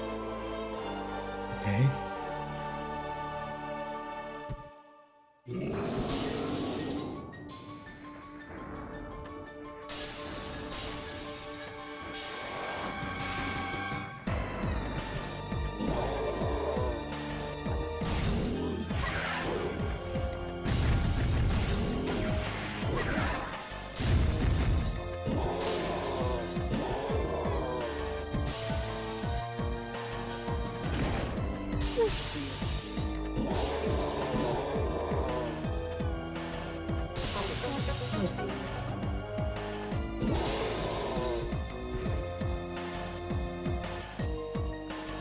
Artifact collected.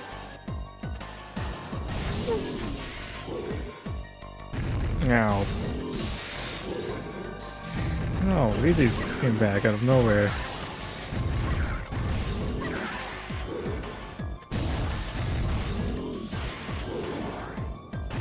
Oh god.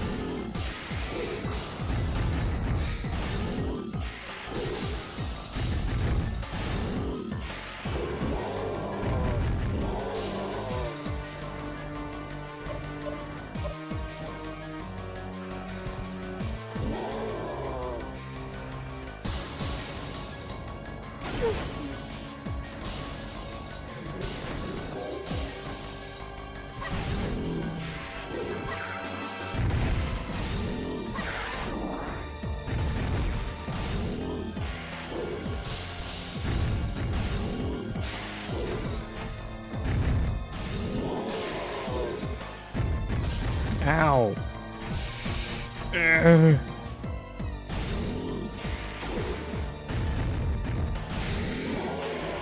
Ugh.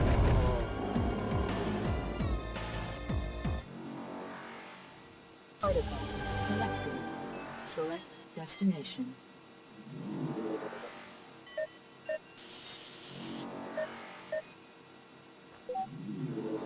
I got 5 artifacts. Phazon mines. Level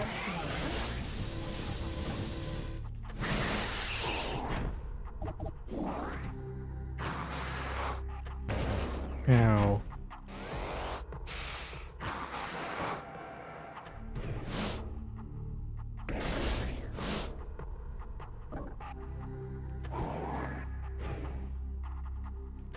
Scanning.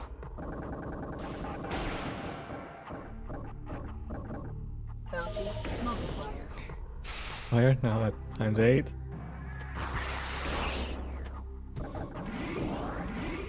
Oh gosh.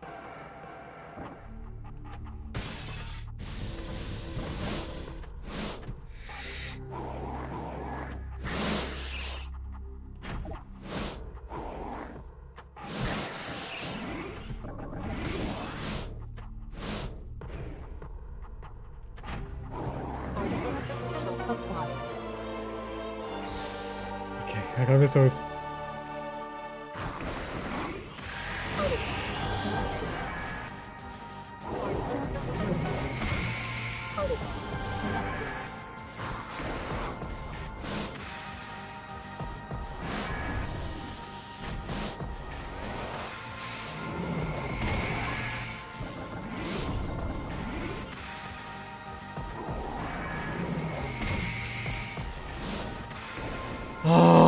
so bad. It's a bounce backward thing.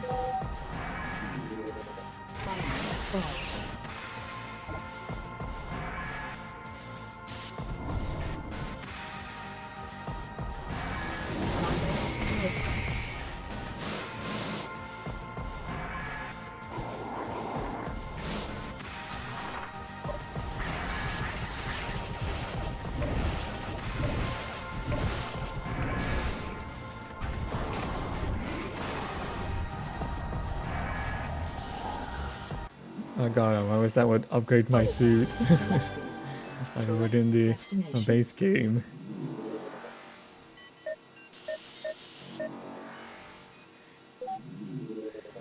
I hate artifacts. This is so bad. Level 10. Final call.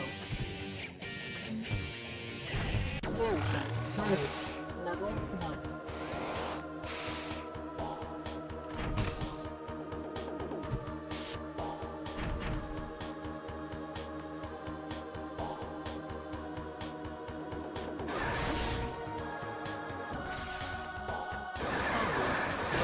Complete.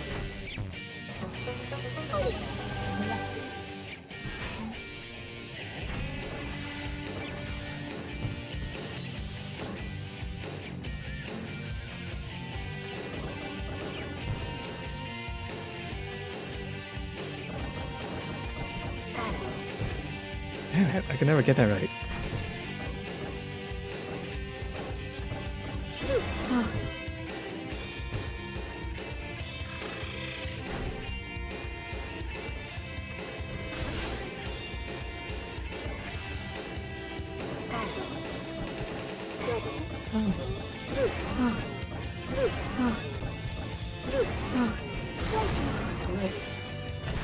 Oh god, that Metroid.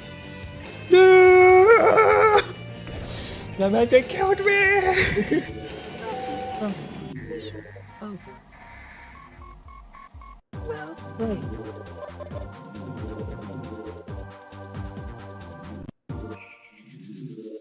Let me check on something.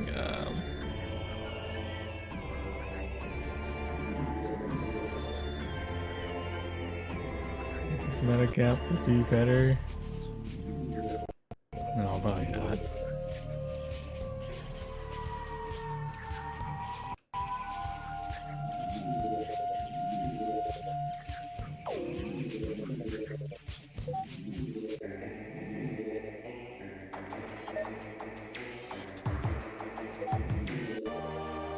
Pilot training level 1.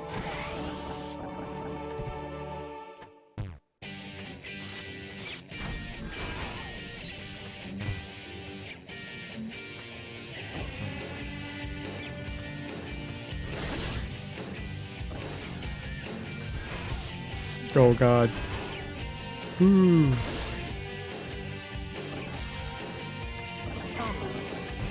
Visible.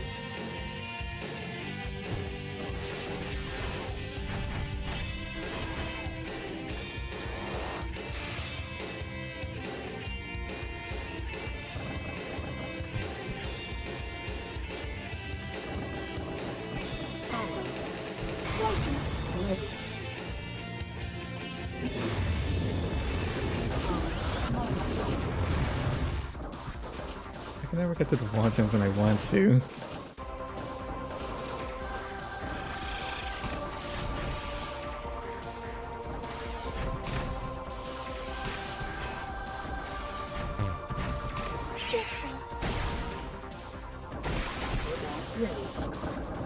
Super jackpot. Ready.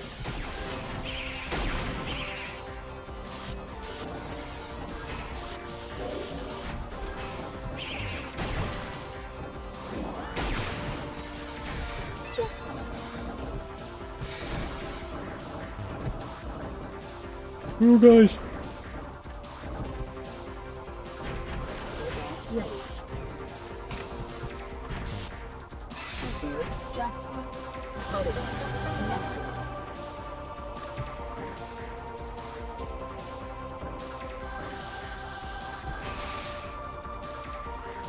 Jackpot.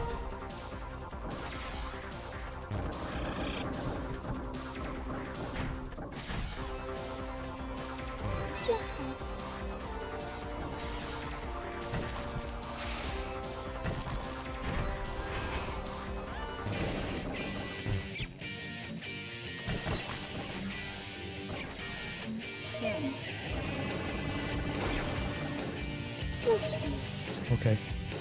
I guess that's something.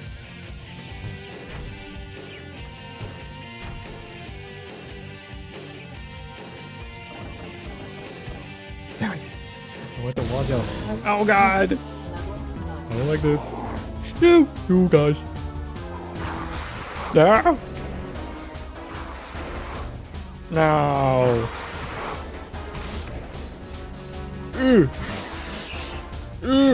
I went straight to the hole! 30 seconds. This game is evil!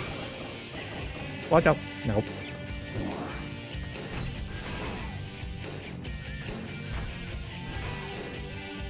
Metroid Mania. Level 1.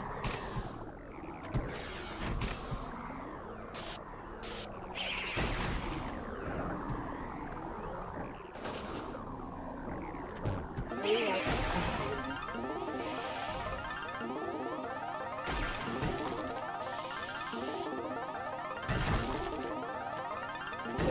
complete.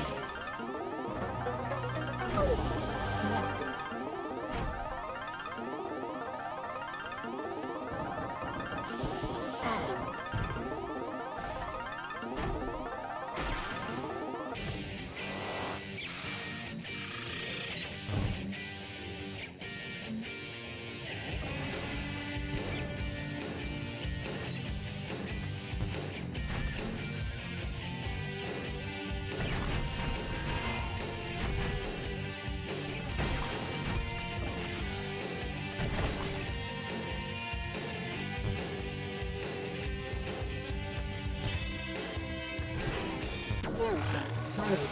Level 1. Scanning.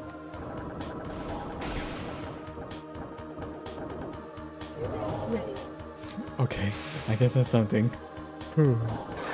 Ooh.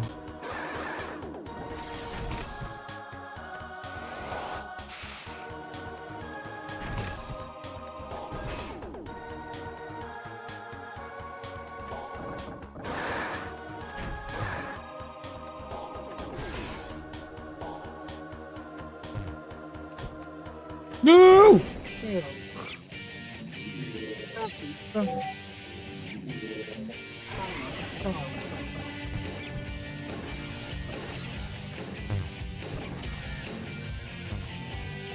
Pistol. Combat ready. Shootout. Level 1.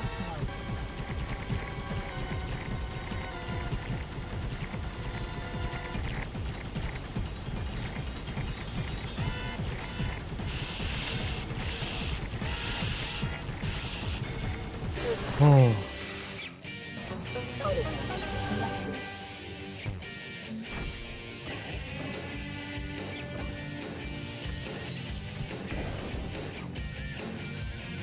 What the fuck was that? Mission over.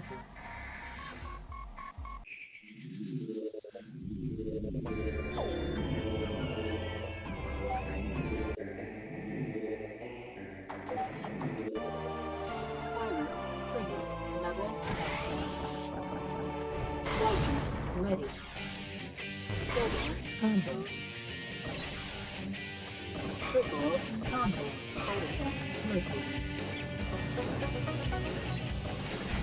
Garrison mode. Level 1. Automatic connected. Power. Double combo. Quick combo.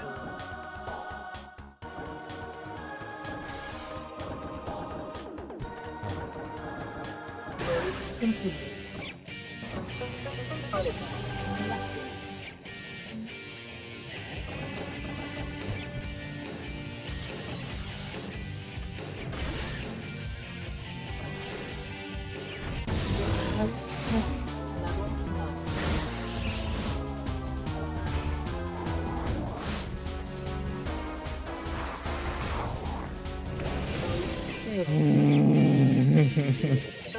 Level 1.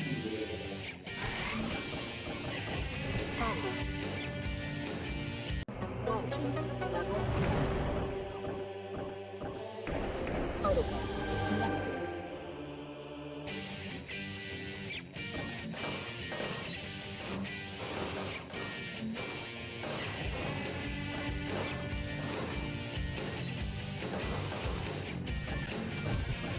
Loop 9.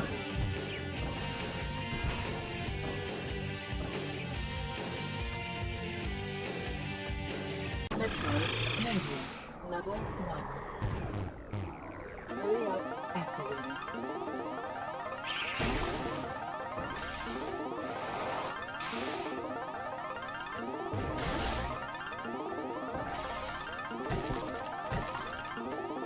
Oh my god. Listening. Traffic bonus. Final call. Shootout. Level 1.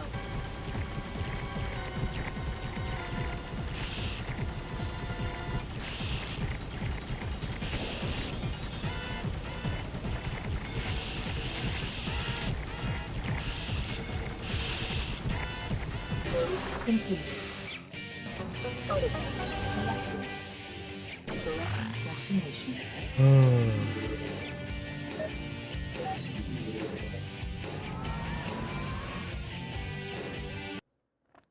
Vendrana drifts. Level 9. Final fall.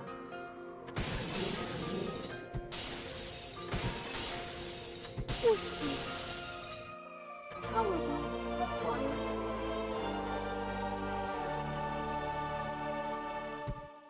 Force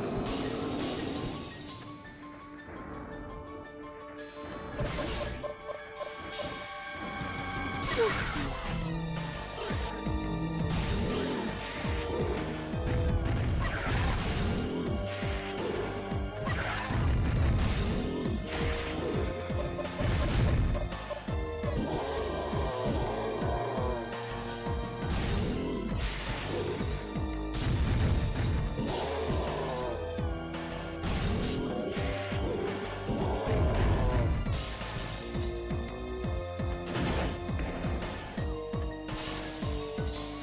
Force field.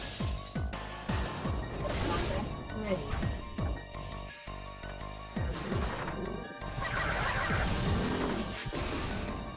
That was pointless.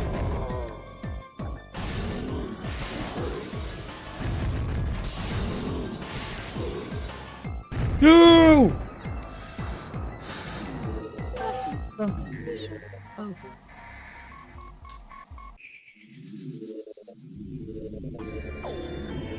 This game is evil.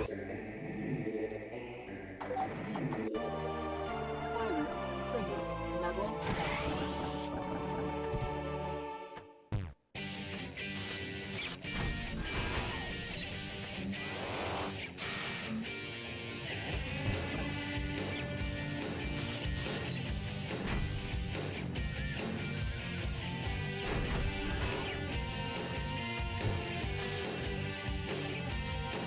Garrison load. Level 1.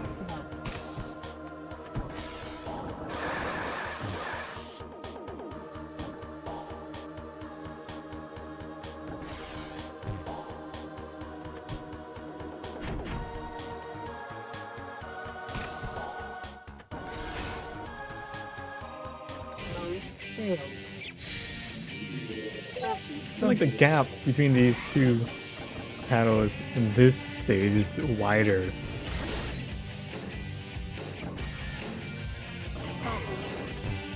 hurry up activated.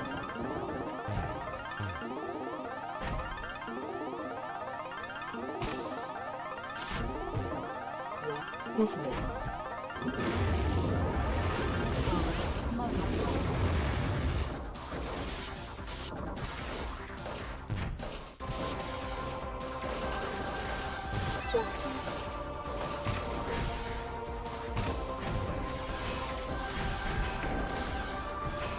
God, one of my balls sent my other ball down.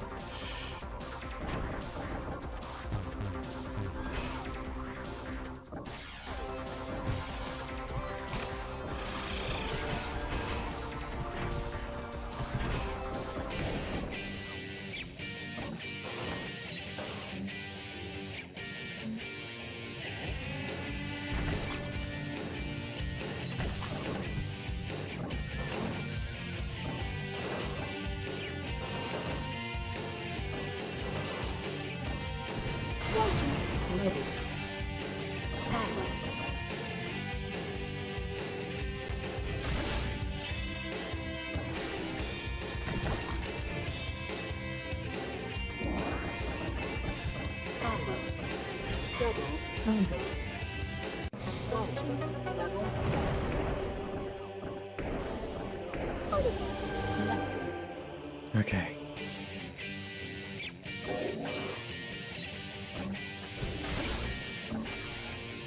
Combo.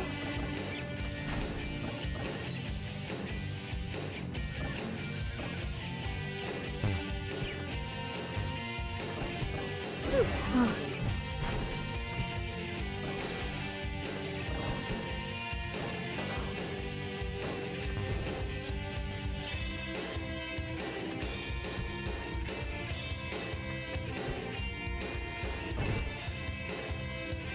Hurry up activated.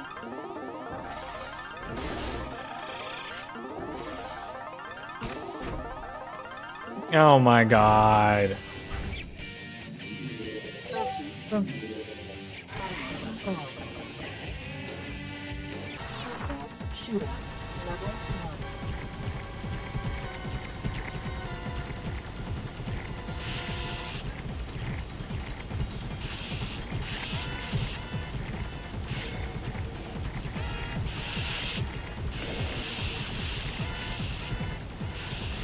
Load complete. Article collected.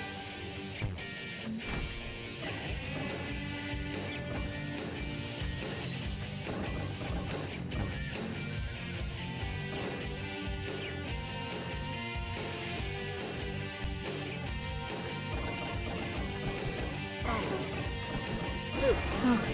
Group 5.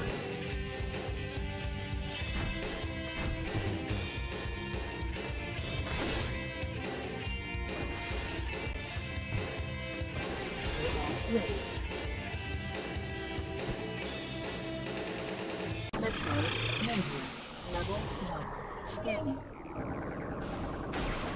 Oh, I don't like this. Phasing modified. Oh god.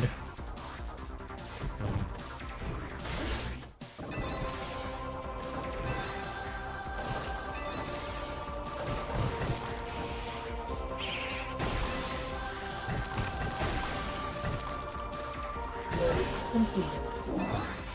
Article collected.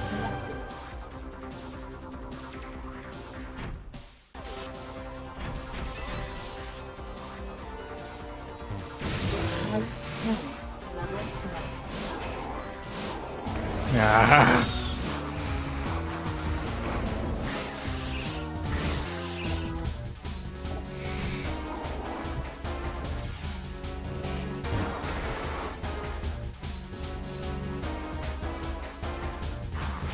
What the fuck kind of bounce was that?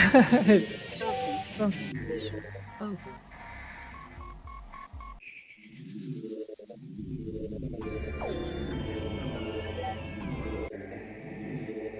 This sucks.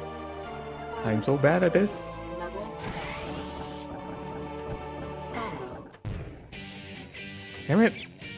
Garrison. Mode. Level 1. Mode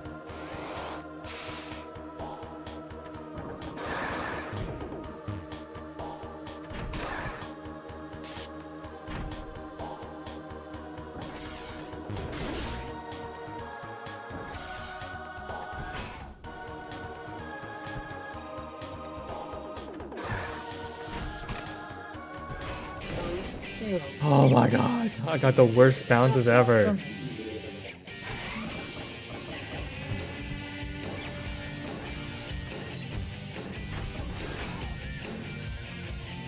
I'm so bad at this stage.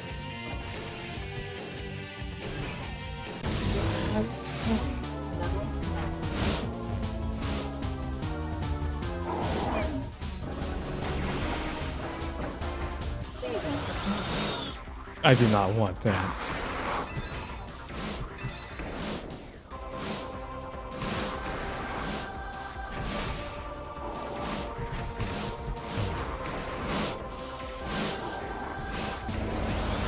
It's so pointless and useless. It just gets in the way instead. Force field.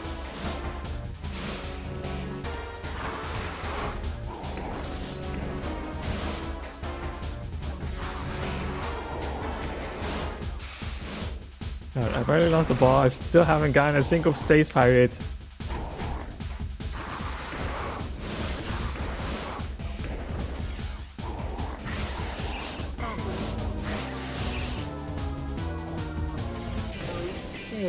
No. Why did that roll so fast? I was not expecting that. Scanning. Mounting multiplier. So fun. Now I got ×2 multiplier. So useless though.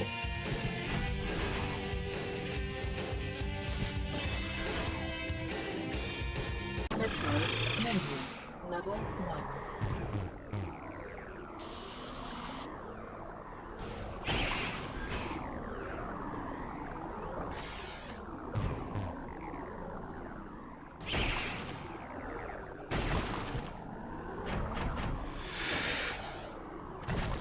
Oh god. Complete. Not visible. I really don't want multi-ball right now. Double jackpot. Item collected.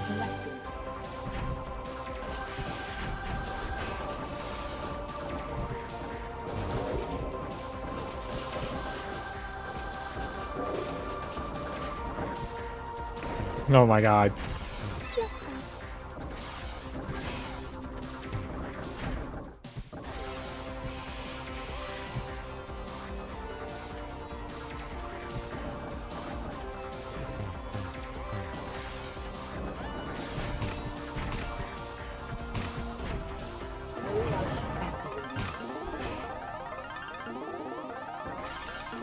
Select awarded. Select destination. No, the artifact. Ah.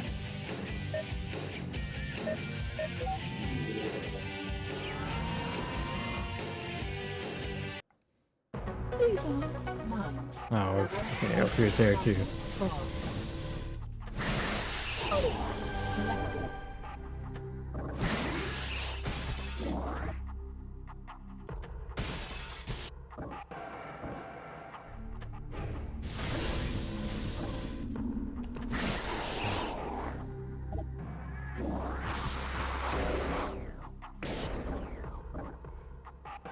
Missile acquired.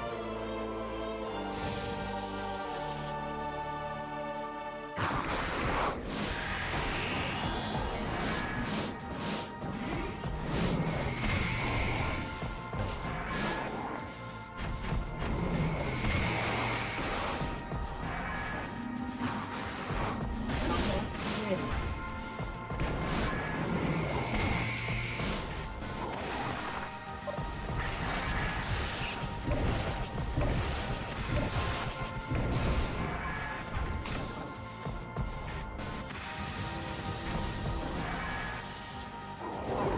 Item collected.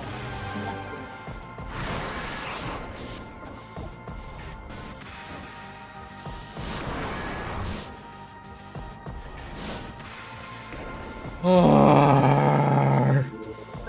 Bounty mission over.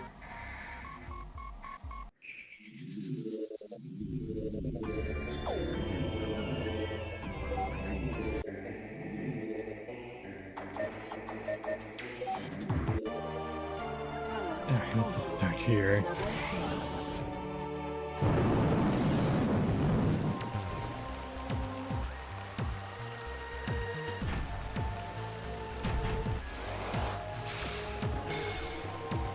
Scanning. Combat ready. I don't want that. Oh god. Fear blast. Level 1.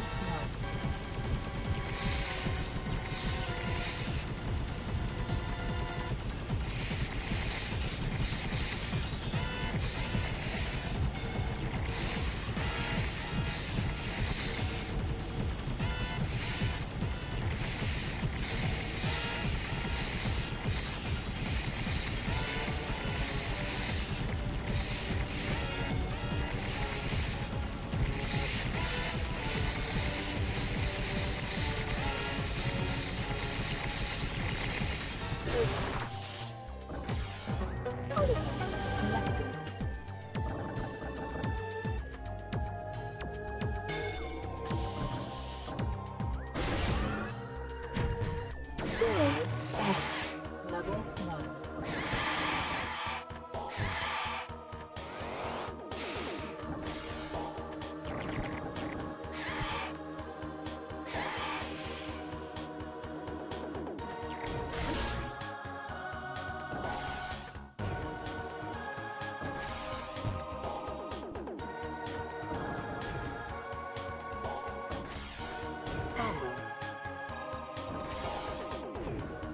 Oh my god. Complete. Oh.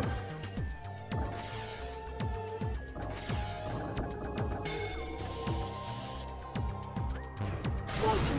Ready. Attic wall locked.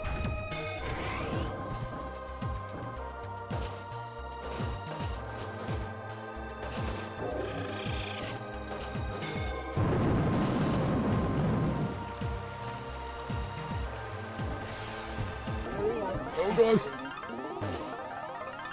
No.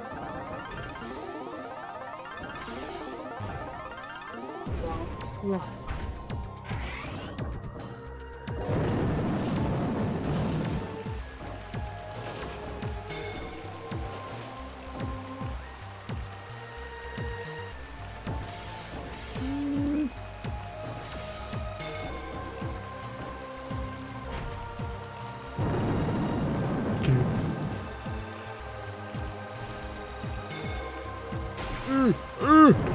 What the fuck kind of bouncing was that? I'm not trying to play basketball here.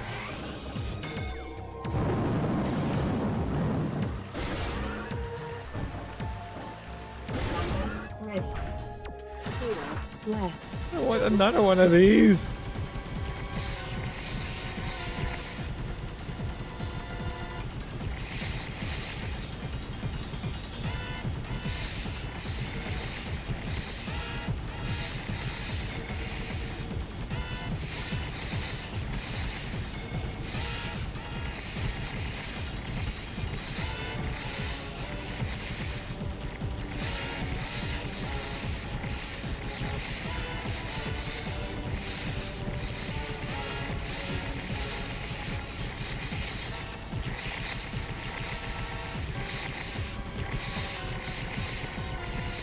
Oh god.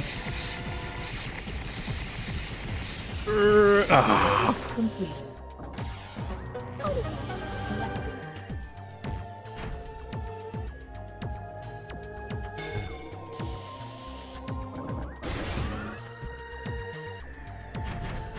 Scanning.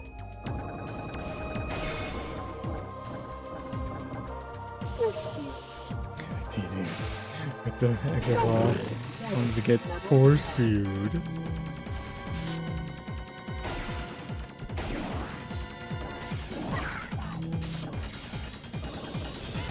Complete.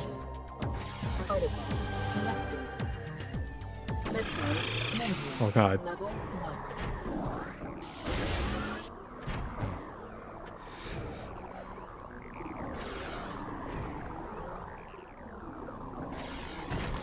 No. Oh gosh.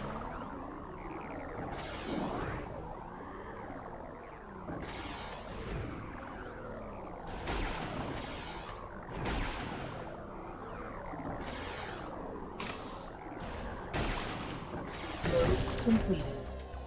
Article.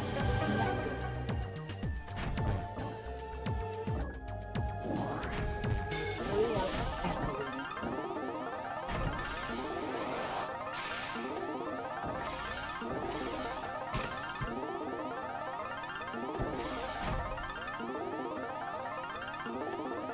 Hurry up. Awarded. Okay. Whew. Scanning. Extra. Ball. Oh. No, I feel lose it already.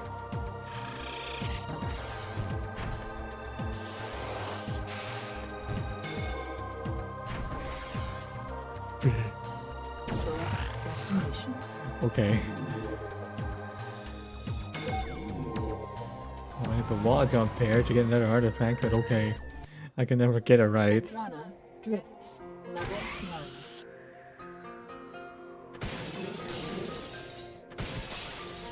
Power bomb acquired.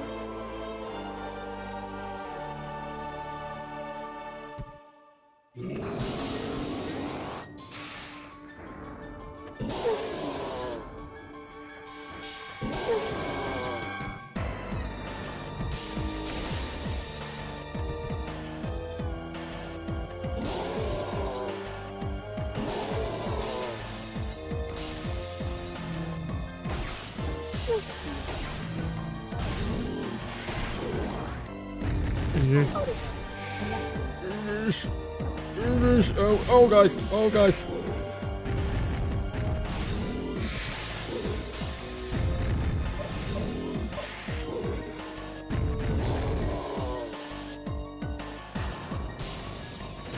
Ow, ow, ow, ow, ow.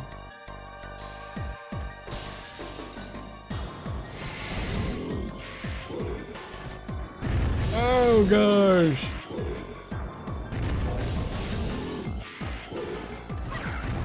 Ah! Bonus.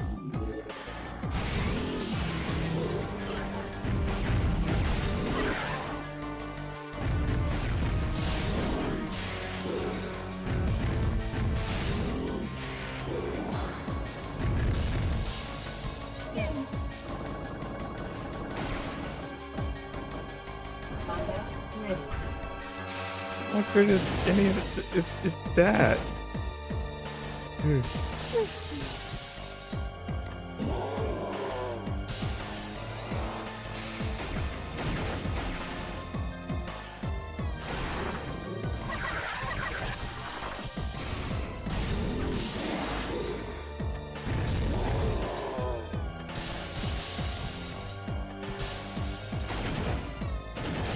Oh my god, pain. No! That was scary. Ow. Extra ball? You know what? I'm gonna go grab that. Because that is extra important. Ooh.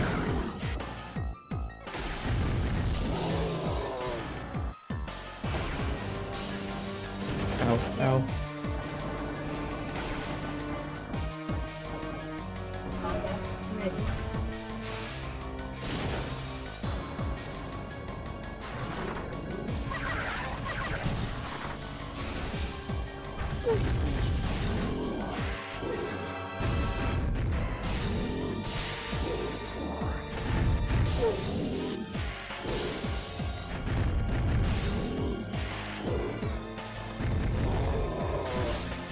No.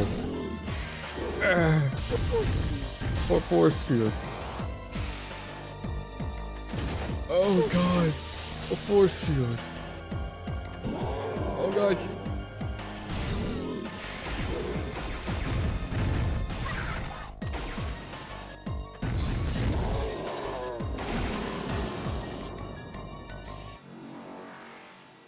Artifact collected. Select destination. Okay. Now to the base on mines. Oh gosh. Phazon mines. Level 9.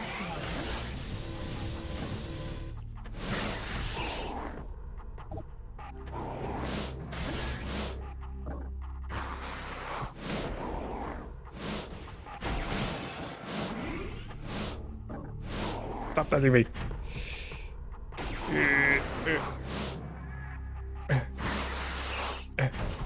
Combat ready. Ow.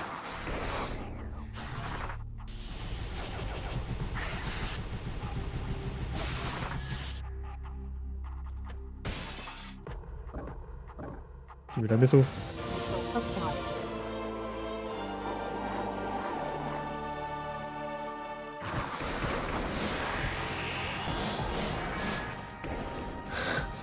What a bad start!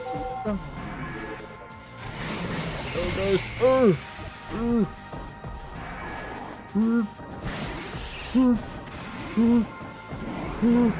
No!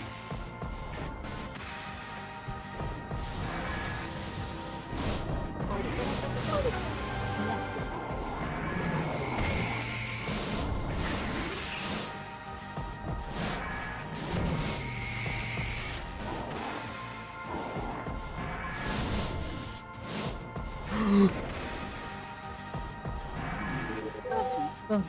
I'm doing so bad all of a sudden. No!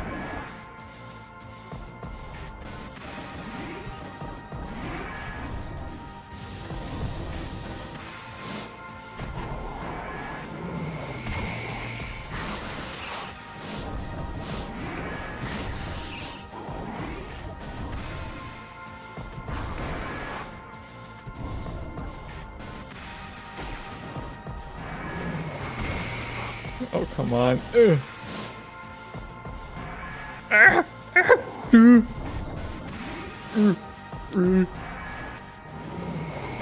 no.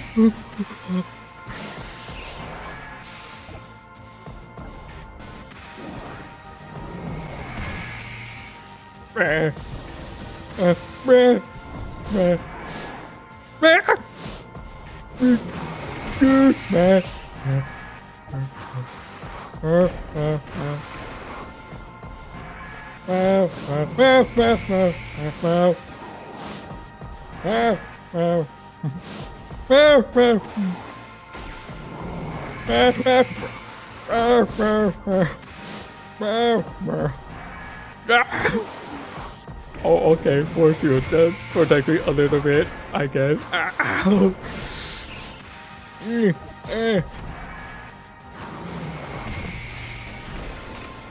Power bomb! Oh my gosh. Artifact collected. Select destination.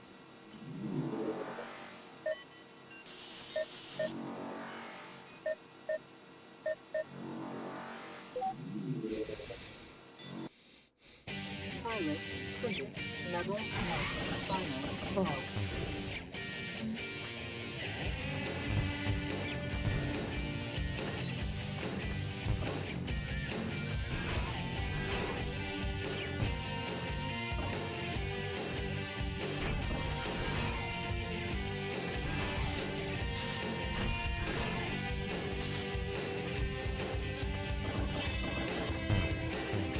Visible.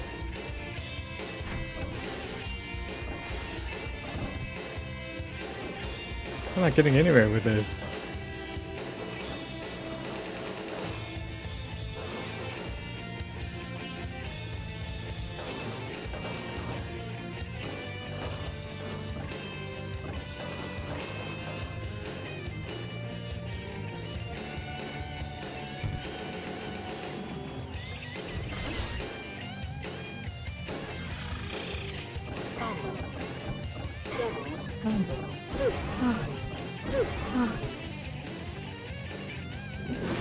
Oh, fun. I get to panic more now.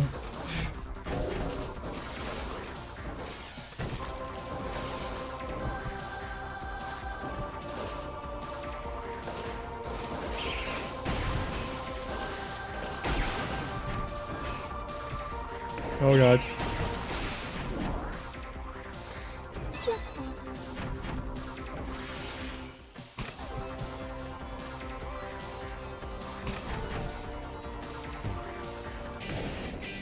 That went straight down the middle.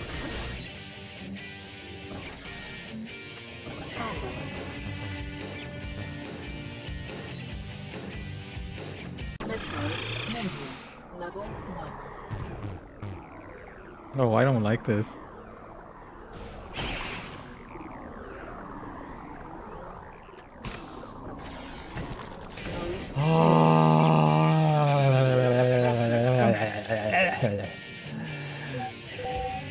Mission over. We're close to 2 million too. Well played. No, it's not. Stop saying well played. I didn't even beat the game.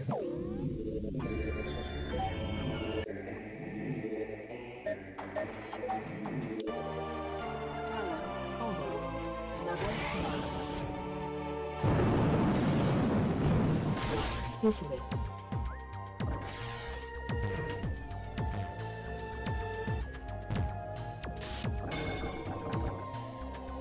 Amber. Bomb. Lock.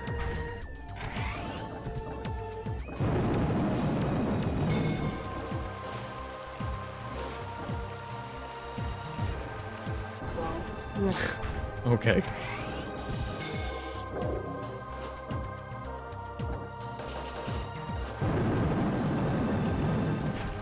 Gunboat. Ready. Level 1. It rolled me straight to the middle. Bonus. What the fuck was I supposed to do about that?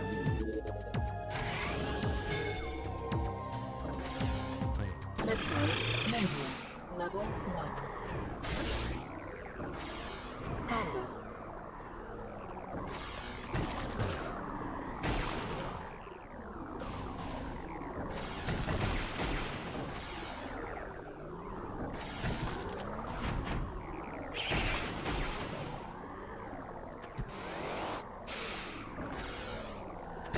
Completed. Protocol selected.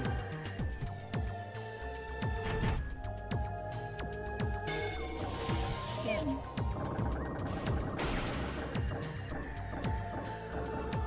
Combat ready. Oh no. Hero less. Level 1.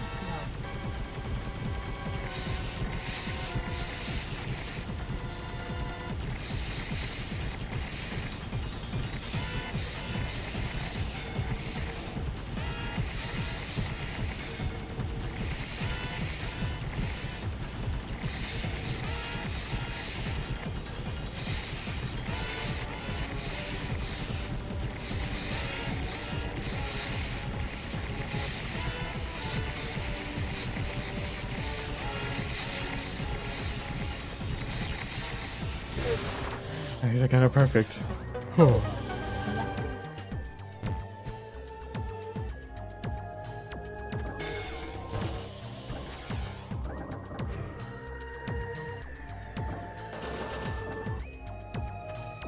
Hero F. Level 1.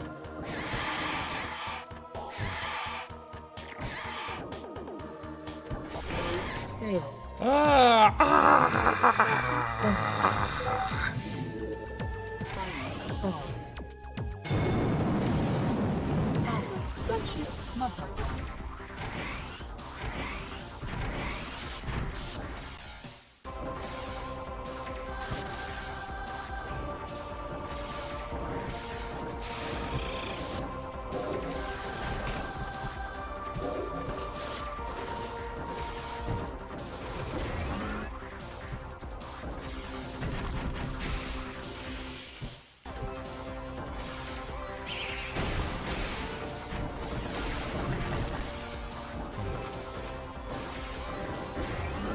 Oh gosh.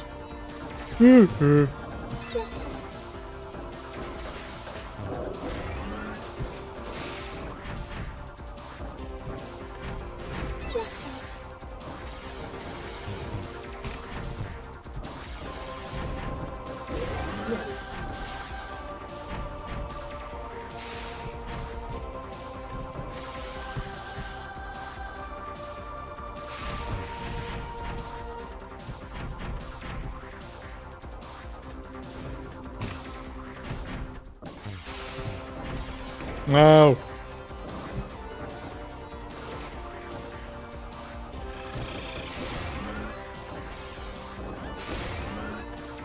Get the super jackpot. Get the super jackpot. Ah, ah.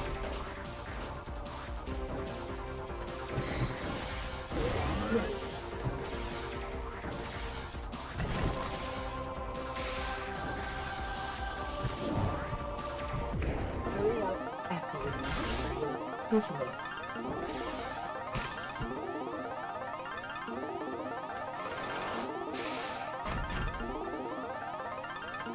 Hurry up.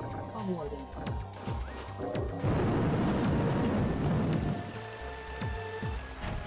Scanning. Oh, give me something good. Please. Force field.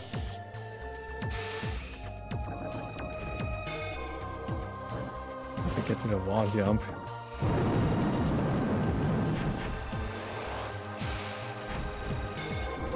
Wall.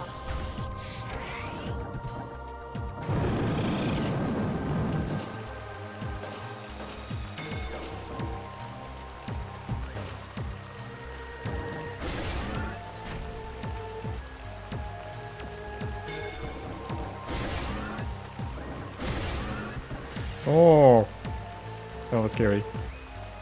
Oh, oh, Metroid! Yeah! 30 bonus. Mission over.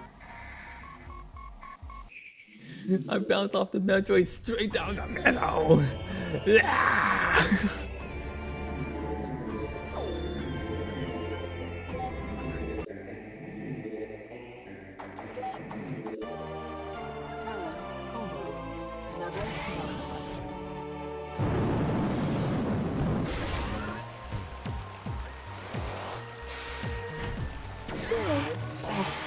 Level 1. Level 1.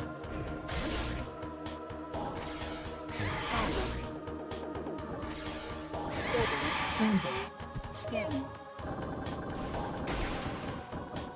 8 points. Oh, thanks. Except it's not really that much big points. Ooh. Ooh. Ooh. Fail. Yeah, I might as well restart now. Over.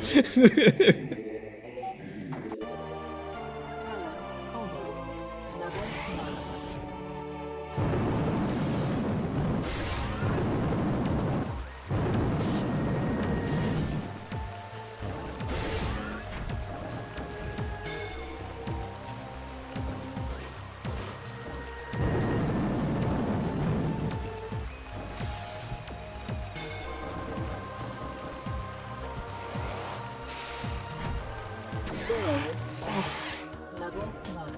Level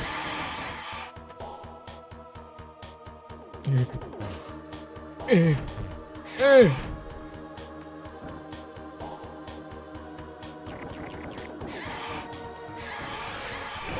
Fail.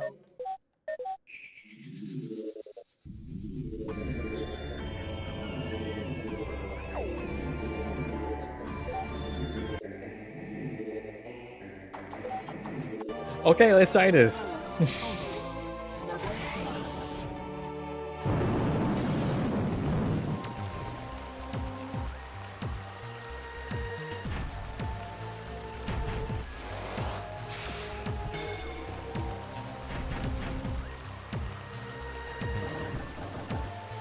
Scanning.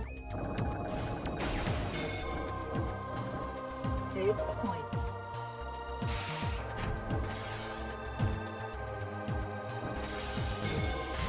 Isn't it?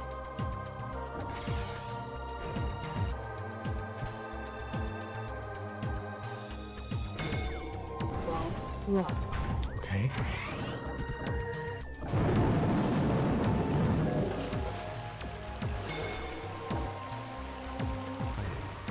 Wall.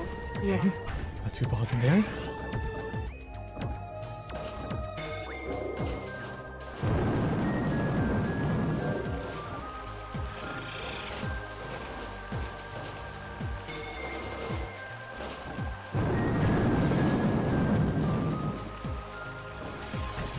Oh, Metroid.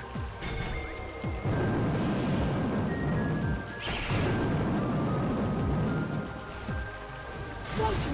Ready.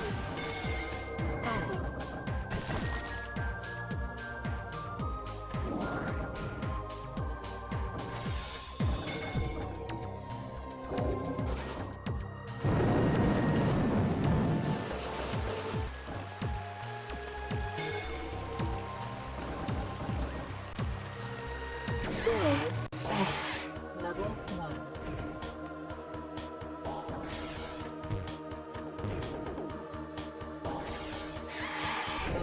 Fail.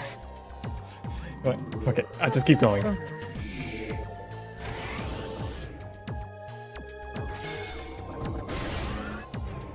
Gunship. Mother.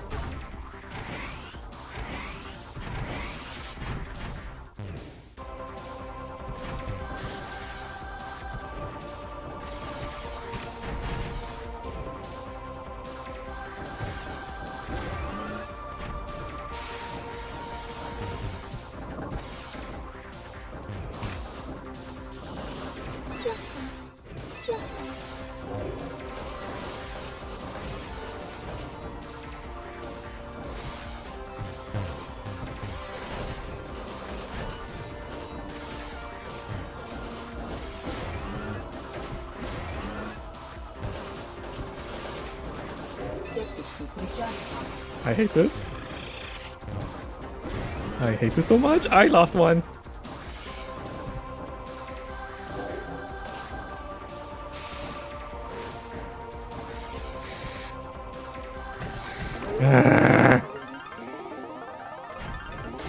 Listening.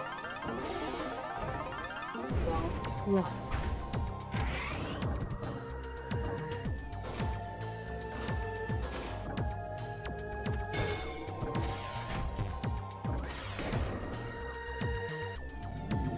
That stood down perfectly fast. Or not react to that.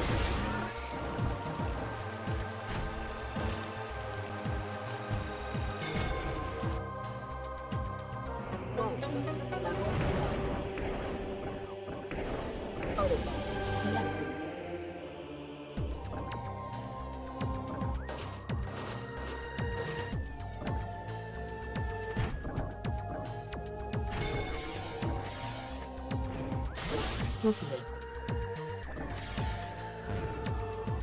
Oh, come on.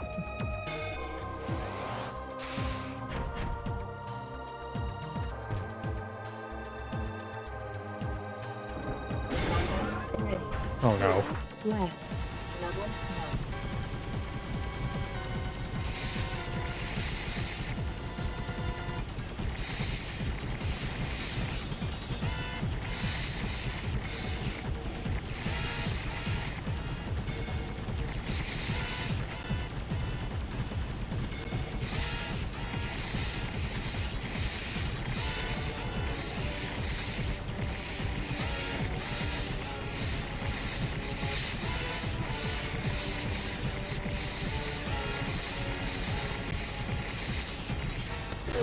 Okay. Wow.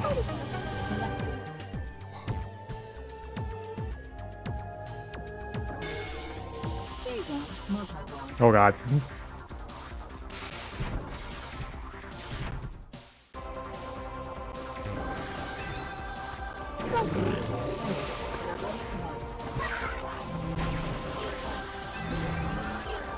I hate you guys. Mission over. Triclopsis.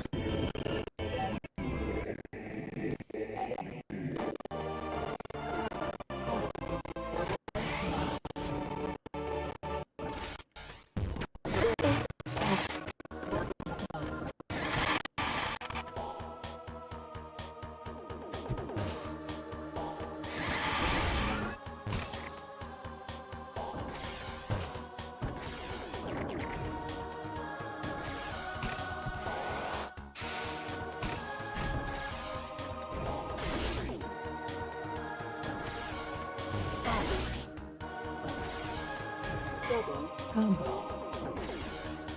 Triple combo.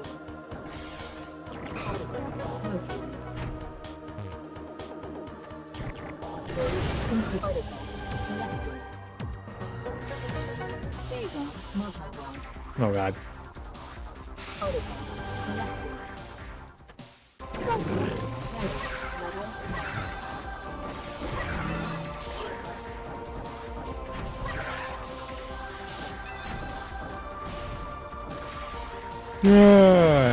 God, I always mess that one up. Complete. Scanning.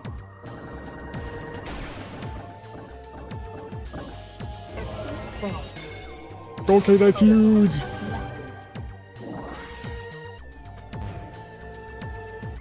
Launcher level 1. Autograph selected.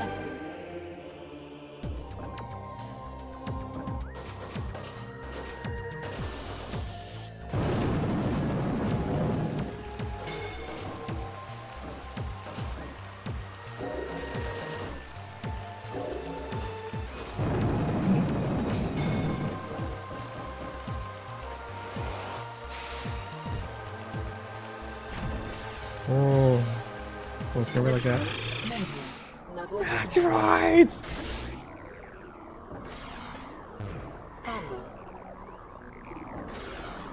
Double combo. Scanning. Rescue.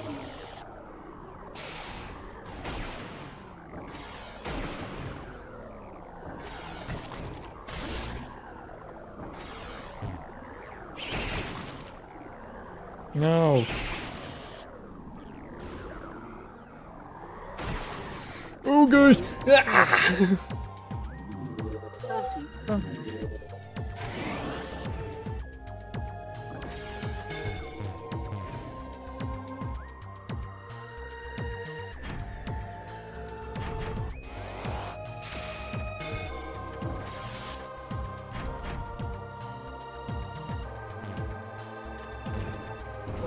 Right.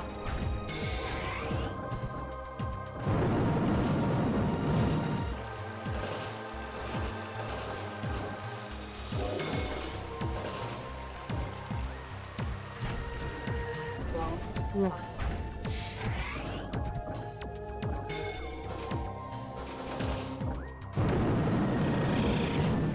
Gunship mother.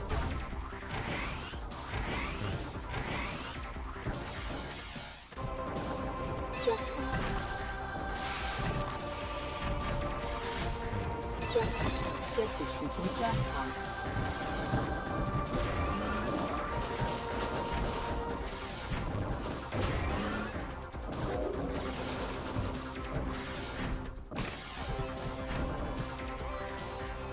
Can I get the super jackpot? Oh, so close. Four. I got it.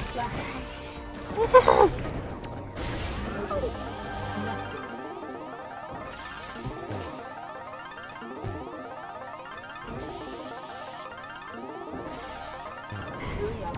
Onward. Hero. Bless. Level 1.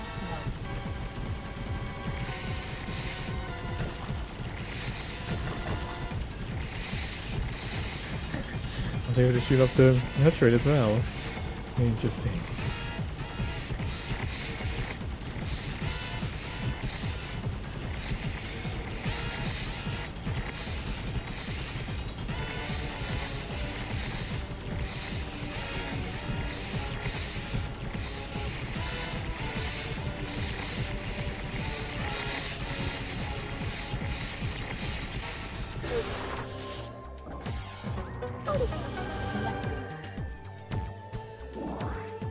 Okay, I'd like to move to the next area now.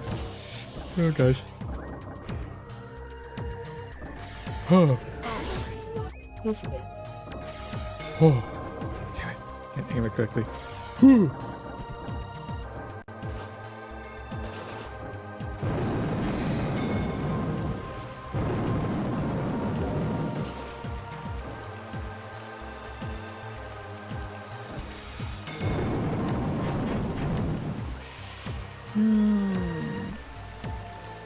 Brr.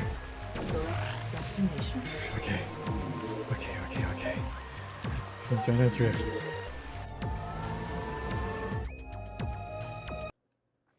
Vendrana drifts. Level 9.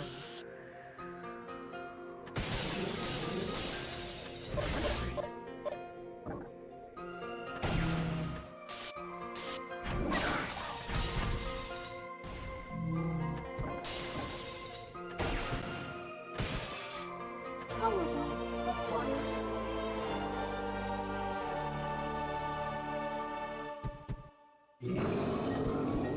Oh gosh.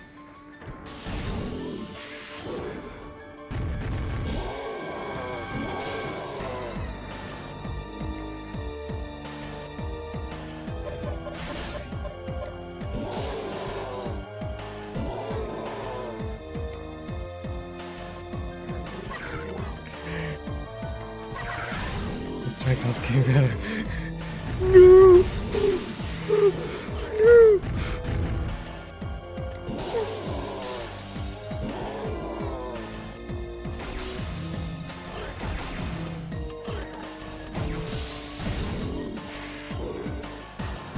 Oh god! Go up there! Go! Oh god! Go up there!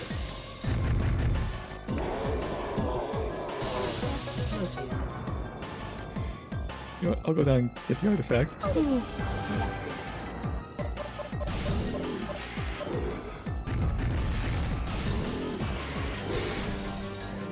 Oh god.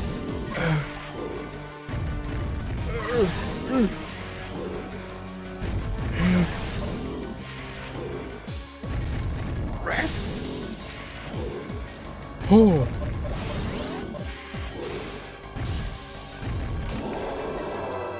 Yes. Oh my god. Artifact collected. Select destination. Nathan Mines are next. Phazon Mines. Level 1.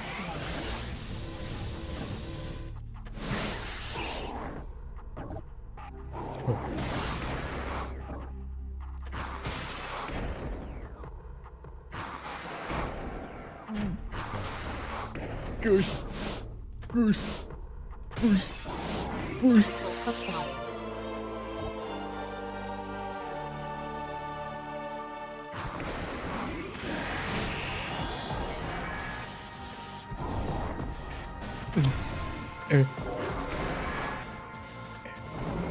Oh god. Why? Bounty bonus. Combat ready.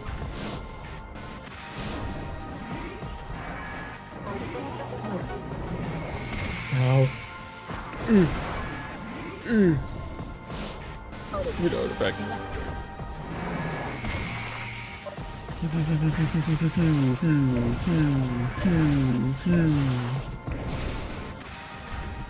Oh god.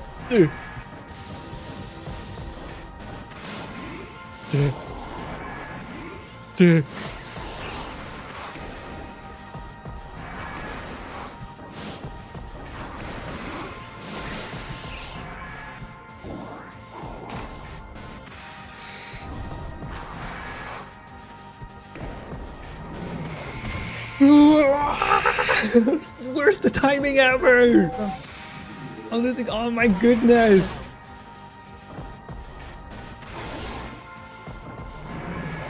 No!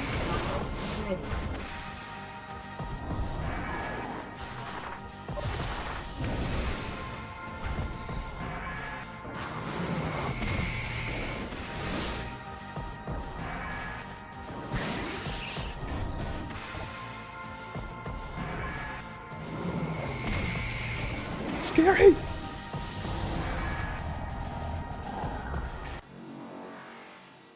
Oh my god, just a little more and I can get 2 million. Destination.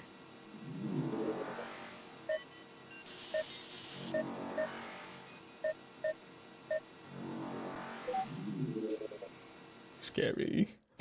Pilot triggered. Level 1. Final fall. Follow.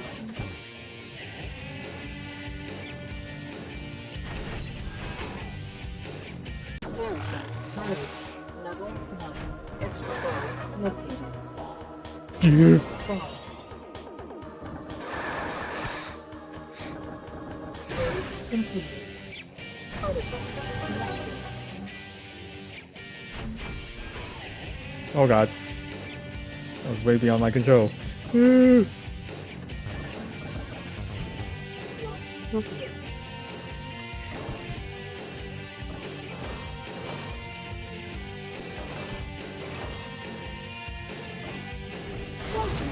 Ready.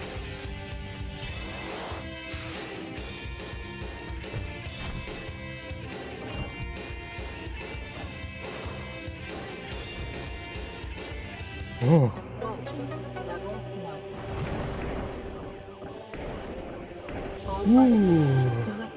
All Ooh. artifacts collected. Artifact! Oh god.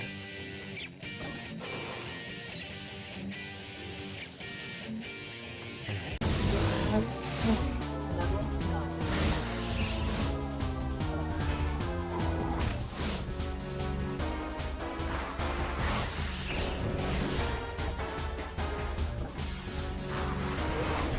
Oh gosh!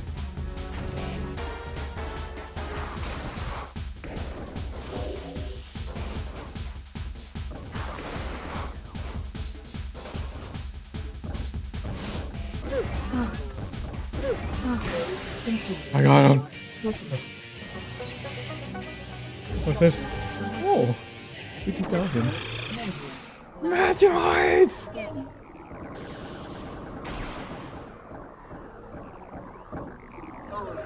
Power bomb. Die.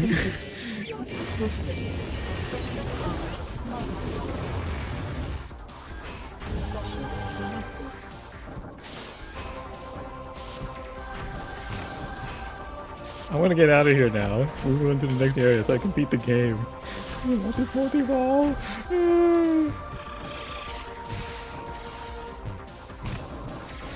Oh god. No!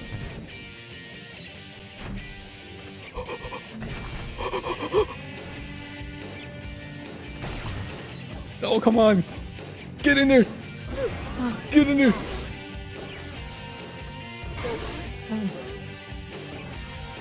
Get in there! Oh god, no! No! Oh! Yes, to the artifact temple. Oh my god, my first time ever getting here. Artifact Temple. Level 1.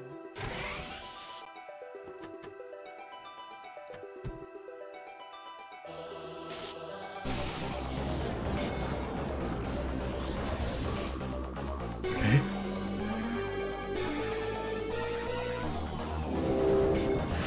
What? Oh god! No, no. Oh god! What the fuck is going on?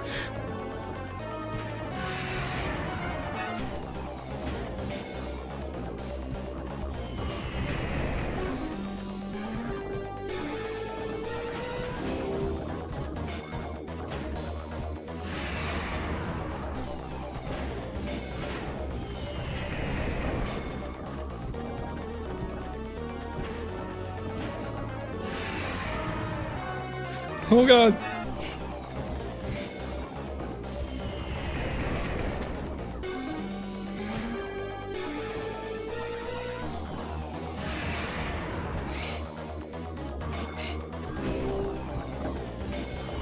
No!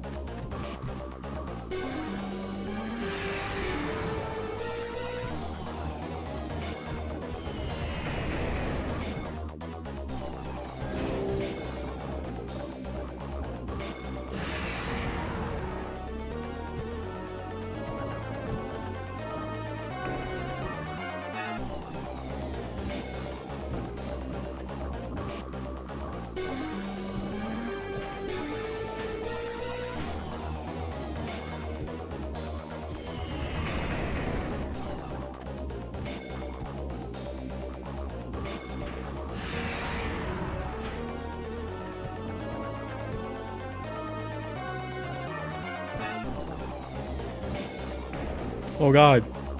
Mission over. Select destination. Mission failed! Oh my god. Talent overworld. Level 1.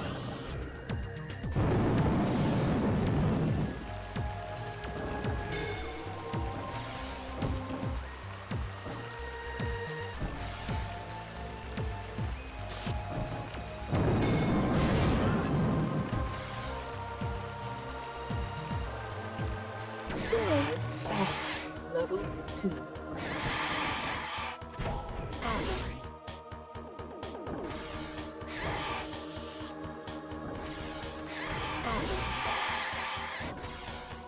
Double combo. Triple combo. Oh my god.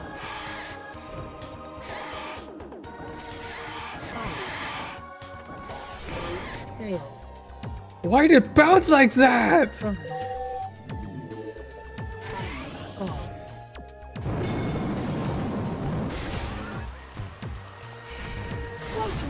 Ready. Round 1.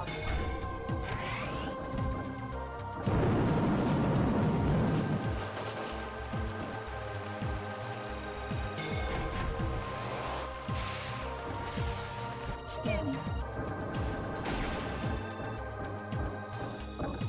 Missile recharge. Not that any useful. Gunboat ready. Level 2. Scanning. Force field. TV that extra ball and give you force field instead.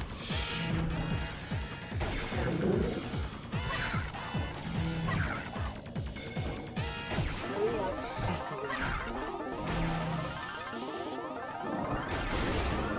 Load completed. Listening. Special connected. Power round 1.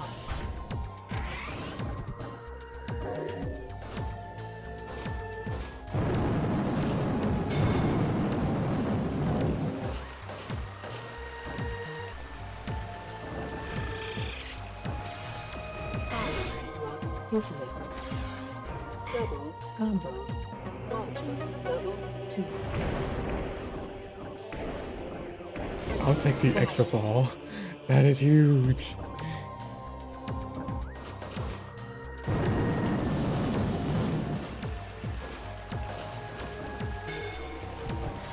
Oh!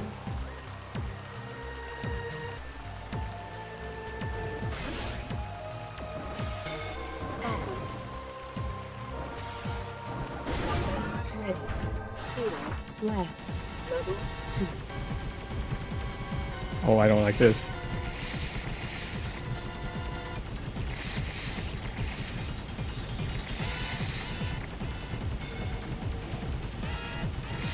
Okay, if needed, I have missiles now.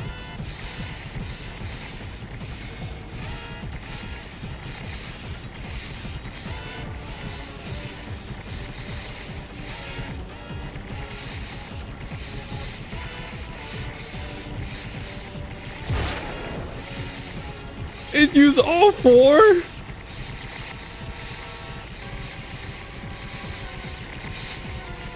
Oh god, the way this felt like that was not good. I didn't know they had secret missiles in this game.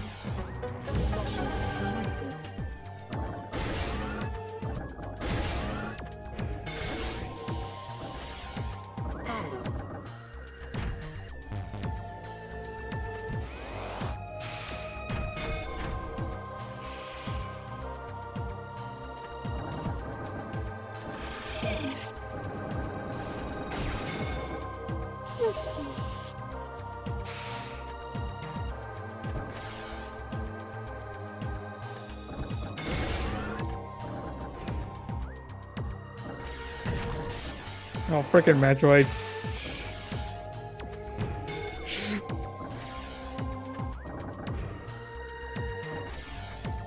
Metroid menu. Level 1. Load complete. Gunship modified. Special connected.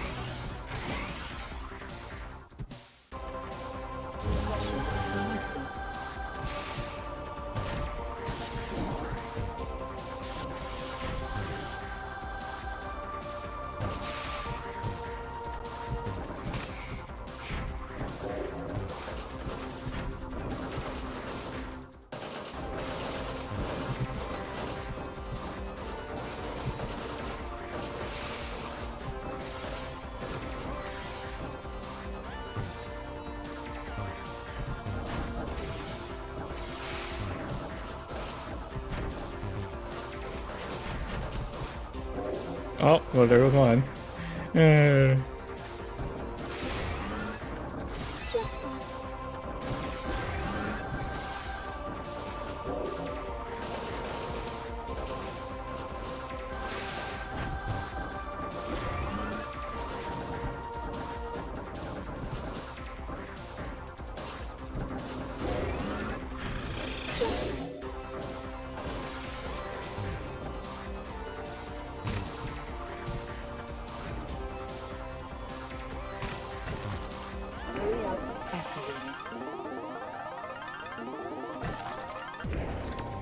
But that really sucked. 30 seconds. 5,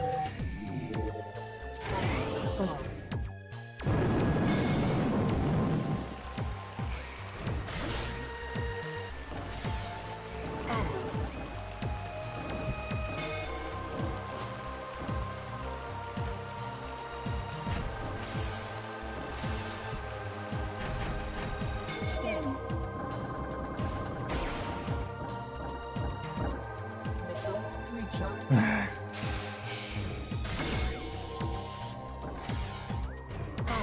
Lock visited. Bomb locked. I don't really care about that. I just need to get back to the artifact temple. Can't believe I failed it. Ooh.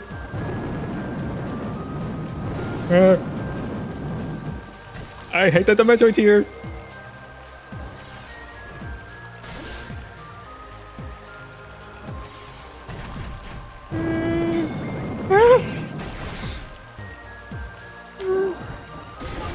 Ready. Portal left. I don't want to do more of this.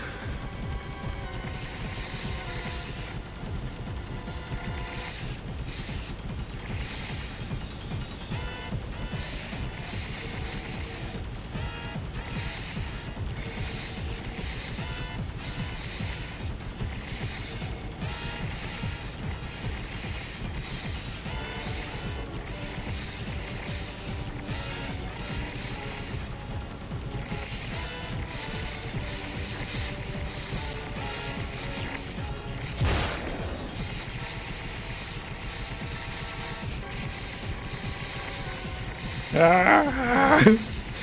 No.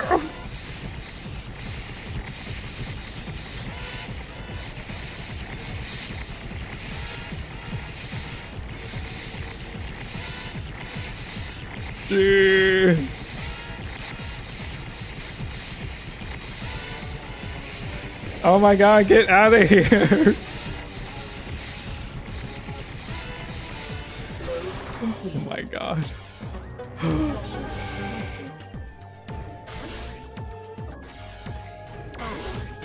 Visited.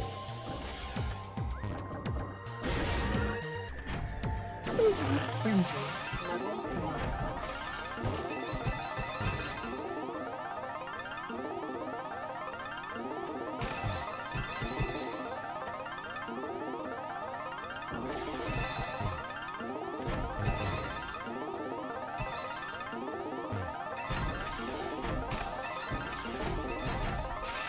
Oh my god. This Phazon's launched the ball really hard.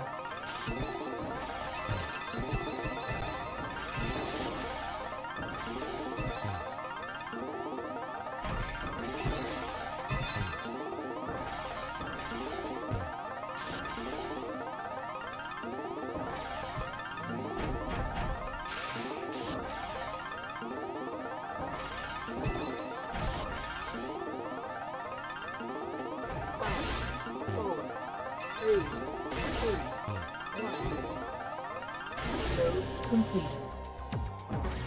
Special selected.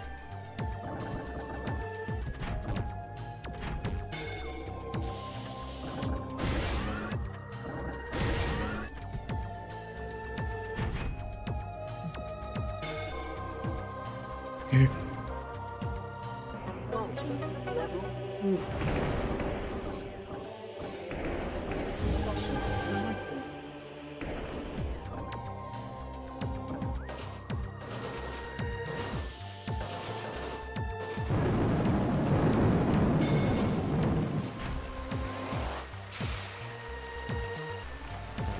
Bomb locked.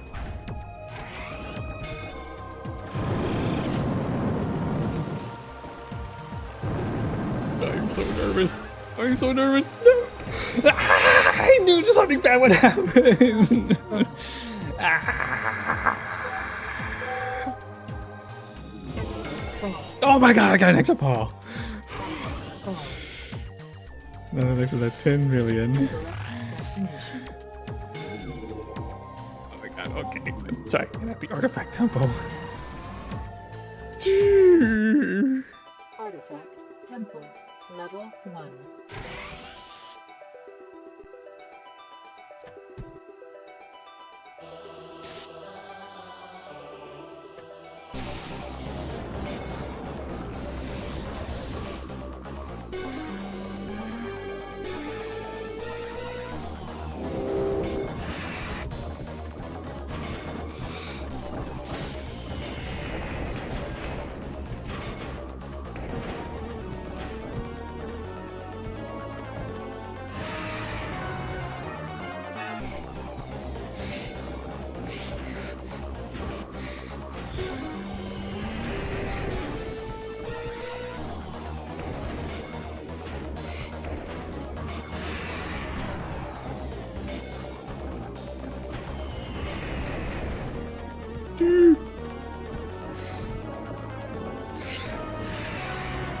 I've already saw so many balls.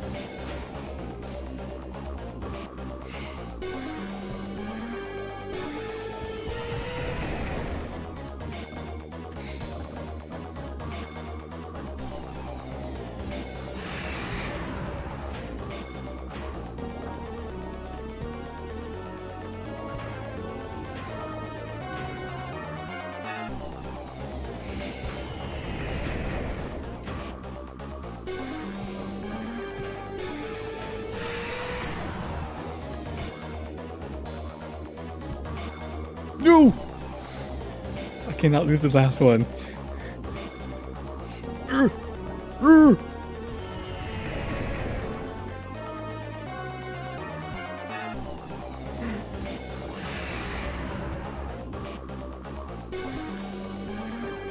No, get away!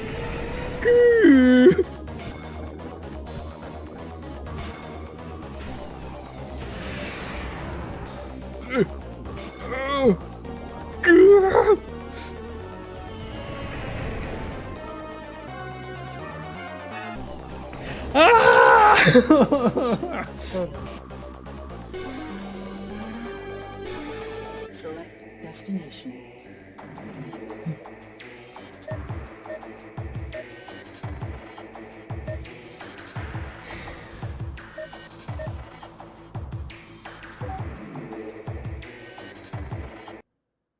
Phazon Mines. Level 2.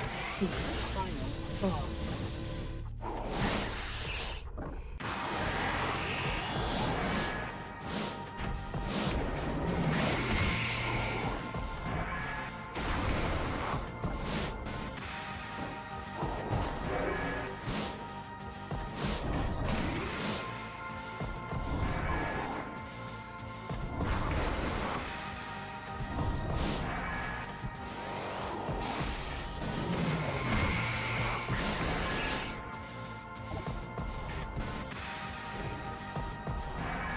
Scanning.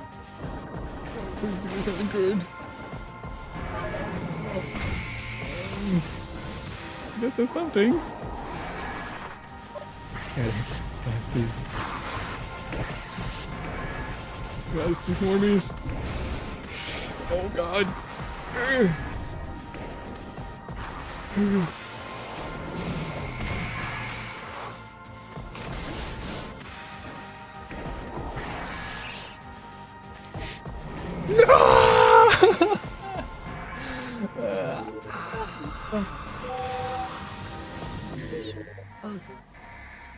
I still can't defeat this game.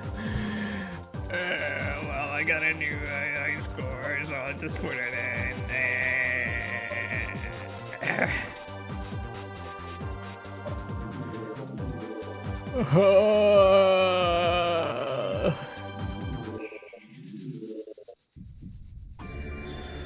Well, I tried. I'll try again tomorrow. So I will call it here. Thanks for watching. I'll see you next mission. Log end.